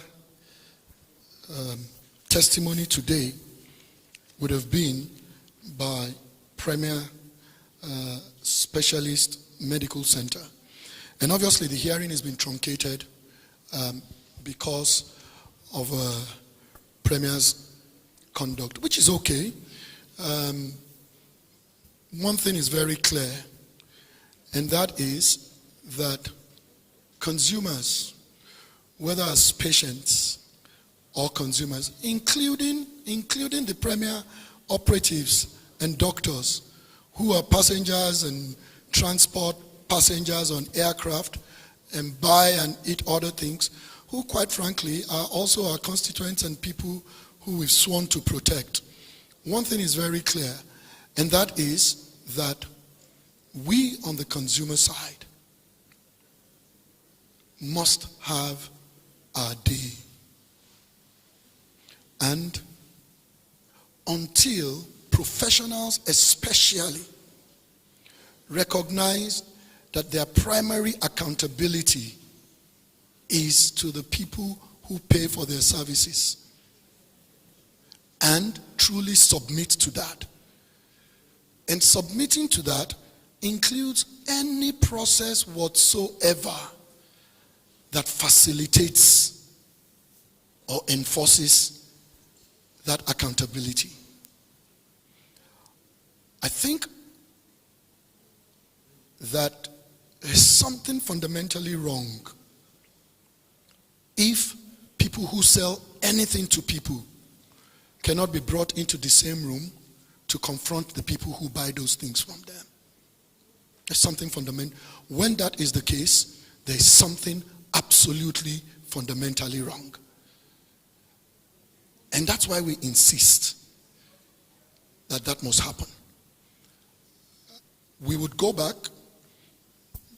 and allow the legal process to take its course. We've gotten some testimony that supports certain findings. Premier has testified with respect to its billing process, with respect to the responsiveness and sensitivity that are key components of obligations under the FCCPA. We will still get that testimony, or we'll get there somehow. I'm going to thank Premier. I thank Mr. Ogboma. And I certainly thank Evercare. I want to thank everybody who's here.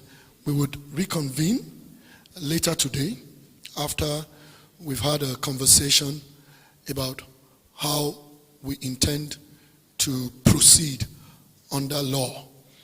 Two things. There are regulatory processes and there are legal processes.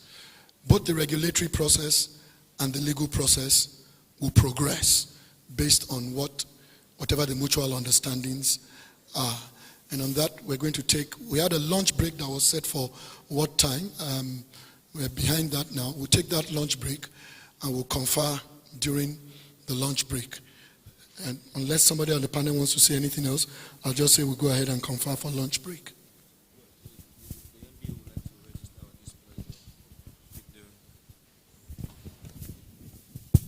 Mr. Chairman, sir, distinguished panelists, from the side of the Nigerian Bar Association, we would like to register our displeasure with the actions of the Nigerian Medical Association. That is a purely professional association. We received the correspondences with respect to this panel, and it was manifestly evident that this panel is not inquiring into the professional conduct of these medical doctors. So it is obvious that the FCCPC understands its role. And so that is why we are not asking questions in relation to what transpired at the theater, what sort of equipment were used. Basically, we were informed, and that is what has transpired here, that we are looking at the protection of consumers' rights with respect to the unfortunate demise of Mrs. Ugoma. It is important that as professionals, that members of the public are allowed to look into our conduct. We are not superficial. We can make mistakes. And there is need for the public to ask a few, or what are important questions with respect to their health. This is a health issue here.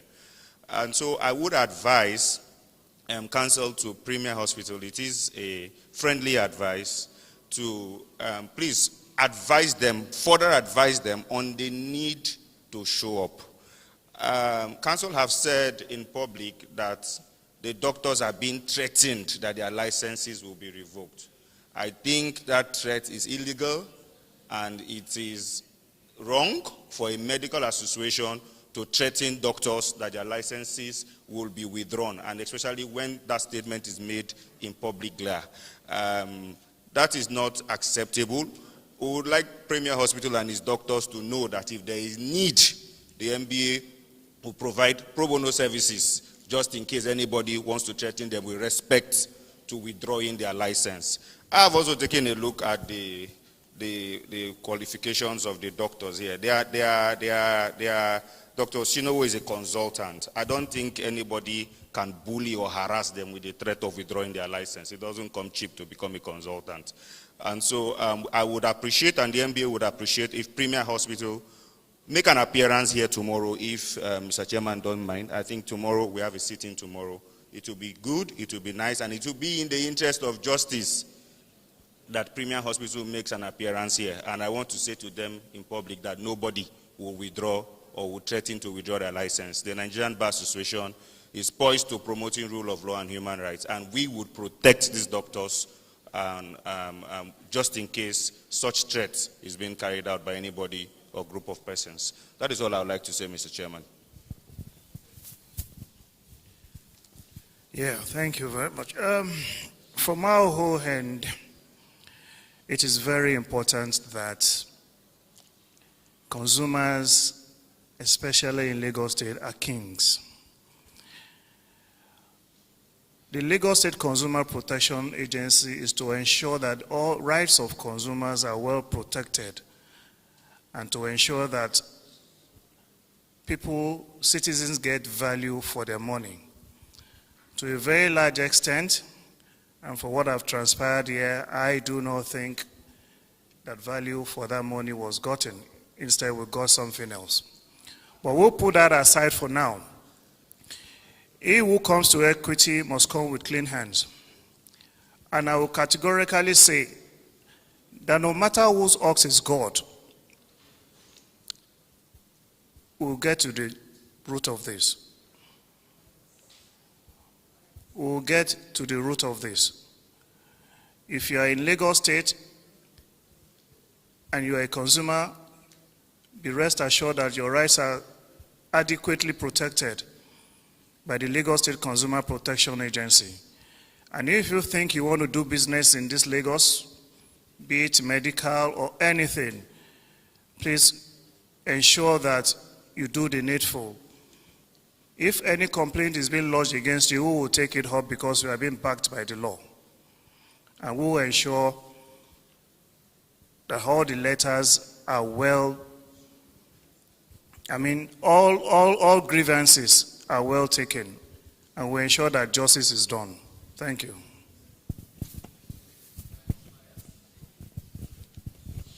Thank you, Mr. Chairman. I think it is a little bit disappointing, some of the things that we had today. And I don't know whether the counsel for Premier is still here, because it looks to me like we were presented with a fait accompli, that since there was a threat from the Dental and Medical Council, that was it. I would have loved to ask counsel with due respect, what was your advice to your clients in the face of such threats? Because counsel was in a position to give advice to her clients when they told her that the Medical and Dental Council had threatened. The question always would be, as a counsel to your clients, what did you advise them to do? Or was it the case that once the threat came in, that was going to be it? I'm speaking from the point of view of the rule of law. You have got a statutory agency with powers to implement, to enforce something.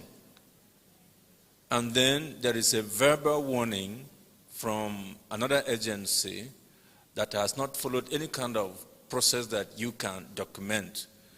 And that is, at the moment, what we appear to be going with. So without any going to what actions might be taken, I have taken due notice of the proceedings, and I'll make my observations and notes and reports to the appropriate authority.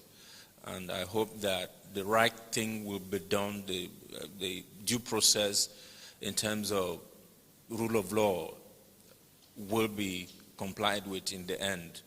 So I will not be making too many remarks, but to express my disappointment, because I thought that there would be many outcomes in terms of recommendations. And part of the recommendations, without getting ahead of ourselves, would be if there were disciplinary issues to be tackled by the professional association.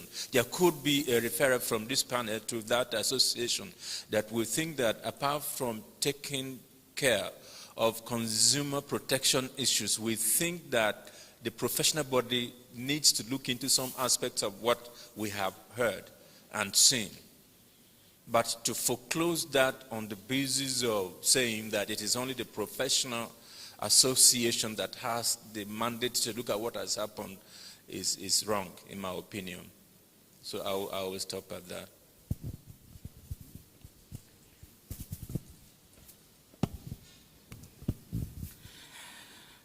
Thank you. I just want to put forward a statement of encouragement. I was asked to be at this panel by the authority of the Federal Ministry of Health. And so I just want to promote these documents I have here with me. It says Patient's Bill of Rights. And the Federal Ministry of Health logo is there. The Federal Competition Consumer Protection Commission logo is there, and other stakeholders, as is the norm in developing such guiding documents for the well-being of all Nigerians. So I want to promote this document that is good for all of us, all consumers, all patients, all service providers, irrespective of the type of service you provide, should know about this Patient's Bill of Rights. This is with respect to the health sector now. Because the main agenda of this panel is just to promote these 10 rights for you and me. It's for everybody. It's for all of us. At one time or the other, we require health care in one form or the other. It's not the aim behind this, like the chairman and chief executive officer of FCCPC has said, is not a punitive measure, so to say. It's just to bring to light the fact that, and strengthen accountability for us in the health sector. And I believe that this is one thing that the Honorable Minister of Health also stands for.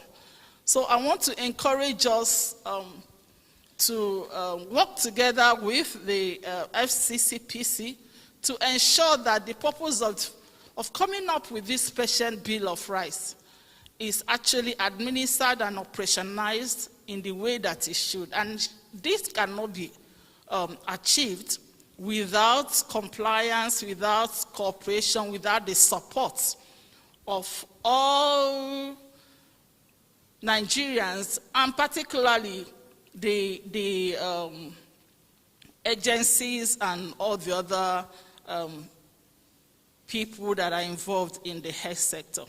So mine is just to encourage us and to ask us to, if you have a role to be played here, please, it will be very good in the interest of our well-being to ensure that you participate tomorrow or from this afternoon section going forth. Thank you.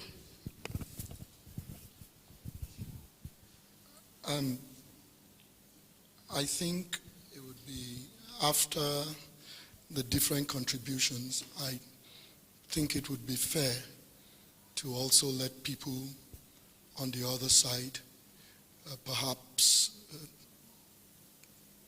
Premier, perhaps the family, say something. I think at the end of the day, the subject that has brought us here is conduct that occurred between the two of them. But one thing I'd like to say is this perhaps, the positions Premier has taken or represented that the NMA and the MDCN has taken might perhaps have been potentially best arguable if this was the first time that an inquiry of this nature was occurring. This same panel seated here sat last year, and a very reputed hospital, for whom I have a lot of respect, Arjolad for that matter, was the subject. And they came here, and they testified very openly, candidly, and even the NMA was a member of this panel, if I recollect correctly. And so there's precedence for how this has happened. And I dare say that the end of that investigation completely justified the reason for the investigation. Even the nature of the interaction between Arjolad operatives and the family of late Miss Balogun was enough reason to have conducted the inquiry at all. And from the feedback we've gotten, the changes that have occurred certainly would have saved some lives. And I was gratified to also hear the Attorney General this morning when he said, on account of that investigation, on account of exactly what we're doing here, because all stakeholders, including the target of the investigation, candidly, forthrightly, and transparently came to the table, both on the private and the government side. A new law in Lagos State is being birthed. That for me seems to be the color of reform.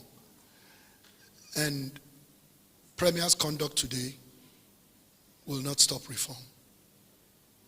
I don't know if anybody wants to say anything on the other side. Yes. Looks like somebody from the family.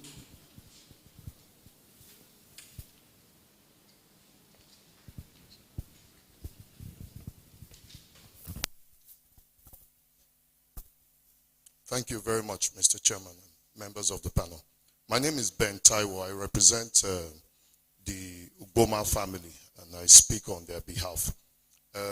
We've had many questions since the unfortunate passing of Peju on the 25th, most of which we were hoping we would get from Premier.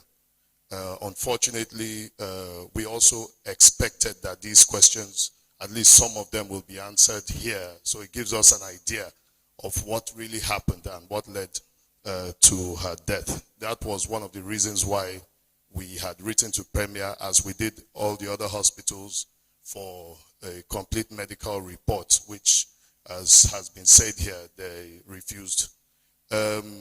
We also petitioned the MDCN, so it's a bit of a surprise today that they would come up here and make the statement that they did, and Premier would also say that they were threatened or warned by MDCN, because as at last month, early last month, that we sent the petition to MDCN, we have neither received an acknowledgement or any information with regards to this matter. So we're quite surprised that MDCN has said that they're working on this and would want for this panel to be set down. So once again, on behalf of the Ugboma family, we thank you, but we're also surprised, and we're actually quite distressed that Premier would refuse to make a statement. At least there are doctors who were the ones who attended to Peju. We are also aware that by the FCCPA, the chairman has the powers by the FCCPA to actually summon all necessary parties and documents, and we'll be hoping that that will be done. Thank you. Well, thank you for your contribution, Councillor. But to set the record straight, with respect to complying with summons for documents and document requests, Premier has complied. in a timely manner. We requested information. The only thing that I believe we haven't received from them are few. I think we requested for images of an ultrasound and a full report of the ultrasound. We haven't received that. And then the email information we requested about location of the medical director. The only other thing that, to my mind, has emerged, which we didn't know about, is certain handover notes that had to do with Mrs. Ugoma that only came out during testimony. And I say that just for the record to be balanced and fair. I will not speak as a lawyer to why Mr. Ugoma hasn't received the full records with respect to his wife. But the Patient's Bill of Rights, which is an aggregation of the rights of patients, their obligations too, even the obligations of patients to contribute to their care, to pay their bills, they're all in that, enshrined in that document that was promoted by a very broad stakeholder base, including Premier. Premier, represented at the time by Dr. Olale, was at the launch of the Patient's Bill of Rights. And one of the most important pieces in that right is a timely response with respect to medical records. I do not know why Mr. Ugoma hasn't received the full medical records of his wife, but I know that, I'm not even going to say one way or the other whether you are correct or not about what you've received, but I know that every treating physician or facility owes you that obligation to release your medical records to you yourself or anyone else that you authorize to receive the record.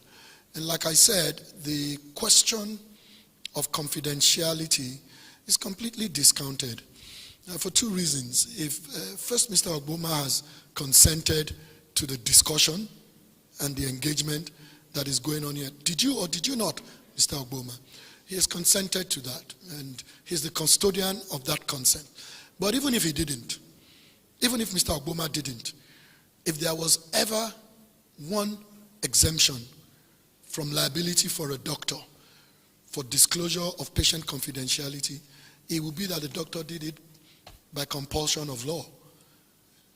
And so here you are, under compulsion of law. When you go to the MDCN, if you're under disciplinary, same rights.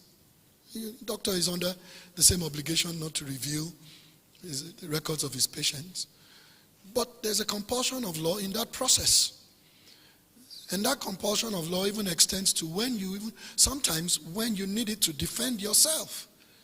And so when we understand the entire legal framework, and we understand the rights of all the people, one thing I think we need to be careful about as a people and as a nation, especially with professional care, is not to subrogate, or maybe not even subrogate. It's not to make the rights of caregivers superior to the rights of those who receive the care in medicine, or the rights of purchasers inferior to the rights of those who manufacture or sells things to them, or the prerogative or the rights of passengers inferior to the prerogative of any airline in anything we do, or even the rights of customers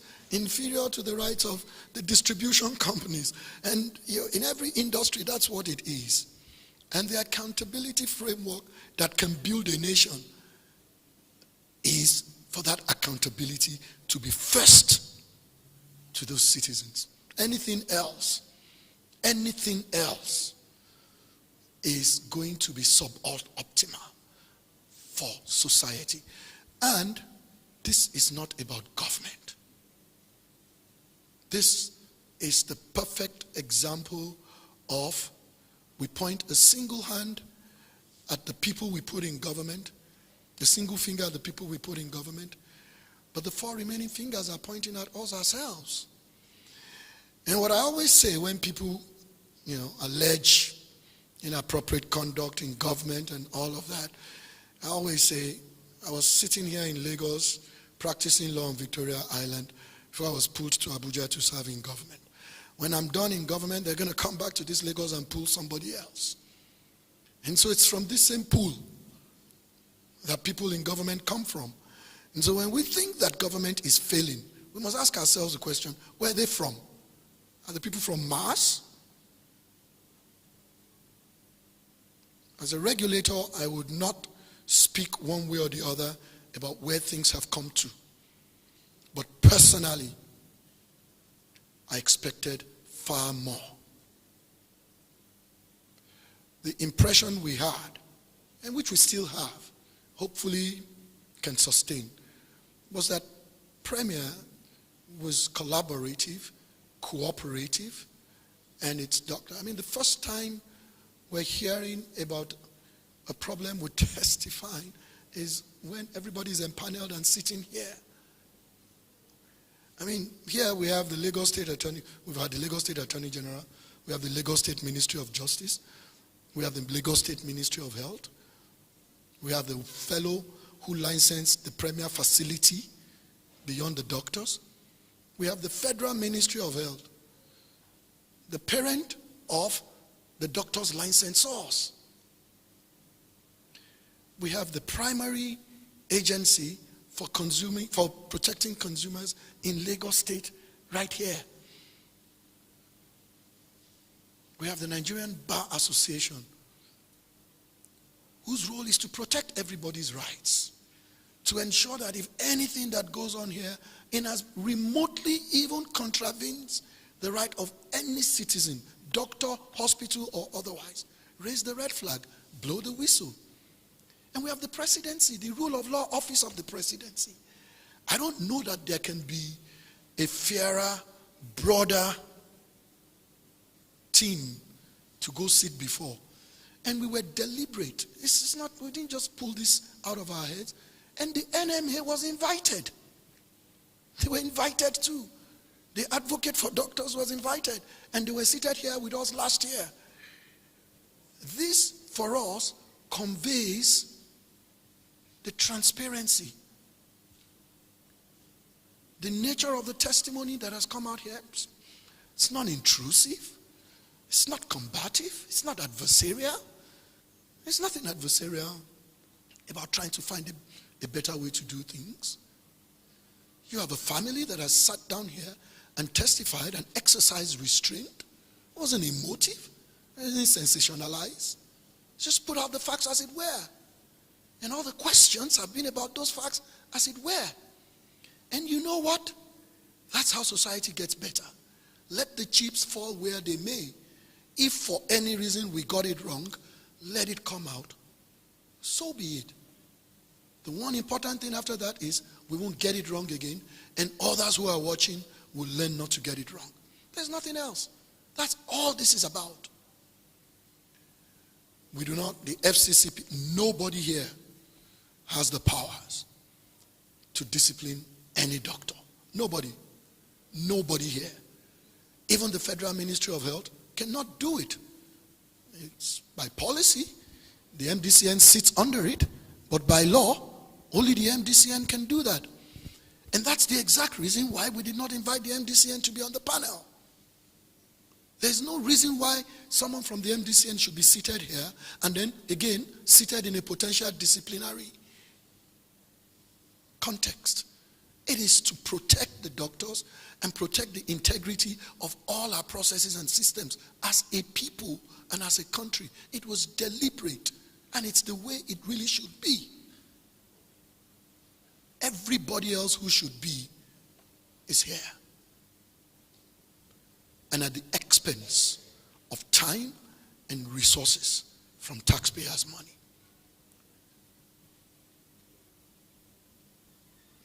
At some point, we will have to look ourselves in Lagos, in Ibadan, in Ilorin, everywhere else, instead of us all looking at Abuja. At some point, we have to look at ourselves. All the people in government in this country, at most, maybe 500,000. There's still 199 plus million outside of those people. Let's fix that one. I mean, we're a government agency, but our role is purely to deal with issues between citizens, not between citizen and the government. And one of the greatest challenges that we have experienced in doing our work are people in industry who pitch government against government. And that seems to have happened here. No commendation should be reserved for those who do that. Absolutely no commendation. Because they are as much part of the problem as the problem itself. We'll reconvene. Thank you.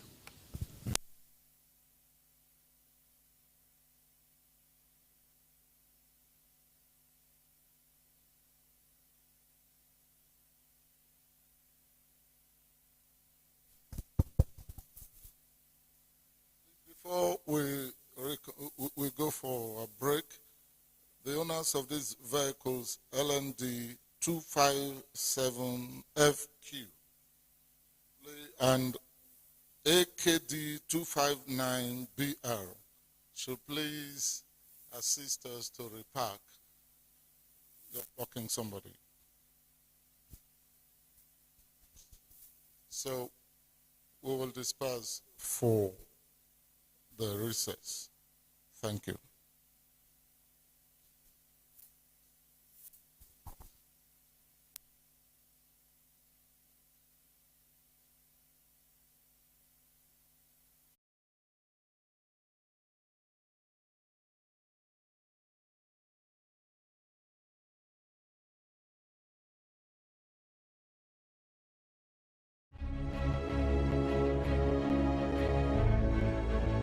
Healthcare is vital to the well-being of any nation.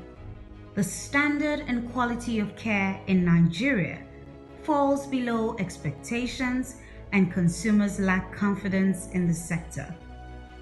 Complaints abound significantly in both the treatment patients receive and how they are treated.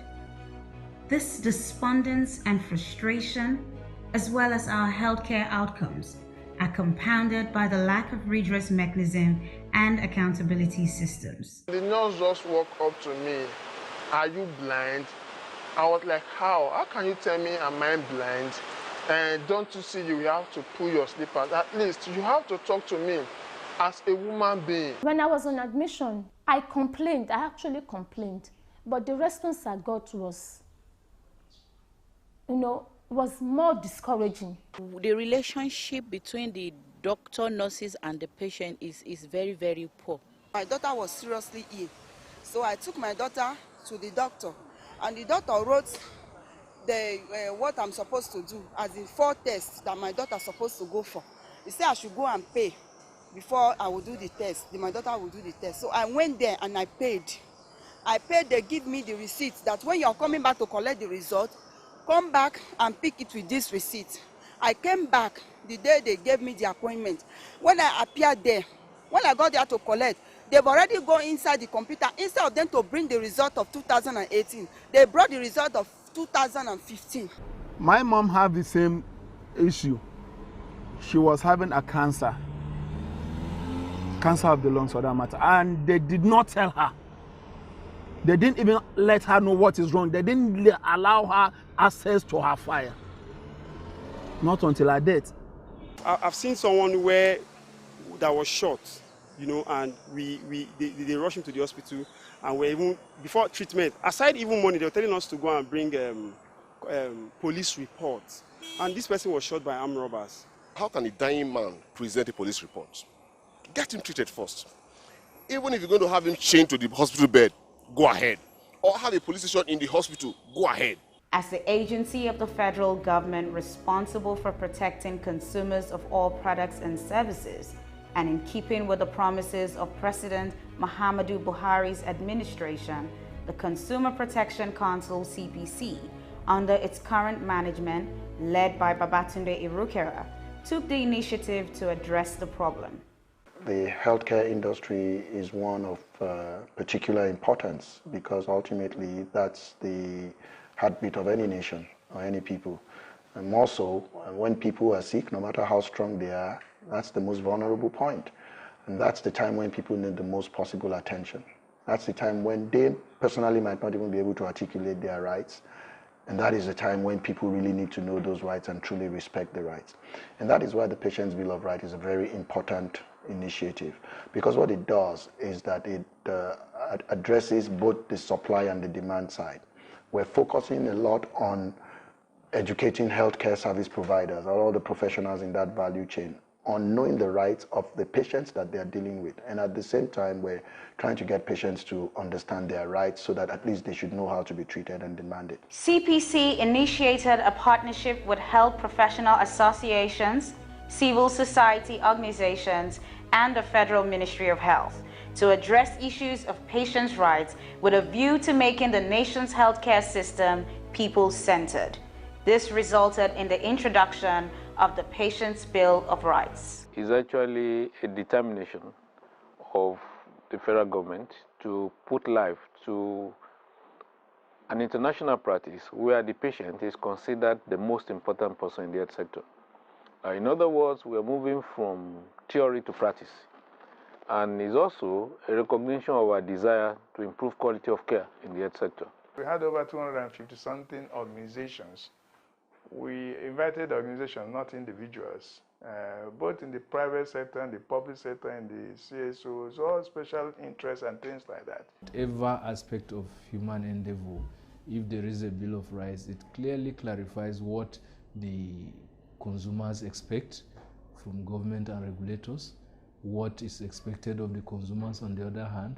Somebody's a consumer of healthcare. I mean, the downside of not getting good quality care, what is at risk is so much. I mean, we're talking about injury, physical injury, we're talking about death in some cases. It's a good initiative that this is being formalized as a bill, that people will become aware of the rights of the patients and the responsibilities of the caregiver. Nigeria is not a safe place health-wise for a lot of women, a lot of young children under 5. And when things happen, a surgery goes wrong, they leave something in your stomach, there's no recourse. Because I have to add that poor service happens everywhere in the world. It's not just a Nigeria phenomenon. But in many countries, there's recourse. So if something goes wrong, you have a place to go to say something went wrong and consequences need to be meted to these people. But in Nigeria, we haven't quite seen that. So that's we're hoping that the Patient Bill of Rights can tell the patients, this is what you should expect when you go to a hospital, and can educate the providers, this is what a patient should expect when they go to the hospital. And when that expectation is not met, you have recourse. That's the only way we change human behavior is recourse. The PBoR is an aggregation of patients' rights that exist in other instruments, including the Constitution, the Consumer Protection Council's Act, Child's Rights Act, Freedom of Information Act, National Health Act, the Hippocratic Oath, other professional ethical codes, and sundry regulations. This Patient Bill of Rights is coming to fill in a vacuum that existed for long. A much needed vacuum of one, establishing and informing the Nigerian public. When you come to hospital, this is what is expected of you, not from the space, but from an existing law. Being the custodian of people's health, we were concerned on the operationalization of National Health Act, which was passed into law in 2014. Part of that law is centered around the patient. Many times the patient's at a loss what exactly to expect when he or she goes to access health care. And what this bill tries to do is to straighten those things and make it very clear to the Nigerian citizenry as well as healthcare providers what the rights of the patients are and what his or her responsibilities are and what the rights of the providers are and their responsibilities. We have also seen that many of our patients are being treated and given management. Sometimes they don't know what are the duties of their practitioners towards them. Meanwhile, a healthcare provider who sees a patient in emergency, there are things you have to follow. If you don't follow it, you'll be found culpable. As an NGO, at Save the Consumers Initiative, we are going to be a watchdog to that effect. And we are looking at 1 year report on that. Because after a year, we are going to send out what we call mystery shoppers. Mystery shoppers will go ahead and really test this if healthcare givers actually adhere to all these rules and regulations. The Patient's Bill of Rights covers issues such as right to information, right to emergency care, right to transparent billing, right to clean, safe, and secure environment, right to confidentiality, among others. But most important, that assertion that the customer is king, that is what the Patient's Bill of Rights has come to do. Everything you consume have quality assurance. The health sector has to realize that the consumer is at the core of our service. Without them, we really don't exist. They are going to benefit a lot. Their voices will be heard.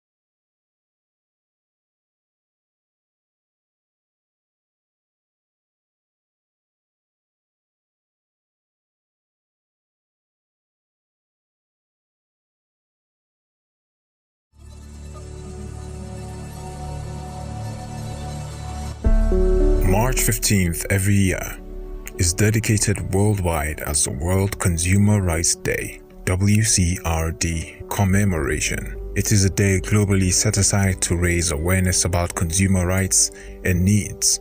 The commemoration of the day presents an opportunity that reminds consumers to demand and insist that their rights be respected and protected against market abuses and social injustice, as well as play their responsibilities as consumers. President John F. Kennedy, the 35th President of the United States of America, in his historic special message to Americans on March 15, 1962, formally addressed the issue of consumer rights and enunciated the first set of consumer rights: rights to representation, rights to safety, rights to choose, and right to information. The World Consumer Rights Day was first marked in 1983 by Consumers International, being the umbrella body for the global consumer movement. Since then, the commemoration has been annually used to mobilize action on important consumer issues and campaigns by all members under Consumers International, CI. The Federal Competition and Consumer Protection Commission, FCCPC, Nigeria is a member of this global body. Every year, CI comes up with a theme to commemorate the day, and the FCCPC yearly identifies with the commemoration to chart a new course to protect consumers in Nigeria. The theme of the World Consumer Rights Day 2020 was the Sustainable Consumer.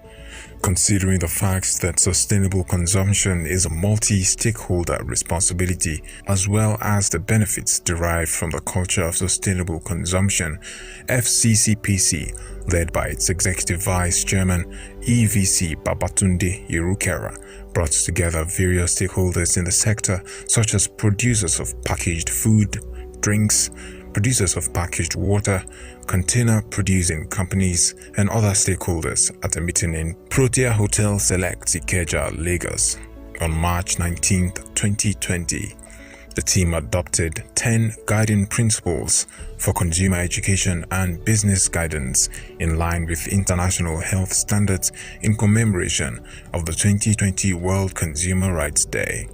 The Commission also organized some activities in Abuja, Awka, Port Harcourt, Bauchi, Katsina, Kano, Osogbo, and Lagos with visits to markets, dealers of packaged drinks, school and general consumer education. A specially designed flyer on the theme tagged "Be a Sustainable Consumer" was distributed at all the events and other follow-up events organized or participated by the Commission. More so, as a follow-up to 2020 theme, a task force for sustainable consumption was inaugurated on the 8th of August 2020 by the EVC to come up with a framework to implement the guiding principles reached at the stakeholders event in Lagos for 2020 World Consumer Rights Day. The task force has its members from the government, Federal Ministry of Health, Federal Ministry of Environment, National Environmental Standard and Regulation Enforcement Agency. From the industries, Manufacturers Association of Nigeria, Recyclers Association of Nigeria, Freeland Kapina, and from the civil society, Kafom Kafsani and KADEF. On Wednesday, 10th February, the task force developed and submitted its framework to the EVC and have started action as a standing committee. However, the year 2021 theme is tackling plastic pollution. This theme is a follow-up to the broad theme of 2020 World Consumer Rights Day, moving from general to specific area of sustainable consumption. The effect of plastic waste pollution on sea life and environmental degradation in almost every nation is becoming more worrisome than ever.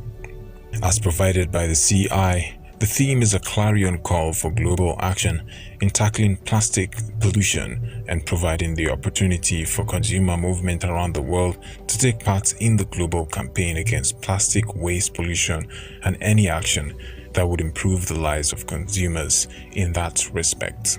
In recent times, most cities, towns, and villages in Nigeria have experienced flooding, which has caused the loss of lives and properties. Apart from the other factors which could be attributed to the cause of flooding in Nigeria, on top of the list of causes of blockages of drainages are plastics of different types. This is because they are the most everyday packaging materials that are used by all and sundry. The consumption of water in disposable water sachets, popularly known as pure water in Nigeria, has become part of our daily lifestyle. That has added to the menace of the environment through indiscriminate dumping and littering with such sachets. Experts have said that these types of wastes take about 100 years to degrade in the soil. See, this agency, National Biotechnology Development Agency, is a research institute. And this research institute, we are empowered to carry out research using biotechnology technique. And if you say biotechnology is using anything that involves life to tackle any problem that is bedeviling the nation. And using this technique, there is what we call biodegradable polymer. And this biodegradable polymer is something that the world researchers has focused onto. And this agency is also not left behind. We are doing all we call to see that we have produced biodegradable polymer. This biodegradable polymer, when it is produced, at least it is going to reduce the time taken for the polymer to degrade when it is thrown. Just like a paper, you know, when you throw out a paper, paper is not causing that kind of problem. So when you have a biodegradable polymer, the enzymes that are on the ground will easily degrade the molecules in the polymer, and the polymer will now become part of the soil. What's needed from the general public is responsible consumption and production. That is for us to meet the Sustainable Development Goal, SDG 7. We have to imbibe responsible consumption and production. That is, whatever you use, make sure you collect the waste and you dispose of it properly. So that will go a long way in addressing this major problem we are facing. And it will assist us in meeting the SDG goals. Not only sustainable consumption and production, there is the issue of life underwater, life on land. So if we continue to have this indiscriminate dumping of refuse, it's going to affect the ecosystem. And certainly we are not going to meet up, especially to do with these SDGs. We have a program that is called the Extended Producer Responsibility. So presently we are working with the food and beverage companies that have already formed what we call Producer Responsibility Organization. So they are trying to collect all the waste that they generate, specifically the plastic waste, which comes in form of the plastic bottles and containers which they use in packaging their products. So they will be responsible for funding the collection and the recycling. That of electronic waste, they have also formed their own Producer Responsibility Organization. So all those generators of waste are expected to key in so that at the end we are going to achieve a circular economy. The waste generated can be plowed back into the system so that it becomes a source of raw material. That is the only way we can have sustainability, sustainable development of the nation. There should be reduction in the market.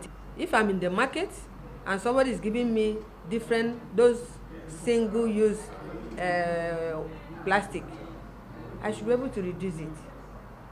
I should tell them that I have another one, you can put what you have inside this one. It will help to reduce it even in the market while you are buying.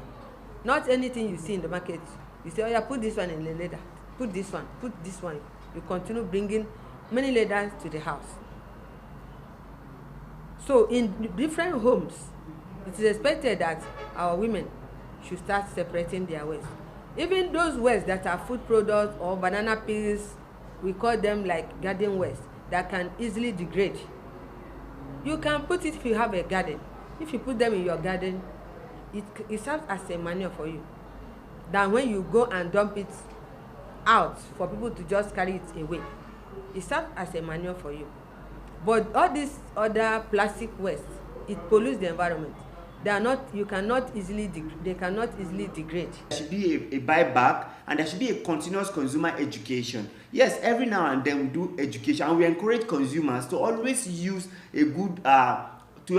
bin, not dumping things indiscriminately. Because if you dump it indiscriminately, it will end up in our gutter, it will end up in our water bodies. And because of that, we continue to educate to people that you must make sure you buy from people that use paper bag for you. You must also make sure that you reuse every plastic bag that you buy something with. Because if you reuse it, you have reduced the number of plastic bag that is coming out. So the education continues on. Make sure you patronize companies that use paper bag. Make sure you reuse, and make sure you buy plastic bags that are recyclable, because some are not degradable.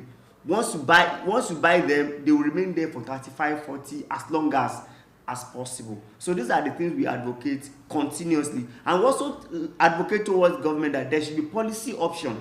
Government must be intentional by having a ban on some products, by also ensuring that there must be a buyback by all these companies. It is very, very important. And what do you mean by buyback? Simply means that if you have purchased a particular number, they should encourage you to return those things and get a particular item. FCCPC is therefore commemorating this year's World Consumer Rights Day with today's programs with a view to engaging consumers, especially the young consumers who are major users of these plastics at home and in their school, on the way to utilize the circle model of waste management for eradicating or lessening the use of plastics, and also ensuring that those in use are reusable and can be put to use over again before disposing of them in a proper way. These young consumers are expected to further educate their parents on the proper ways of tackling plastic pollution while schools are expected to replicate the campaign in the school community and practice them.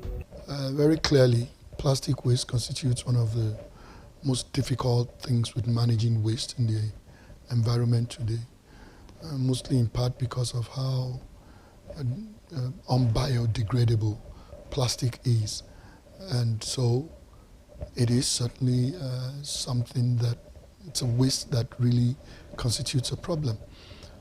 In Nigeria in particular, I think the problem is even highlighted when you consider the fact that we seem to have migrated from a history of glass and other forms of storage or packaging towards plastic, which is, we're realizing, is quite problematic.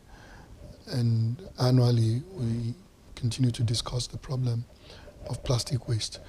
And we at the FCCPC are very concerned. One of our roles is protecting the environment, maybe not so linear and directly, but in the manner of speaking, in consumer protection. And so we've had a few campaigns with respect to that. We've got a few campaigns out encouraging people on making appropriate choices that preserve the environment, both in their consumption and certainly in their disposal methods and mechanisms. Working very closely with both industry and other regulators with regarding how best to address this. The outcome of last year's theme was the creation of a task force that crossed industry and government, which was housed and secretariated at the FCCPC. Recently, the task force submitted their report, and we're actually in the process of actioning the next steps. And hopefully when that is done, our environment will be safer on account of our consumption. This campaign is very apt and timely, especially in the face of the struggle to combat the ravage of the COVID-19 pandemic, climate and environmental degradation amidst increasing consumers' demand for goods and services. It is believed that consumers have the power to change supply and production pattern to conform with a circular economy model that would encourage efficient use of resources, fair trade, increase consumers' access to quality products, which by and large would aid in achieving the Sustainable Development Goals (SDGs), no poverty and zero hunger, good health and well-being, clean water, responsible consumption and production, life on land and life in water, amongst others.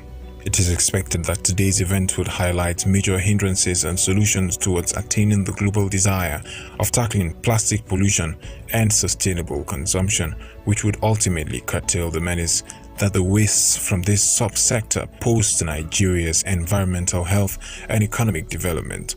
While welcoming you all to the commemoration of this year's World Consumer Rights Day, we urge you to always say no to plastic pollution. FCCPC, promoting choice, ensuring fairness.